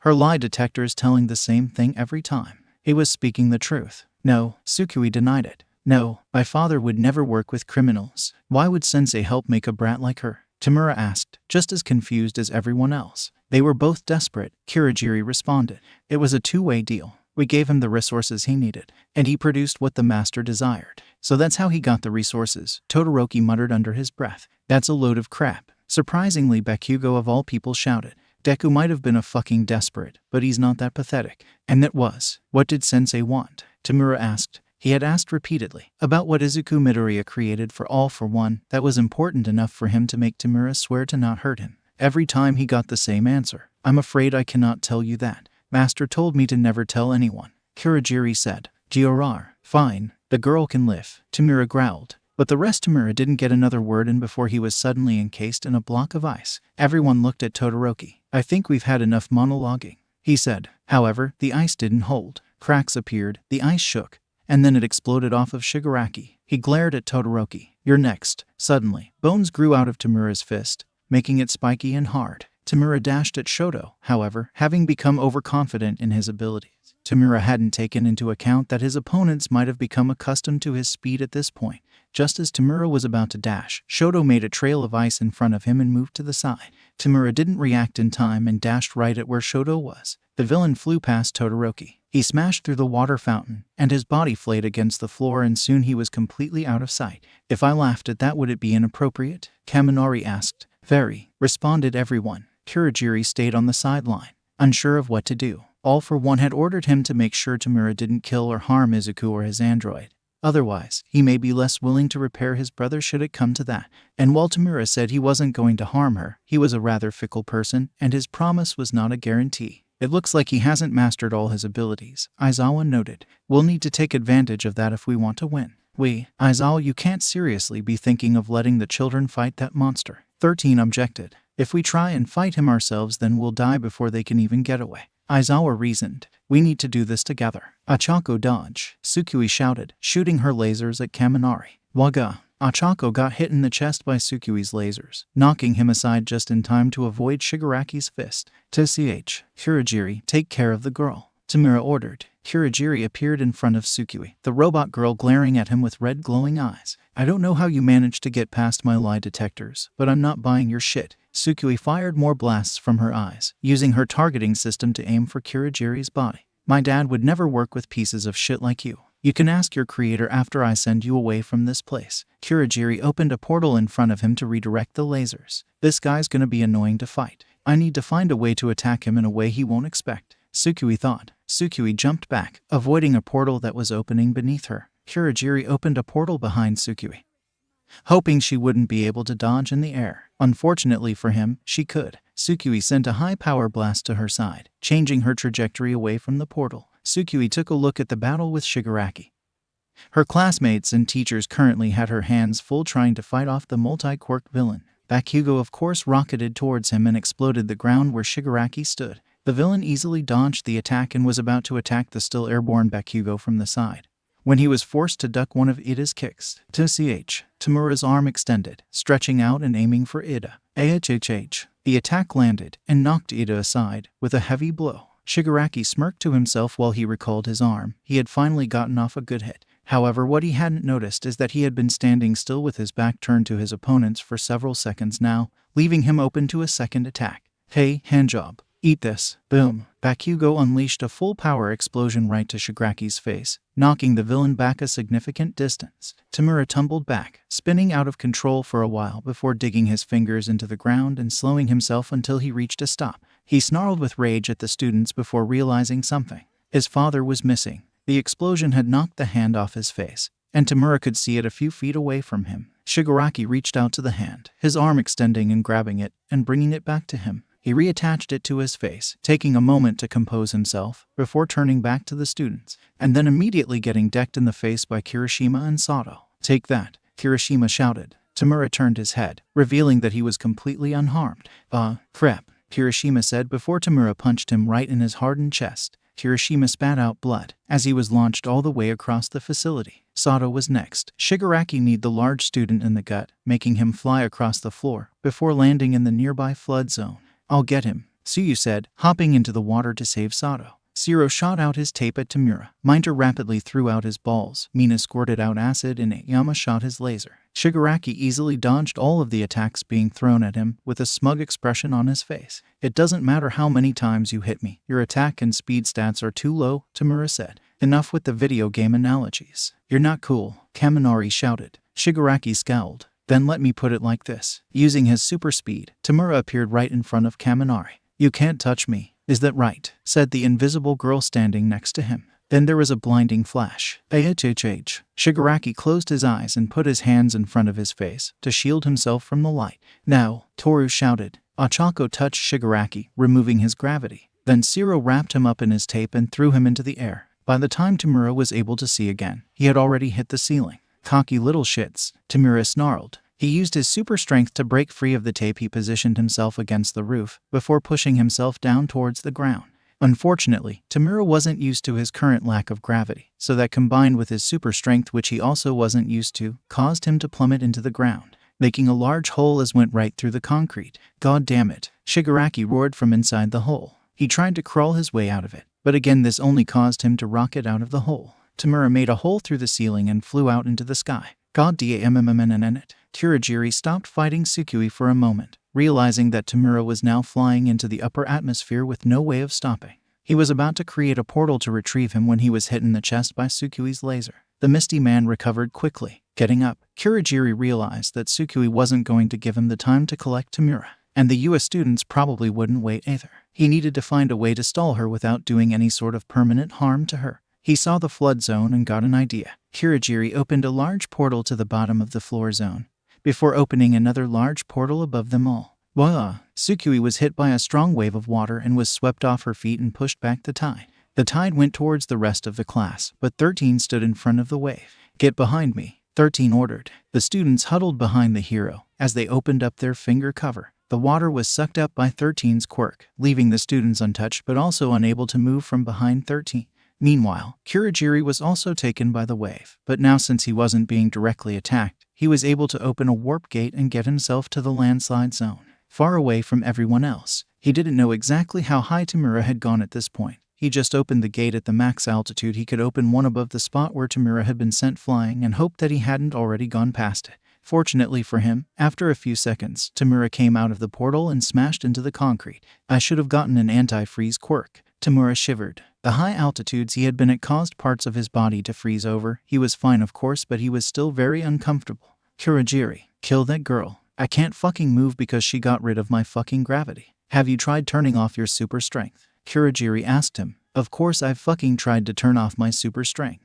Tamura shouted at him. "I can't." All for one had countless years to master not only his quirk but the quirks of others as well. Tamura has not had nearly as much time and as such had not properly adjusted to his new powers. For example, he had a difficult time turning off quirks once he's activated them with All for One, which makes sense considering his original quirk was something that he was never able to turn off. "Perhaps we should retreat," Kurogiri suggested. "No," Tamura roared. "I gathered all these quirks to kill All Might. I won't be stopped by a bunch of brats. Those noobs can't even hurt me." "But they did almost send you to space," Kurogiri pointed out. Despite all your powers, you have yet to kill a single one of them, and All Might and the rest of the heroes are likely soon to arrive. Good, 𝗬𝗲 roared. I'll kill them. I'll kill them all. 𝗂𝐬𝐺 looked at his charge. All for One had given him a fool's errand. He had told him to keep 𝗬𝗲 safe and make sure he didn't harm Midoriya, to make 𝗬𝗲 into a respectable villain in his place. But 𝗂𝐬𝐺 knew a lie when he saw one. 𝗬𝗲 Shigaraki was a man-child who had just been handed power he didn't understand nor earn and had just lost one of the most important people in his life. This could only end badly for everyone involved. All for One was smarter, more coordinated than this. He had made a plan to turn 𝗬𝗲 Shigaraki into a truly frightening villain. However, that plan was thrown out the window when Midoriya Izuku showed up. After that, All for One took his happy ending and left. This was just him disposing of something he no longer needed and leaving 𝗂𝐺 behind to make sure it didn't blow up in his face. But he wouldn't complain. He had his orders. He would follow them to the best of his abilities. And right now his orders were to follow 𝗬𝗲 and protect Midoriya. So the best way to do that in this situation would be to get out of here as soon as possible. He wished to kill All Might, Shigaraki, 𝗬𝗲, and Master's last orders were to assist you. However, right now you are not ready. 𝗂𝐺 said. Shut up. I quote LL kill him. 𝗬𝗲 shouted. Then get up, 𝗂𝐺 said. Get up on your own. And if you go flying, I will not help you. You will fly into space and die. And Master's wish, his power, his legacy, will die with you. 𝗬𝗲 glared at 𝗂𝐺 as if he was trying to kill him with his eyes, before looking away, wondering how he could get out of this situation. After a moment, 𝗬𝗲 extended his arm towards a rock, wrapping his arm around it. He then pushed himself off the ground, as gently as he could, pushed himself off the ground. He started flying upwards, but using his arm as a rope and the rock as an anchor, 𝗬𝗲 managed to keep himself from flying away. See, 𝗬𝗲 glared down at 𝗂𝐺. I told you I could be wa. Suddenly gravity returned to the villain, and he fell on his face. It looks like whatever that girl did to you is no longer in effect. 𝗂𝐺 noted. I hate those kids. I really do. Shigaraki mumbled into the floor. Back with the students. Sorry, I couldn't keep it going any longer. Ochako apologized while holding her stomach. You did what you could, Uraraka, Aizawa reassured her. 13, is the water letting up? Not that I can see. 13 said. That portal villain has probably already got his ally back. I doubt that trick will work twice. We need to come up with a plan. 0 said. Then, the portal closed, and the water stopped. It stopped, Mina pointed out. Then, 𝗬𝗲 zoomed in and glared furiously at the students. You brats, he snarled at them. I planned to come here, kill All Might, and leave you to my minions. But you screwed that all up. Now you have my attention and I am going to kill you all slowly and 𝐒𝐻𝐻𝐻𝐻. While 𝗬𝗲 was monologuing, Kaminari realized something. The entire area around them was covered in water, except for where his friends were standing. So naturally, he knelt down, stuck his hands in the water, and activated his quirk at full power. 𝗬𝗲 was pumped with an amount of electricity that if used on anyone else would have killed them 12 times over. For the next several seconds Shigaraki could only stand there getting zapped. Eventually, Kaminari's brain was too fried to continue. Way, Kaminari derped. 𝗬𝗲 stood there for a moment, breathing in deeply and recovering from Kaminari's attack. Unlike the rest of the attacks thrown his way, that one actually hurt. But it wasn't enough. You want to throw anything else at me? 𝗬𝗲 glared at them. Aizawa activated his quirk a second time, knowing that by now the quirk he erased earlier would have already returned. You know what? Go ahead, erase one of my quirks. I'll just kill you with the rest of them. Shigaraki dashed forward and fell on his face. There was a moment of silence as the heroes wondered what exactly just happened.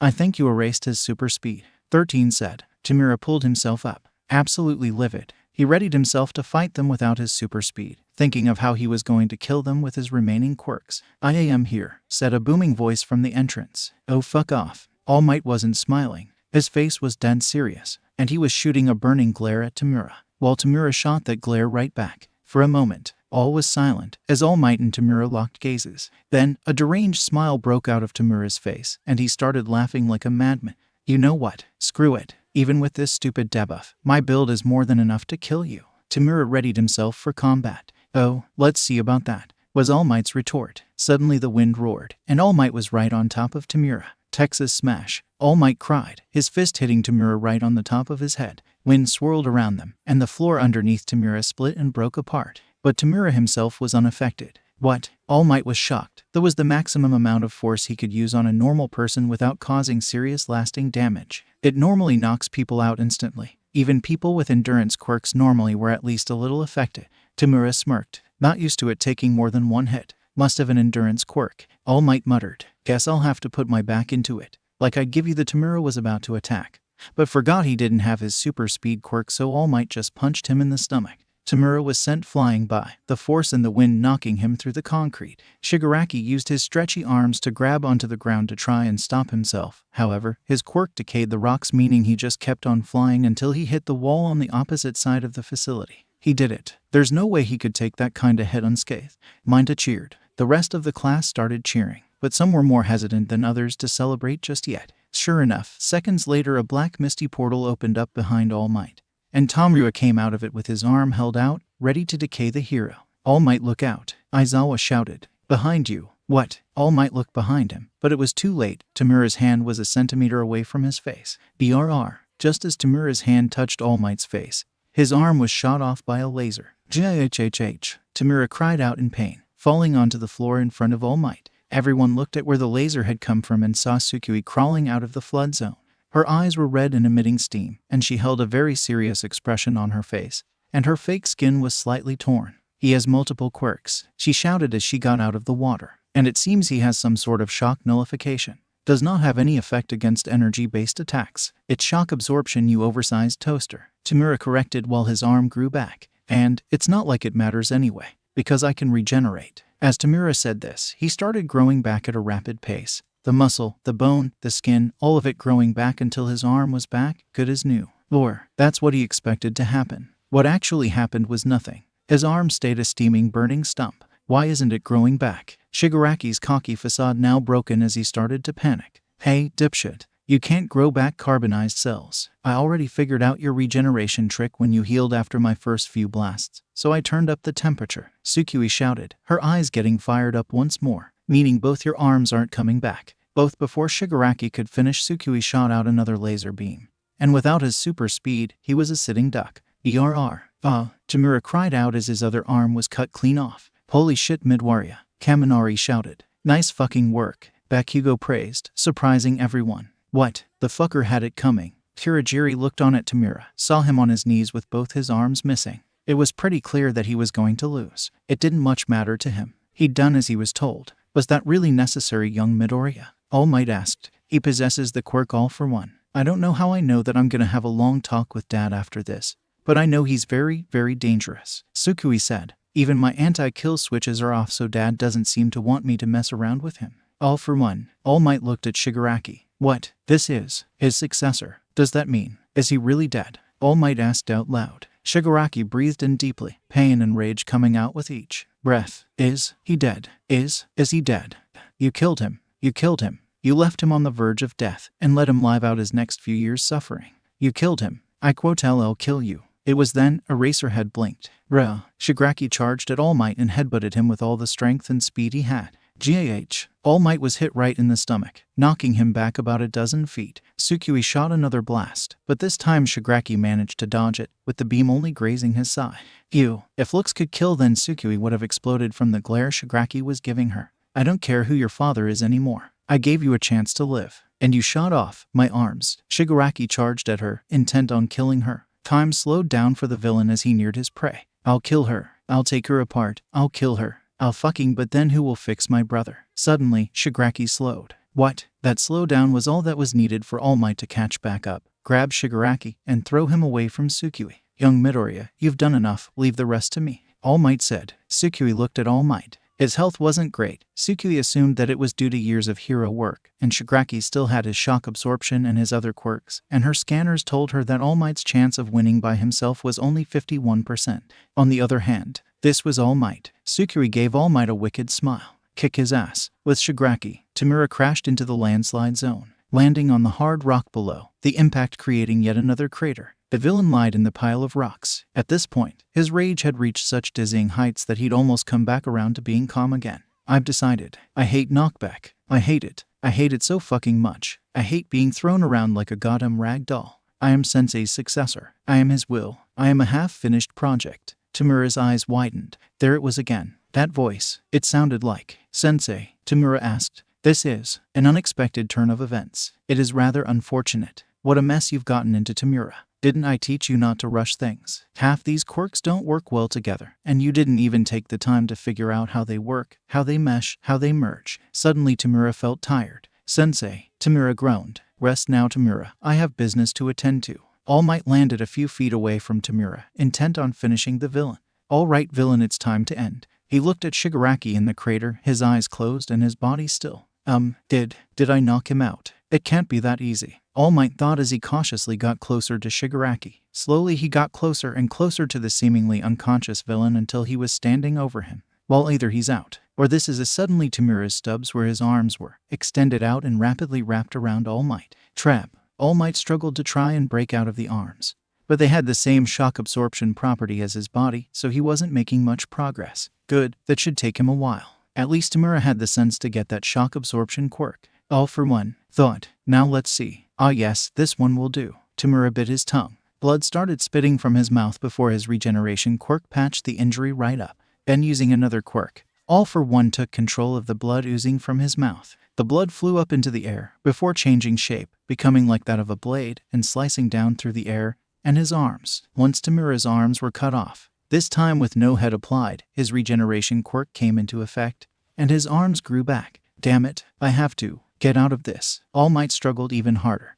and the weird flesh cocoon he was trapped in started to loosen. That will not confine him for long. I need to get back to Kurogiri and escape before he frees himself. All for one thought. Meanwhile, back with Kurogiri, the Misty Man himself had already surrendered. There was no point in resisting as he couldn't fight them all at the same time. And trying to escape was futile with Eraserhead keeping his quirk from working. Eraserhead was currently stepping on his back, keeping him down on the back while using his capture tool to keep him from moving. I hope you enjoy your stay in Tartarus, Eraserhead said. Kurogiri didn't respond. So is that it? Kaminari asked. Did we win? Probably, Tsukui muttered. There is still the chance that before she could finish, Eraserhead was flicked off of Kurogiri by one of Tomoryu's extending arms. Eraserhead shouted as he was knocked a few feet away, blinking accidentally due to the impact. All for one was instantly by Kurogiri's side, picking him up off the ground. It's time we left, he said. His speech, it's different from before. Kurogiri figured something was off, but now was not the time to argue. There's still the chance that will happen. Tsukui fired off a laser aimed at Kurogiri. However, before the beam could hit him, All for one picked up Kurogiri and the hands on 𝗵𝗲's detached arms and ran out of the facility, smashing through the wall and leaving the students and teachers in his dust. Damn it, Tsukui cursed before using her sensors. He's moving too fast. We don't stand a chance at catching them before he warps away. Where's All Might? Zero asked, scanning. Tsukui looked around until she found him. He's in the landslide zone. He's trapped by what looks to be the villain's discarded arms. He'll break out in about a minute, but they'll be long gone by then. As the information sunk in, everyone reacted differently. Some of the students revealed that everyone got out alive and relatively unharmed. Others, namely Bakugo, were pissed that the villains got away. Tsukui, however, Midoriya, where are you going? 13 asked as Tsukui started walking away. I tapped into the security system for the building. All the villains have been taken care of or have fled. The battle is over, Tsukui said in a matter-of-fact tone. And I think I have some questions for Dad. Well, wait till class is dismissed first, Eraserhead said, pulling himself off the ground. And besides, we all have some questions for your father. Sometime later, it didn't take long after that for the police and other heroes to show up. They rounded up all the villains, and once everyone was sure it was safe, the class was dismissed and everyone was sent home. The minute Tsukui stepped through the UA gates, she was immediately enveloped in a hug from Izuku. Oh my god, Tsukui, I'm so glad you're okay. Izuku sobbed, hugging his soaking wet robot daughter as tight as he could. All the cameras started getting interfered with, and then they started destroying the security system, and Dad. Tsukui interrupted him, her tongue completely devoid of emotion. We were attacked by someone named Kurogiri and someone who had All for one. Izuku froze completely. What? Dad, how was I made? Tsukui asked, her tone carrying a faint trace of desperation. Please tell me that villains didn't help make me. Izuku looked at her for a second, a million things going through his head at once as he tried to think of any possible excuse or lie he could give her. But in the end, was it worth it? Was it worth it to find 10,000 ways to lie to his creation about her creation? Izuku hated lying, and he especially hated lying to his family. And at this point, when she practically already knew, it just wasn't worth it. Let's go inside. This isn't something we should talk about in the open, Izuku told her. That unsurprisingly didn't make Tsukui feel any better. A few minutes later, the two of them sat in their home, which had been a UA dorm that had been abandoned, and then cleaned up for the Midoriya family. The two sat across from each other, Tsukui dead silent, and Izuku nervously trying to figure out how to explain this. Okay, Izuku said eventually. So when I first started designing you, my plan was to use spare parts from the beach that everyone dumps their trash on. You were going to make me out of trash, 𝗧𝗵𝗲 said, sounding really offended. I didn't really have many options, and I was desperate. Izuku defended himself. But it became obvious to me that that wouldn't work. And then he showed up. All for one, 𝗧𝗵𝗲 said. Yes, he knew what I was trying to do. I don't know how, but he gave me an offer. He would give me everything I needed to make you, and in return, I would make him his own android. Izuku explained. Another android. 𝗧𝗵𝗲's eyes were as wide as they could get. I have a sibling. I wouldn't say that. The other android isn't like you. You were built to be your own person, but the other android was built to be a copy of someone that died. Izuku clarified. That's still big news. Why would you make an android for a villain? Why would you work with a villain in the first place? 𝗧𝗵𝗲 asked him. I didn't know they were villains at first. Izuku told her, avoiding her gaze. I knew they were shady, of course, but I didn't know they were villains. They were government secrets, only meant to be known by high-level pro-heroes, so I had no idea who they were at the time. Again, they were shady and they didn't really hide that they were villains even if they didn't say it.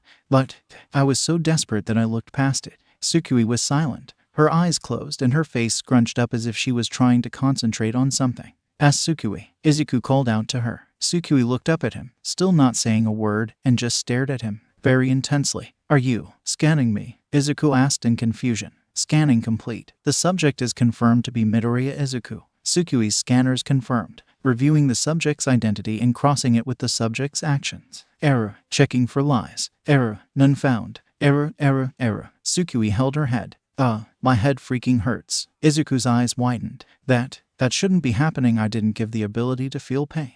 Error. Numerous impossibilities and errors detected. Emergency shutdown initiated. Suddenly 𝗧𝗵𝗲's body became limp. Her head fell to the table and her eyes closed. 𝗧𝗑UI. Meanwhile elsewhere. Another failure. The doctor said as he watched another one of his 𝗏 dies. Having trouble, old friend, said a voice coming from behind him. The doctor jumped and quickly turned around, seeing none other than Tamura Shigaraki standing behind him. Shigaraki, the doctor asked, freaked out at first. I didn't know that All for One told you about this place. I didn't, Tamura said, confusing the doctor. It seems that something rather unexpected has happened. Wait, that way of speaking, your movements. The doctor started putting two and two together. All for One. Indeed, All for One said. It seems that my quirk has somehow duplicated my consciousness, and it has now supplanted Tamura's. Incredible. The doctor gasped. All for One has even more secrets than I could have imagined. Tamura is still here, of course, but his will cannot beat mine. All for One explained. I see. So, what will you do now? The doctor asked. Are you still planning on retiring? No, All for One answered. I don't know what it is. Perhaps something to do with my quirk or Tamura's presence in my mind. But the thought of retiring while that fool All Might still breathes irks me to no end. It seems like it's time to remake my plans once more. Meanwhile, with the original All for One. You think with me being as old as I am, I would be better as something as simple and everyday as cooking. All for One thought as he stared at the burnt pancakes he made. He looked behind him at Yoi and Eri, both staring at him while he deliberately blocked the view of the pancakes with his body. Crap, I knew I shouldn't have stopped ordering out. Alright, do I have a quirk for this? I have a healing quirk, but will that work on pancakes? All for One stuck out his finger, and his fingernail suddenly grew, becoming sharper, thicker, and turning green. He stuck his nail into the pancake and was both amazed and relieved to find that the burn started to go away, until the pancake was just a normal-looking, non-burned pancake. Interesting. I knew keeping that quirk was a good idea. All for One proceeded to do this to the rest of the burnt pancakes. Once the pancakes were all fixed, he turned around with a plate full of pancakes in hand. The food is ready. All for One served all three of them. Thanks, Aku, Yoi chirped as he scarfed down his food. His sensors tricked him into thinking he was hungry. Thank you, Eri said quietly, eating her pancakes very slowly and carefully. All for One looked at the two of them with a bit of pride swelling up within him. Here I am, All for One, nightmare of the underworld, slaughterer of countless heroes, feeling pride at having failed to cook pancakes, and then fixing them with a quirk, like that required any skill. Still, perhaps with a bit of practice, I can improve. And if I make a mistake, I'll just fix it with that quirk. After all, it's not their complaint these taste kind of bland, Yoi commented. All for One paused for a moment, before sighing. You'll say my food is bland, and yet here you are devouring it as if it was your last meal. And here I had nearly forgotten how ungrateful you can be. I'm not ungrateful, Yoi objected, pouting slightly. It's called constructive criticism, and Sensei says that it's a good thing. Well, let's see how she reacts when she's on the receiving end of that criticism. All for one deadpanned. I like the pancakes, Eri said in her meek, quiet voice. All for one smiled, patting her on the head. At least you're on my side. That's because Eri's an angel and wouldn't say a bad thing about anything, Yoi said. I am not an angel. Eri looked down at her feet. I'm a monster. Yoi objected. Monsters are bad people that use their power to hurt people. And you don't hurt people, so you're not a monster. But, Eri looked at him. My quirk, are you on about that again? Yoi gave her an annoyed look. You can't control your quirk. That's not your fault. Yes, listen to him. All for one wasn't exactly good at comforting people. He was good at using people's grief to manipulate them. He was good at bringing people's worst qualities. He was good at manipulating people's egos. But comforting little girls, not so much. Whenever Eri got into her dress state, he mostly just let Yoi take care of it. His little brother was far nicer than he was, although he lacked any sort of subtlety and was rather adamant about his opinions. You're an angel and I don't want to hear anything else. Yoi crossed his arm. But nope. 𝗓𝗏 is a monster. Yoi finished. And he's a big fat liar. I'm sure your quirk could do something good. Yes, if there was something All for One was good at, it was utilizing quirks. With some training, you could become a fantastic doctor.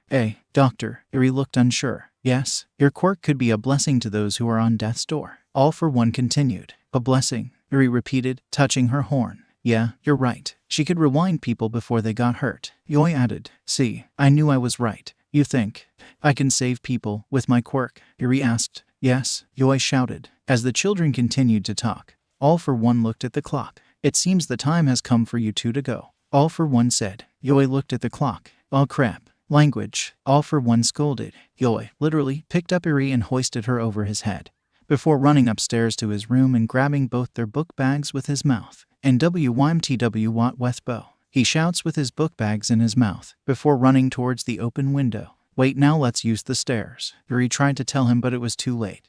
And Yoi jumped out the second-story window, landing with a jolt. 𝗬𝗶𝗍𝐻𝗚. He cheers as he runs to school. That boy. All for One sighed, still smiling. Having his brother back was everything All for One thought it would be. A pain in the ass that brought on endless problems and never stopped questioning him no matter what he did. And was entirely worth it despite that. He was a bright, cheerful distraction to life's many problems. Eri was a nice bonus. She was quiet, didn't ask for much, and was grateful whenever she did get something. Of course, she did have that extreme depression of hers that he had no clue how to deal with. I should probably get her to a psychologist. I'd need to make up a story for why she had all these traumas though. Can't exactly tell them the truth. All for One suddenly felt a weird disturbance. It feels like Tamura's fucked something up, and in spectacular fashion. Well, hopefully, it has nothing to do with me. Aizawa could feel the tension in the room as he came in. He couldn't blame them for being anxious. After a villain attack like that, he would be two at their age. It didn't help that one of them was currently absent. Aizawa-sensei, do you know what happened to Midoriya? Ochako asked, concern for her friend filled her voice. Tsukui Midoriya suffered a programming error, Aizawa explained. A programming error? Like she got blue-screened? Kaminari asked. I doubt the most technologically advanced being on the planet could get something like a blue screen, Gyro sarcastically remarked. Apparently, it was serious enough that her father is going to have to perform the robot equivalent of brain surgery, Aizawa explained bluntly. The shocked and concerned looks on the faces of students almost made him wish he sugar-coated it a little. Almost. He knew at the end of the day that if they wanted to be heroes, they would have to deal with the uncertainty of one of your friends entering surgery and not knowing if they would make it out. And this was the same thing. When he had compared it to brain surgery earlier, he didn't make that comparison loosely. Izuku had explained that much like the brain, Tsukui's chip was the most important part of her, and if Izuku made any major mistake while fixing it, then it was game over. Sure, he could always just build a new one, but Izuku had been very thorough when he explained that he can't bring the dead back to life, only clone them. At the end of the day, Tsukui would still be dead. But on the bright side, Izuku did reassure them that the chance of this happening was low, although it was hard to figure out if he was just stating a fact, or if he was trying to convince himself of that. Either way, the kids needed to know the truth. The exact truth. She'll be okay, right? Mina asked. Aizawa sighed. According to Midoriya, there is only a small chance of death, but we can't say for certain whether or not she'll be okay until the procedure is done. That definitely did not help the mood, and many of the more optimistic students, who were simply anxious, now looked downright depressed. Even Bakugo looked more upset than usual. Aizawa let there be a few moments of silence. It'd be best not to overwhelm them. Surprisingly, it was Todoroki that spoke next. Speaking of Midoriya, what about the villain's claims that he worked with them?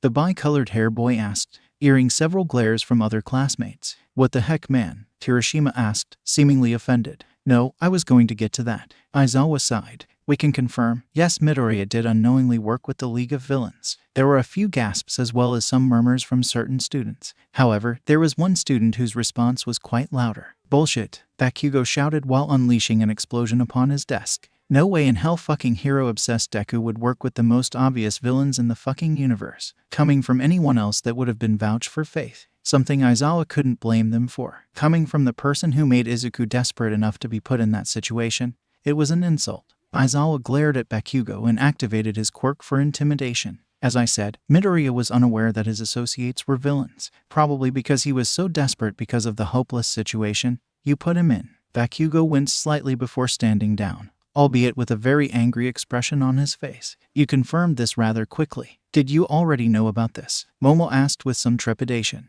Aizawa sighed. Some of the US staff as well as the government was aware of this. This, however, is a secret and is to remain a secret. Hyo will be giving you all contracts to make sure you stay silent about this fact.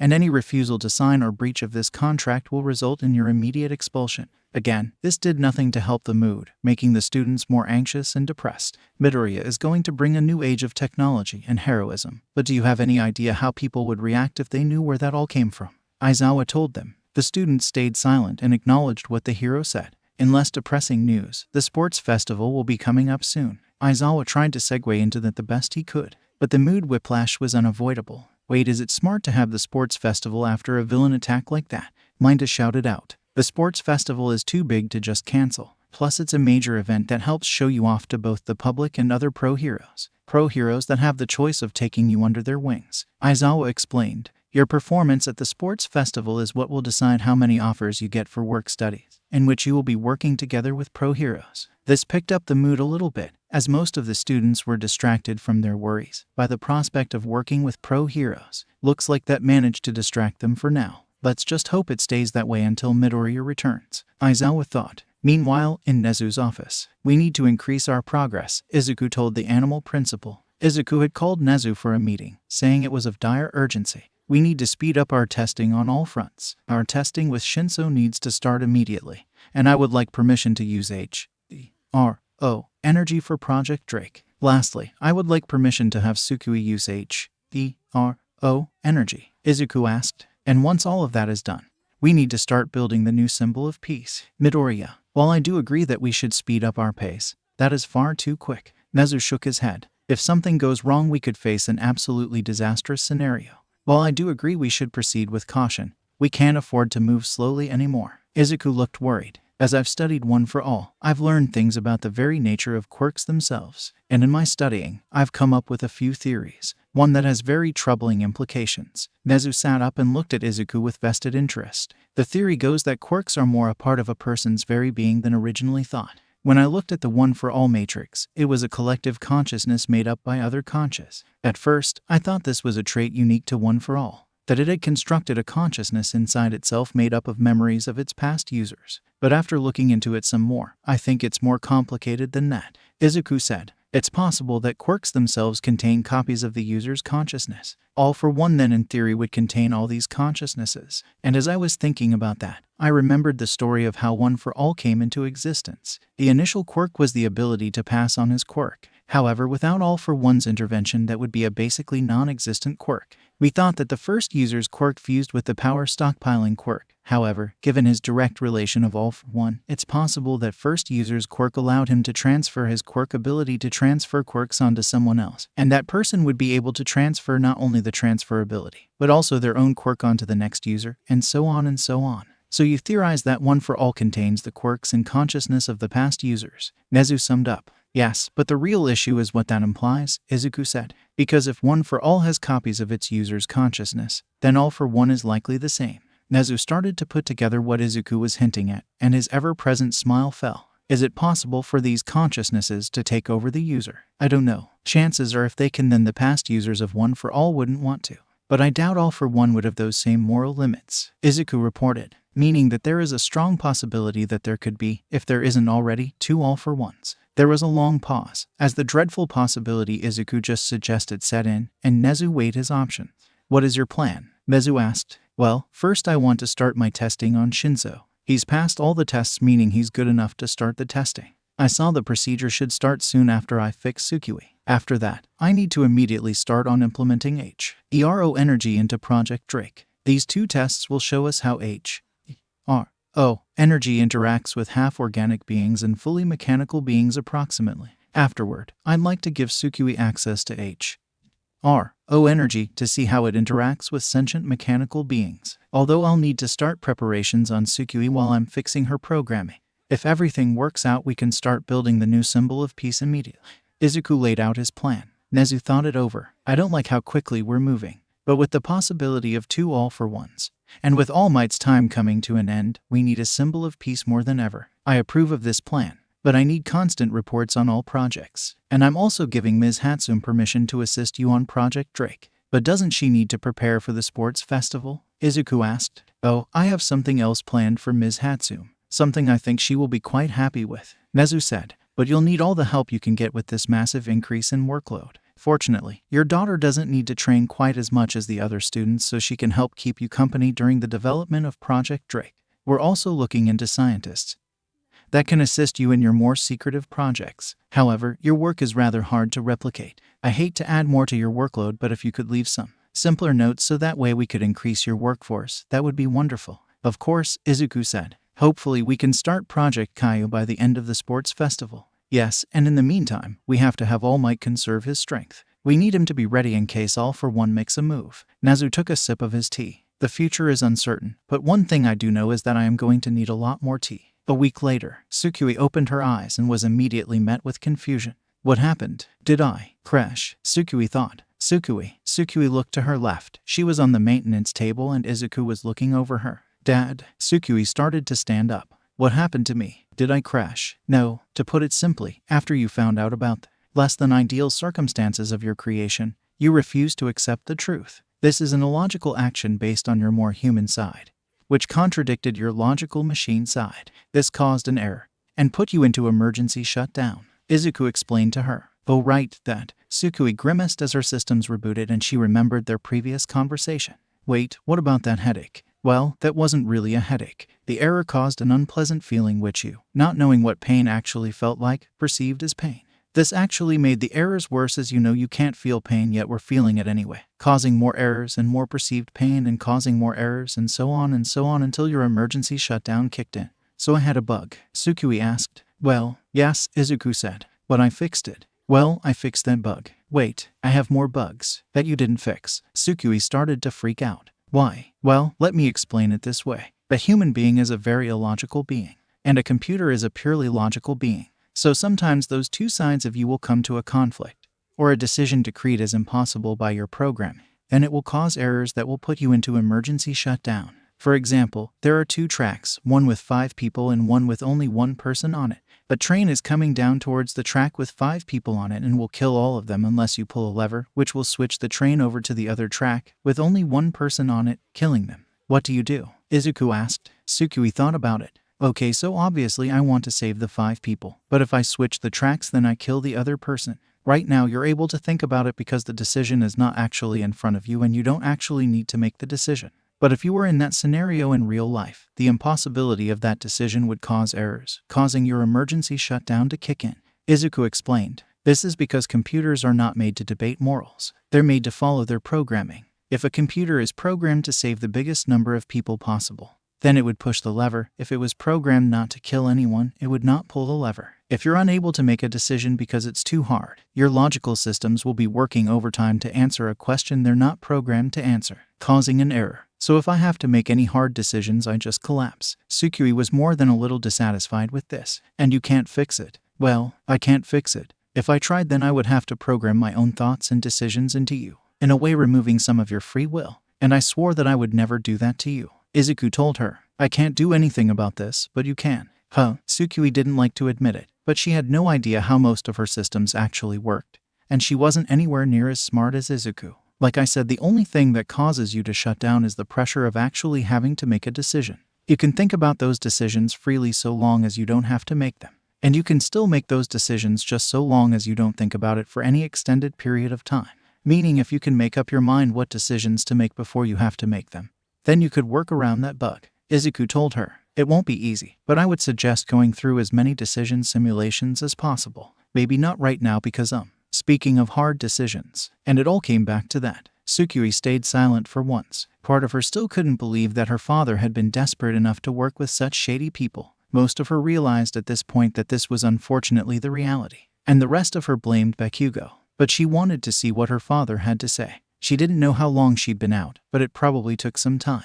She wanted to see what he'd say after thinking about it like she knew he had been. I shouldn't have worked with them, but I don't regret working with them either, Izuku told her after gathering all his resolve. Tsukui blinked, a look of shock on her face. That's not what I expected to hear. Okay, it was stupid to work with people that shady. Even if I didn't know they were villains, I should have known they were up to no good.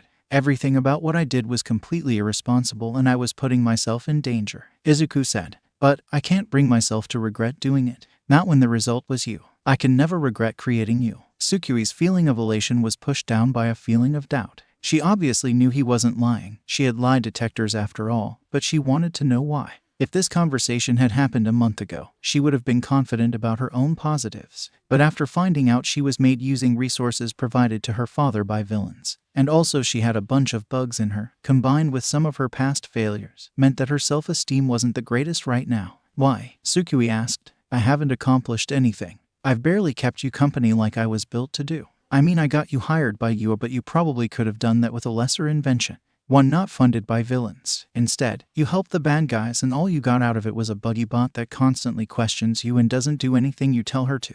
Izuku frowned at her response, before walking over and hugging his creation. No one's perfect, and you weren't made to be. Izuku told her. I made you to keep me from getting lonely. And since you've been made, I haven't felt lonely once. Izuku smiled brightly at her. That and, you're my daughter, my own creation. I love you, and I know all the good you'll do will outweigh whatever bad comes from your creation. Dad. Tsukui paused for a moment before hugging her father back. Damn it, you know my weakness is praise. The two embraced for a while until eventually separating. So, do you forgive me? Izuku asked her nervously. To be honest, I was never really mad, Tsukui admitted. I was more shocked, confused, and disappointed. I can't really be mad at you for my creation because if you didn't do that I wouldn't exist. Oh, Izuku said. So, since you already know about your creation, I think I should tell you about the last dark secret of your creation. Tsukui groaned. Oh, come on, more dark secrets. What did you use Bakugo's brain waves to make me too? Izuku winced. Tsukui looked at him for a moment, blinked, and then her logic sensors kicked in. Dad, please tell me you didn't use Bakugo's brain waves or whatever. Izuku continued to wince. Sorry, NOOO. 3 black armored trucks moved swiftly through the night, carrying their cargo with discretion. The cargo in question was a bunch of metal pods, and inside one of the trucks were 2 high-ranking heroes, Endeavor and Deadshot. The 2 heroes stood in silence in the lead truck. Neither of them said a thing. So, do either of you know what we're transporting? Flying above the 3 trucks was the number 4 hero, Hawks. Doesn't matter. We have our orders, Endeavor said simply. Come on, don't tell me you're not curious. They suddenly pull us away from our work, tell us to guard these trucks, and when we ask what's in them, they say it's classified. Hawks pointed out. If it is classified, then it is not our business to know, Deadshot said. Normally I would say the same thing, but these are pretty human-sized, don't you think? Hawks pointed out. And they're not prisoners, because they would tell us if they were. So what exactly are we transporting? There was a bit of silence for a bit, but before anyone could say anything, kaboom. Suddenly the road the trucks were driving over exploded. 2 of the trucks were sent off the roads, and one of them flew up in the air and landed on its side, with 1 pod spilling out of the door. Crap. The road must have had some kind of invisible mines on them, Hawks said, and then he heard the sound of 2 cars driving at them from off-road. And here comes the perpetrators. To our left, about 8 villains in 2 cars. The doors of one of the still upright trucks flew open, but seemingly nothing came out. All right, boys, shouted one of the villains in the cars, standing up while addressing his allies, let's go. Suddenly, the villain fell down, unconscious, and before any of the other villains could do anything about it, they too were knocked out, their bodies going limp in the cars, as Deadshot did his work. However, before the cars could go out of control, Hawk's feathers flew down and took control of them, bringing them safely to a halt. Endeavor and a few government agents stepped out of the truck. HMPH, looks like I wasn't needed here. Deadshot reformed himself next to Endeavor. They seemed to just be petty criminals, no one of impotence. Endeavor looked up at Hawks, about to tell him to call the police so they could get the villains arrested when he found the man seemingly transfixed on something. He followed the winged hero's gaze and looked down at the pod that had fallen out. It was open and inside was a now awake little girl. 𝐬𝐻𝗏 also noticed this and was just as shocked at what their cargo seemed to be. Hawks descended down, landing in front of the scared and confused girl as other agents surrounded her. "Where am I? Where's my daddy?" she asked with tears brimming in her eyes. Hawks looked back at 𝗵𝗲 and the two heroes' community wordlessly. Hawks would comfort the girl, and 𝗵𝗲 would ask what the hell was going on. "Don't worry, kid, just stay calm," Hawks told her. Meanwhile, the agents were freaking out, pulling out phones and calling their superiors to see what they should do. One of the agents was running past 𝗵𝗲 when he was suddenly grabbed by the number 2 hero.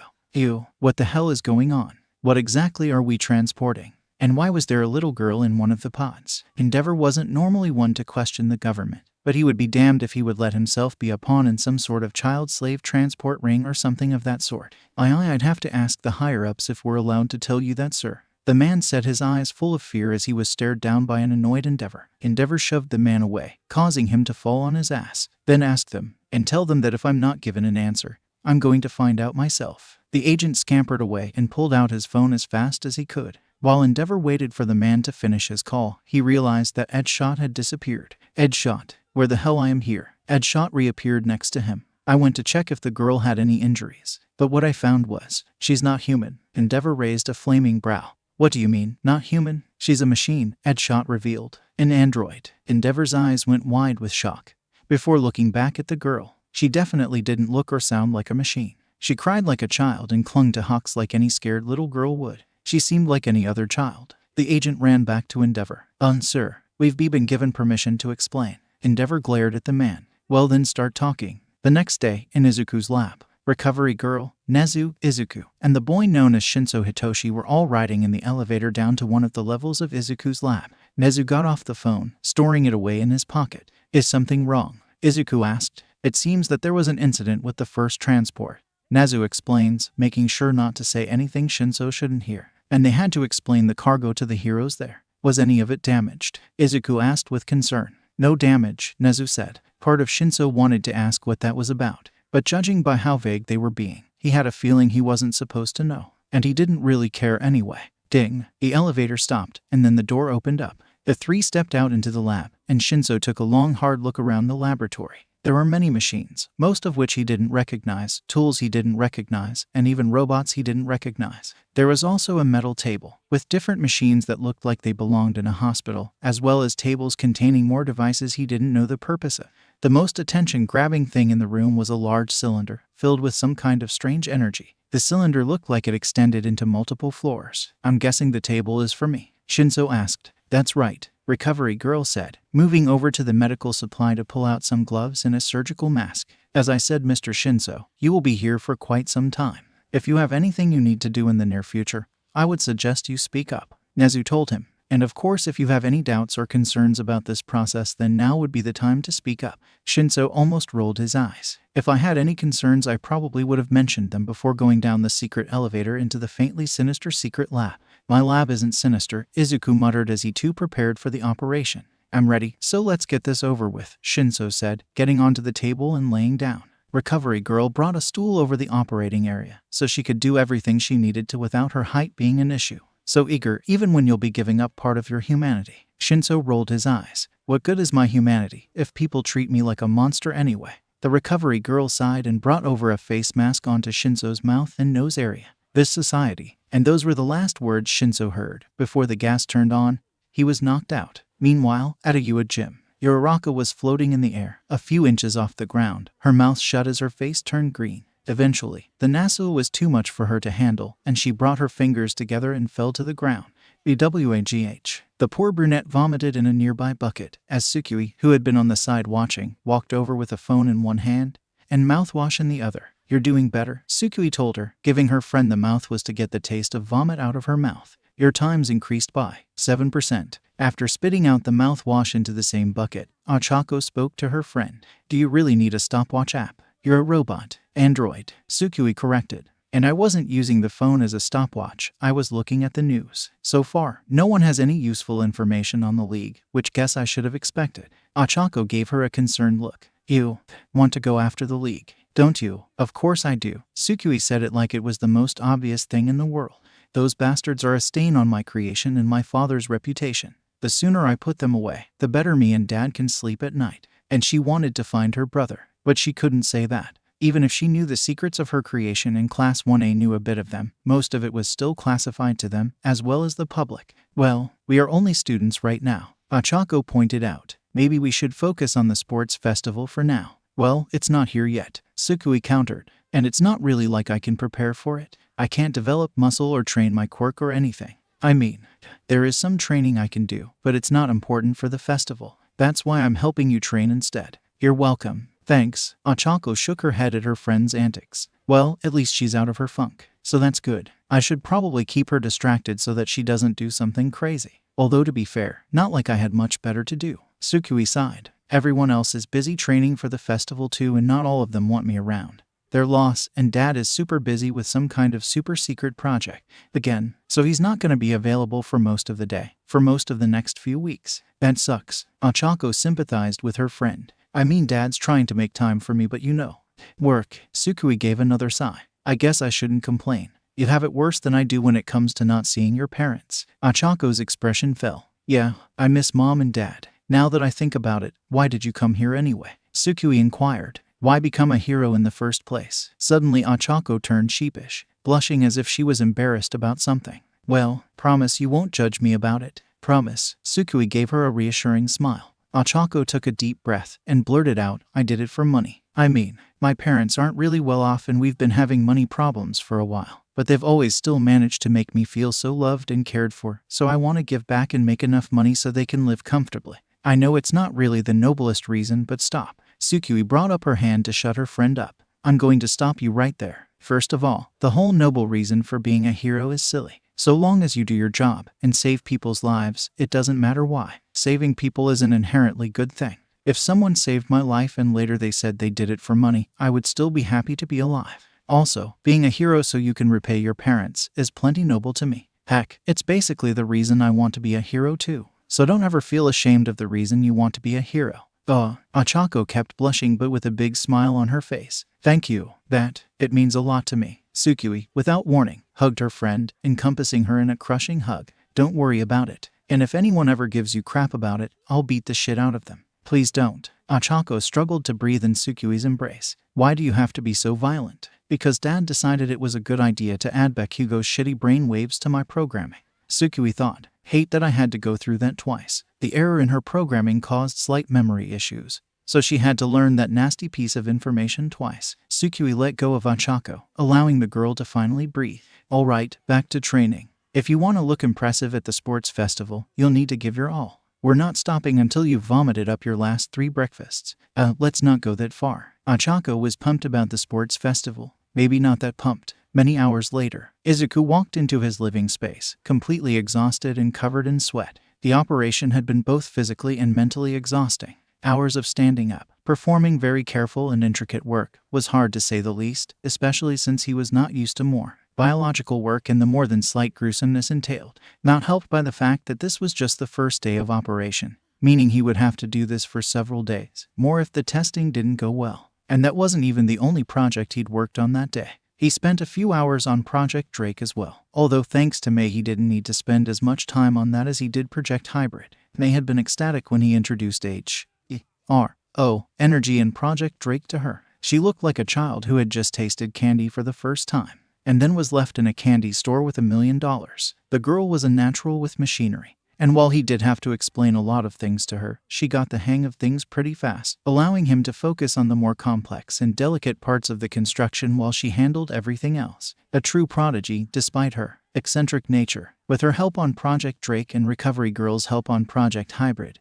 those 2 projects would be able to progress smoothly. The last project 𝐒𝐿ZAQ needed to worry about was Project Kin, or rather, giving 𝐬𝐭𝐚𝐲 HERO energy, while he already adapted 𝐬𝐭𝐚𝐲's brain to be able to handle HERO energy. When he was fixing the bug in her system, the next step would be creating a body that utilized HERO energy. The issue was that 𝐒𝐿ZAQ wasn't sure how 𝐬𝐭𝐚𝐲 would use that energy. He did adore her as family, but sometimes the less admirable parts of 𝐒𝐴𝐽𝐈𝐺 showed through. Ultimately, he needed to give her this upgrade to see how HERO energy interacted with a fully inorganic being, but he wanted to wait until he thought she was ready. Hopefully during or soon after the sports festival. 𝐒𝐿ZAQ crashed onto the couch. Mom is probably asleep. At least I was able to make sure she could relax. But I'm gonna be busy. Even once all these sports festival things are done, I'll still have to worry about Project 𝐒𝐻𝐢. The door opened, and 𝗧𝗵𝗲 walked into the common room, immediately seeing her father on the couch and smiling.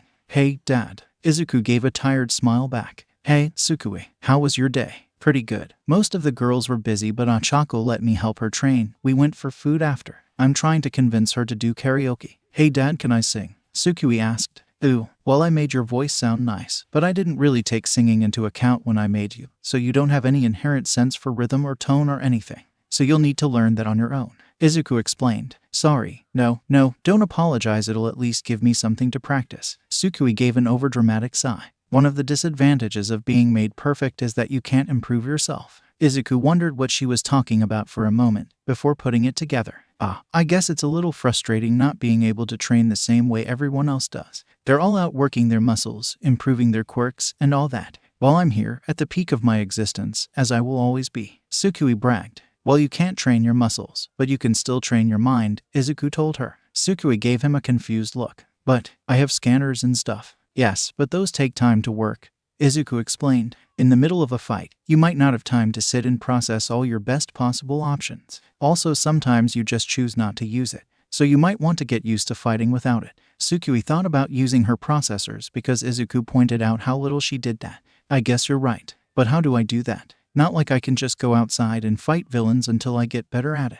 "Well, I could ask Nezu if we could use one of the training grounds, and I could make some unique villain robots for you to fight," Izuku suggested. "I could watch you and give some pointers. It could be like daddy-daughter time." 𝗧𝗵𝗲 finished his sentence. "Yeah, that sounds great. But aren't you busy?" "I'm sure Nezu will understand. We don't spend as much time together as we'd like," Izuku admitted sadly. 𝗧𝗵𝗲 nodded. "Which is ironic considering why you built me." "Yeah, but at least we can finally do something together," Izuku said with a small smile. "We played catch," 𝗧𝗵𝗲 pointed out. "Something other than that," Izuku said a bit too quickly. "What do you mean?" "That was fun," 𝗧𝗵𝗲 objected. "If you say so, 𝗧𝗵𝗲." "If you say so," Izuku said. 𝗧𝗵𝗲 wasn't sure how her father gained access to one of UAS fake cities. If she had to guess, it would be part of the benefits of being important. Not that she was complaining, it was the perfect place for this type of exercise. For the last few weeks, she had been training on being able to fight without using her sensors. Because while her sensors did help out a lot, they also took time to work, and she had to consciously activate them. As such, in situations that required instant, decisive action, she would need to go without these sensors, as well as her aiming system. And so that is what led to where she is now. Her, in a fake city, facing off against an all-might bot with Izuku watching over the cams. The goal: defeat the might bot while keeping the damage to the surroundings to a minimum. All without using her sensors. "Alright, starting the villain program now. You know what to do, sweetheart," Izuku told her using the comms in her head. "Of course," 𝗧𝗵𝗲 smirked. "Let's do this, Dad." After a few seconds, the might bot stood to attention, and a blue glow illuminated his eye holes. I am a rogue might bot, here to do evil and tarnish the name of All Might. Try and stop me," the All Might bot shouted out in All Might's voice. 𝗧𝗵𝗲 couldn't help but giggle at how campy that was. Then again, All Might was a very campy person, so Izuku had been spot on. Although given that Izuku, that was to be expected. "Bring it, you fake." An unfortunate thing for 𝗧𝗵𝗲 is that insulting other robots could be difficult, not because she didn't want to, but because it was hard to find insults for other mechanical creations that didn't also apply to her in some way. 𝗧𝗵𝗲 ran forward and blasted the bot with her laser vision, causing it to falter. Yes, 𝗧𝗵𝗲 doesn't want to think about how many times she missed because she wasn't used to not using her targeting her system. The might bot quickly related, charging at her with its fist cocked and ready to smash. 𝗧𝗵𝗲 had learned well enough how to read an oncoming punch, and ducked under it before grabbing it. The teenage robot then punched into the fake side, making a big dent. Might bot tried to beat her down with her other arm, but 𝗧𝗵𝗲 just jumped back and unleashed another blast of heat vision, hitting it in the face, melting off its fake skin, and damaging its eyes. With its eyes melted, the bot started wildly swinging around its arms in an attempt to hit her. 𝗧𝗵𝗲 waited for the robot to get a bit closer, and then blasted one of its knees, causing it to fall onto its other knee. With her enemy on its knees, 𝗧𝗵𝗲 charged forward and delivered a devastating uppercut to its robot jaw, making it flop onto the floor. "Too much damage 𝗧𝗵𝗲. Shutting down," the might bot said before its body went limp. Easy. 𝗧𝗵𝗲 patted herself on the back. "Well, I hope you don't plan on melting people's faces off when you face real villains," Izuku told her. "Of course not. My programming wouldn't even let me do that." 𝐬𝐭𝐲 pointed out, sounding mildly offended. "Don't you take that tone with me, young lady," 𝐒𝐿 said jokingly. The two of them laughed for a few seconds before the laughter died down and the two continued the conversation. "Well, I have to go back to work," 𝐒𝐿 sighed. "Oh, come on, Dad. I want to see if I could try one without leaving permanent, debilitating injuries," 𝐬𝐭𝐲 said with a bit too much nonchalance. "Don't worry, I'm almost done with one of my projects, but it has to be finished by tomorrow," 𝐒𝐿 explained. "Oh, is it something for the sports festival perhaps?" 𝐬𝐭𝐲 asked, hoping her father would provide details. And I'm not telling you anything about it," 𝐒𝐿 said, quickly shutting her down. "Oh, come on, Dad. Can't a doting father give his daughter any special information?" 𝐬𝐭𝐲 teased. "That would be cheating, 𝐬𝐭𝐲," 𝐒𝐿 pointed out. I know. I was kidding," 𝐬𝐭𝐲 giggled. "I don't need any special info anyway. I'll clear this whole event without breaking a sweat." "Well, to be fair, you don't have a method of perspiration, so you literally can't sweat, but I understand what you're saying," 𝐒𝐿 told her. "Just don't get overconfident. Your classmates, as well as Class 1B and students from the other courses, will all be trying their hardest. You do well not to underestimate them. At the very least, I think I'm okay underestimating myheroacademia." 𝐬𝐭𝐲 rolled her eyes as she remembered the purple pervert. The pervert. "I wouldn't. Even the most unlikely of people can be capable of things you'd never believe," 𝐒𝐿 told her. "I mean, no one would have thought I was capable of making you after all." "Well, that's because everyone you met before was a bunch of idiots. I always knew you were amazing," 𝐬𝐿 said with pride. "Well, I made you," 𝐒𝐿 pointed out. "You are literally my greatest achievement. You know it," 𝐬𝐿 said, purposely missing the point as she made a smug face. 𝐒𝐿 didn't know whether to simile or sigh, so he did both. "Well, you should take some time to relax. I have to go. Bye." "Bye, Dad," 𝐬𝐿 said before he hung up. "Well, guess I should head back home. Grandma's probably lonely again." And with that, 𝐬𝐿 walked towards the dorm buildings, while the UA-bots carried away the myheroacademia and cleaned up the area. Meanwhile, with 𝐒𝐿 was in the backseat of a car, being driven by one of UAS staff, currently headed to an off-campus construction site, where Project Drake was being finished. Hatsumi said that all we should have to do is complete the finishing touches, 𝐒𝐿 said to 𝗧𝗵𝗶, who was sitting in the passenger seat. "She really is a prodigy, you know." "Indeed. It appears that there is a surplus of those nowadays," 𝗧𝗵𝗶 said cheerfully. "I'm glad we managed to scoop the two of you up before 𝐼-Island did. Tell me, did you ever consider going to 𝐼-Island?" 𝗧𝗵𝗶 was a bit surprised by the question.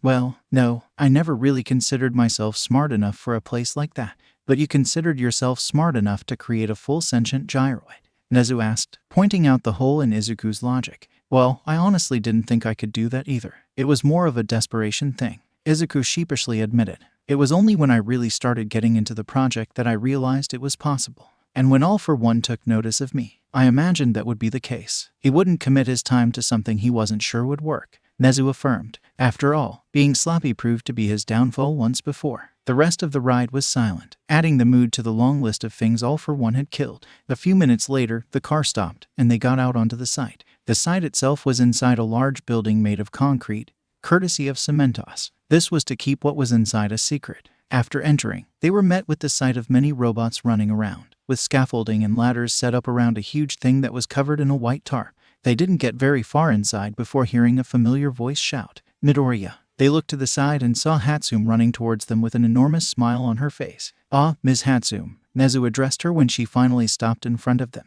"I assume Project Drake is ready for those finishing touches you mentioned." "Actually, I decided to do the finishing touches myself," Hatsumi said, her voice holding none of the shame it should. "What, Hatsumi, you were supposed to wait for me before we completed the project," 𝗧𝗑 admonished. "I couldn't help it. That HERO energy. It's amazing. Oh, the things we could make with that. It's unlike anything else seen on Earth. The baby potential is unlimited," Hatsumi gushed. 𝗧𝗑 facepalmed and gave a long-suffering sigh. "Well, what's done is done. I'll look over it to make sure you didn't make any mistakes, and then I'll double-check tomorrow morning. Oh, I can't wait to see this baby in action. The sheer destructive power. This thing could take down a whole city before anyone could stop it." They continued to gush. "Well, it's good that you know its capabilities because you'll be the one piloting tomorrow," 𝗧𝗵𝗶 revealed. "What?" both 𝗧𝗑 and May asked at the same time, one with a look of pure horror and the other looking like they just won the lottery. "Are you trying to kill the students?" 𝗧𝗑 looked like he was about to have a heart attack,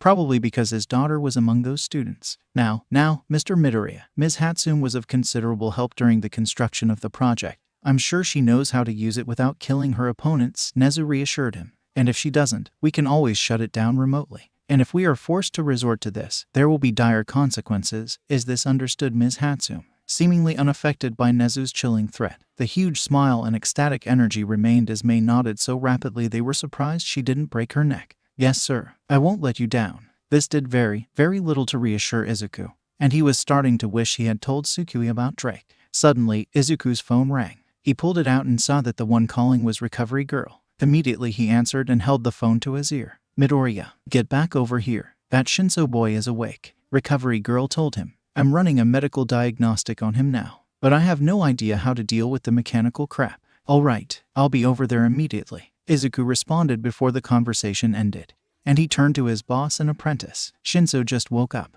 We have to go." Half an hour later, back at the lab, Izuku and 𝗫𝗬 rushed into the laboratory and were met with the sight of Shinso sitting upright on a padded table. He had various machines connected to him, and Shinso himself even looked a little different, just a bit bulkier, more muscular, like he just completed a year's worth of exercise. But other than that, he didn't look much different, which was intended. Recovery Girl was standing close by, putting away her tools. "Welcome back to the world of living, Mr. Shinso," 𝗫𝗬 greeted. "How are you feeling?" "Fine, although I'm surprised I'm feeling anything at all," Shinso answered honestly, opening and closing his hand before tightening his grip. "It's not what I expected, but I feel strong. It's incredible." Shinso honestly didn't know how to fully describe what he felt. When he woke up from the coma, it was like he wasn't even in his own body anymore. Like he went to sleep and woke up as someone else. Someone stronger. "It's okay to not give a full answer right now. I understand that this might be a bit overwhelming," Izuku told him, as he disconnected him from some machines and attached some new ones onto his body. "Let me just take a look at everything. Tell me if you feel strange." Once everything had been connected to Shinso, Izuku went over to a panel and pressed some buttons and looked at some screens. "I see. Everything is as expected. Is everything okay on the medical side?" "He's healthy as far as I can tell," Recovery Girl told them. "I've never done a checkup quite like this before, so excuse me if I'm inexperienced." Never thought I'd say that again. Makes me feel young again." "All right. Unfortunately, we don't have time to do much testing, so for now we'll just monitor you to make sure you're stable," Izuku said. "We already have a room prepared for you in the dorms," 𝗫𝗬 said. "You'll have to excuse us for the abundance of security cameras, but we do need to make sure absolutely nothing goes wrong." Not exactly giving me much confidence, Shinso deadpanned, before going back to inspecting his body. Sorry. I assure you from what we can tell, you absolutely in the clear. The riskiest parts have already passed, I swear." It was unclear if Izuku was trying to reassure Shinso or himself. It's just, we're in completely new territory. We are trying to understand it the best we can, but the science is new. We have to be ready in case the worst happens." "Oh god, I'm just making this worse." "No, it's fine," Shinso sighed. "I knew what I was signing up for, and we appreciate your willingness to continue in the face of those risks. Your bravery has greatly helped contribute to the field of science," 𝗫𝗬 told him. "Regardless of what happens during the tournament, you are already a hero." Shinso hummed, still not looking away from his arm. "Well, in that case, can you do me a favor and not treat me like I'm about to die any moment?" "Fair enough," 𝗫𝗬 agreed. "In that case, let's let Mr. Shinso test his new legs, shall we?" "Oh right." And with that, Izuku started unplugging Shinso from the machines until he was finally clear. "All right, let's see how well you walk." Shinso nodded and hopped off the table and stood up for the first time in weeks. He moved his legs up and down a bit and took a few steps in a circle. "How does it feel?" Izuku asked him, taking a notepad. "Effortless," Shinso responded immediately. "Do you mind if I damage the floor a bit?" "Not at all," 𝗫𝗬 responded before Izuku could, leaving the green-haired roboticist to sign and accept that decision. Stump. Shinso raised his foot high and then slammed it into the ground, causing the sturdy floor under him to crack, and even made Izuku lose his footing a bit. "Incredible." 𝗫𝗬's ever-present smile grew a bit larger. "Are you still okay?" Izuku asked Shinso as soon as he regained his balance. Shinso just stared at the cracks made in the floor by his foot before a smirk made its way onto his face. "Doc, for the first time in a long time." Yes, I am." The next day, at the US Stadium, it was finally time. The US Sports Festival had arrived. There was a truly enormous crowd gathered in the seats, with many of the participants' families being present. In the center of the stadium was a huge grass arena, with a wooden stage in the middle of it. On the grass were all the students of UA, with Class 1A sans Bakugo, gathered up all together, and the teachers and Izuku being gathered up on the stage. Tsukui was standing next to Ochako, with a confident smirk on her face. Unfortunately, her friend didn't share the same confidence. To be fair, it's not like Ochako was a nervous mess. Tsukui had been with her father long enough to know what that looked like. Most people would have just thought she was simply determined, which she was, but her scanners could also tell she was quite nervous. Rapid heartbeat, excess sweat, slight trembling, the works. "Hey," Tsukui whispered to her friend, getting her attention. "What are you so nervous about?" "Nervous? I'm not nervous. What are you talking about?" Ochako denied. "Acha, I'm a robot. I can literally see that you're nervous," Tsukui reminded her with a cocky smirk. "Ew, can you blame me?" Ochako asked her, letting a bit more of her nervousness show. "Look at all the people watching. And my parents too. That just means more people get to see how great you are," Tsukui told her. "Again, why are you so worried? We are the shit. I wish I had your confidence," Ochako muttered. Before the conversation could continue, Midnight stepped up to the mic. "Hello everyone. Welcome to the 𝐒𝐻 Sports Festival," Midnight said, getting a round of applause and cheers from the audience that drowned out any other sound for a bit. "God, I'm so glad Dad didn't let me feel pain. That would have killed my ears," Tsukui said. "Lucky you." Gyro was physically recoiling from how loud the crowd was. Midnight went on a bit with the introduction, before getting to an interesting part. "Now, normally we would have a speech from the student that earned the #1 spot at the hero entrance exam. However, due to complications, that is not possible." Bakugo grumbled from within the audience. "Why the fuck am I here? Because you're gonna cheer on your classmates and you're gonna fucking like it." Mitsuki Bakugo reminds him with a smack on the back of the head. Back on stage, Midnight continued. "And so instead we decided to do something different. I give to you the head of UA's engineering department, Izuku Midoriya." Midnight moved aside, and Izuku very tentatively walked up to the mic, visibly shaking and sweating enough to fill entire buckets. He had been told about this ahead of time. That didn't do much to make him less nervous about talking to the entire world.